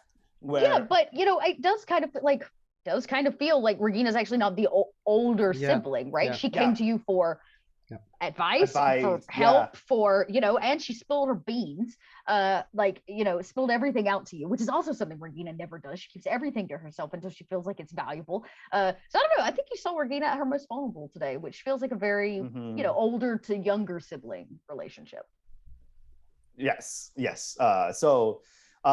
exactly. So I think that these sort of episodes really lend itself to that. As always, you know, Trooper, you're fantastic as a DM and really know so well how to just lead this story and pull at our heartstrings and our minds and cause us so much stress, which honestly, as much as I bitch and moan, I love, simply because I think it really speaks to the level of storytelling and character building and situational just situation building, right? That makes you care, because you want to do the right thing, because you're like, oh God, what's happening? What's going to happen next? So yeah, that's always fantastic. And as always, Dot, you just kill it with everything, man. Aww. Like, I love playing with you at anything we do. And I think every time it literally feels like I hone myself every time I get to play with you guys. And so like these duo episodes, I feel like gives me more of that opportunity to do so, and just grow as our peer, as someone, as a narrator, as all of these things, right? As a storyteller. So I always cherish these moments. So. I actually am really, I love the duo episodes. I love the solo episodes. It was my dream. Starting 1988 was like, when I do this show, when I run this game, I want there to be solo episodes. That's what I want, because I knew that was the only way to get the tension that you get. That the people in the Resistance had to have, right? And also because they weren't always together. They weren't always together. And the uncertainty of I don't know, which is why I do not let the players watch the solo episodes of each other, because I don't want them to know whether or not, in the meantime, what if the person was captured? And then you don't know, or if they show up late and like, what if they've been turned? There's that kind of uncertainty I wanted to have. But I love the duo episodes because you really get to see these different elements and aspects. And I think it's fascinating to see the way in which Preetam is growing in these interesting ways, right? He is a doe-eyed prince, but he's a little overwhelmed, but he's more on top of things in really interesting ways this episode, right? He's like, oh, I've got that radio broadcast, yes, but he's seeing all these pieces and parts, and he's really able to, like, I'm really excited to see his growth. Like he's a much more professional spy this episode than he has been. Like, you can just see him growing, and I'm like, yeah, this is good. And I'm excited to see what will happen when you come back and you deal with those bodies. I feel like a lot of the characters that I create, especially if I came into a show or a table much later than everybody else, I don't know if it's subconsciously how I do it, or it's just the way I've decided to do it. I try to create characters that not only I can grow with in terms of the narrative, but it feels like if anybody else were to have suddenly joined and watch the show from that point onwards, they can at least catch up with my character, right? Because as I'm learning, as I'm growing, my goal and hope is that me and the audience can kind of grow with that, so that they don't feel completely overwhelmed. So I hope that I'm achieving that in some way. It's the same way how I approached my character for Roy, because I'm like, she's a brand new character. Joining this veteran crew, she has no clue what's going on. She has no idea. Yeah, you got to learn. Yeah, you learn. So, Ooh, so my friends, I am troopersjp. And what is it? Today's Friday. So tomorrow at 4 p.m. Eastern, you can find me at Table Story for Title Blades. And Tuesday night, 9 p.m. Eastern, you can find me for the last episode of Haunted West over at Roll20 app. But I promised a present to my players. You get a skill up this episode. This is what you get for this duo. You get a skill up.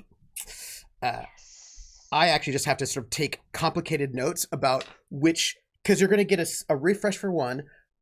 You're going to get a skill up for one. Skill up for another. I already know what I'm going to move. And you're going to get one more thing for one other thing. But also I was really excited about being able to, okay, here's what I was excited about as a GM. One, I really appreciated being able to introduce you all in the very beginning, but make it seem like I was talking with the other person, but I wasn't. That made me happy. I was really excited to reveal that our guest is going to be Pooja, playing your little sister. Great. I appreciated that you got you took that succeeded at a major cost so I could get you your sister rather than your mother, because I know you wanted your mother, but I'm getting your sister because I got Pooja coming, so I was very excited. So I was like, I'm so excited for all that business. I really was very excited to see some of the very small details with Regina in Hannah's infirmary with Preetam. Regina, who still hasn't read Hannah's letter, by the way, and I'm just it's still there, still waiting. And I mean, and so I love that some of this really subtle work there. I also really appreciated the ways in which Preetam has got a lot. Preetam's like, okay, but we have to deal with the fact that I need to get refugees into this country. So Preetam is actually doing some really great, and thanks to KP, some really great meta thought about okay, hold on. These are these larger picture things that we need in this moment. And I really appreciated this. Regina is so often big picture, getting really small details. And then Preetam taking those big details, as the trade-off between the two of them. That was a really lovely relationship between the both. And I appreciated that very much. So all of that love for that. And I want to point out we've got tips and bits donations. Our tips and bits donations. We got 2 came in.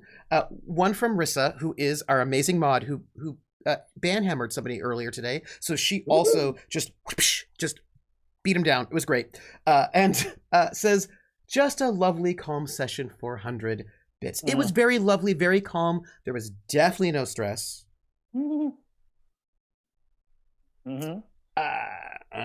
And then Willen, who is our chronicler and who does not yet know why I have given him the name the bookkeeper in quotation marks, but we'll find out sometime soon, says, thanks all for this amazing episode. So much consumption and deception. So thank you all who have donated. All those tips and bits goes to help pay for this cast because, look, I feel like I put them through a lot of stress and they need to be compensated for the amount of stress that I put them under. They need to, I don't know, buy milkshakes and or root beer floats or something, Pez, something to sort of... I have ice cream waiting. Ice cream. So someone came by, she's like, I got ice cream. I'm like, woo, I need it. Yes. Get the hell off the stream. So thank you everybody for being here. You can find us next week, same bat time, same bat channel. Our two SOE trained folks here will be off looking at some cut up bodies on a cruise. And we will be having Oscar and Frida, and I've got some feelers out for some guests, so we will see how that goes. Can I just say Please. one thing before we go, since we do have this time? I already know exactly which skill I'm going to push up, and it's going to be artisan flower arrangement because I did the hair. Yes. Yep. Look, and here's the thing. Here's the thing about, for those of you who do not know, we are using skill specializations, which is a fate option that I got from Achtung Cthulhu. There are a couple different things that do it. And when you have a specialization, you still have the underlying skill. So all the artisan things that one could do, all sorts of sort of artsy, crafty sorts of things he can do. He just gets a bonus when he's doing flower arrangements. So he's going to be getting better. He can... Gosh, I bet you're good at making craft beer. You've got some good artisan things going on. Oh yeah, he's a college lad. He's a university lad. I'm sure he's had his. I'm worried about it. Between your craft and my science, we could brew up some beer. Oh my gosh! Oh, yeah. Actually, ponder that. And I know that sounds silly, but look, we're in occupied Paris. Nobody's got the stuff. You never. I mean, we could bootleg our way through this war. Yeah. Are we gonna have a speakeasy? I'm just saying that you have a weekly faction threat. There's like, you can do all sorts of things. You can create all sorts of advantage with your special beer, is all I'm trying to say. Oh boy, that'd be fun. That's all I'm saying. I'm just saying. I'm just saying. You and I have a lot to converse about on our case. So, my friends, I'm going to let you all go. We're going to sort of take it into credits, and we will see you next week when we find out what is happening with the rest of the crew. Clearly, people have been busy. Some of those people might have been serial killers. It's really unclear. Or not. I don't know. Mm-hmm. Take care, everybody, and look for the special title card for our sponsor, who has the very special word from your sponsor level, Willen the Bookkeeper, TW. Bye, everybody. That's a cool title.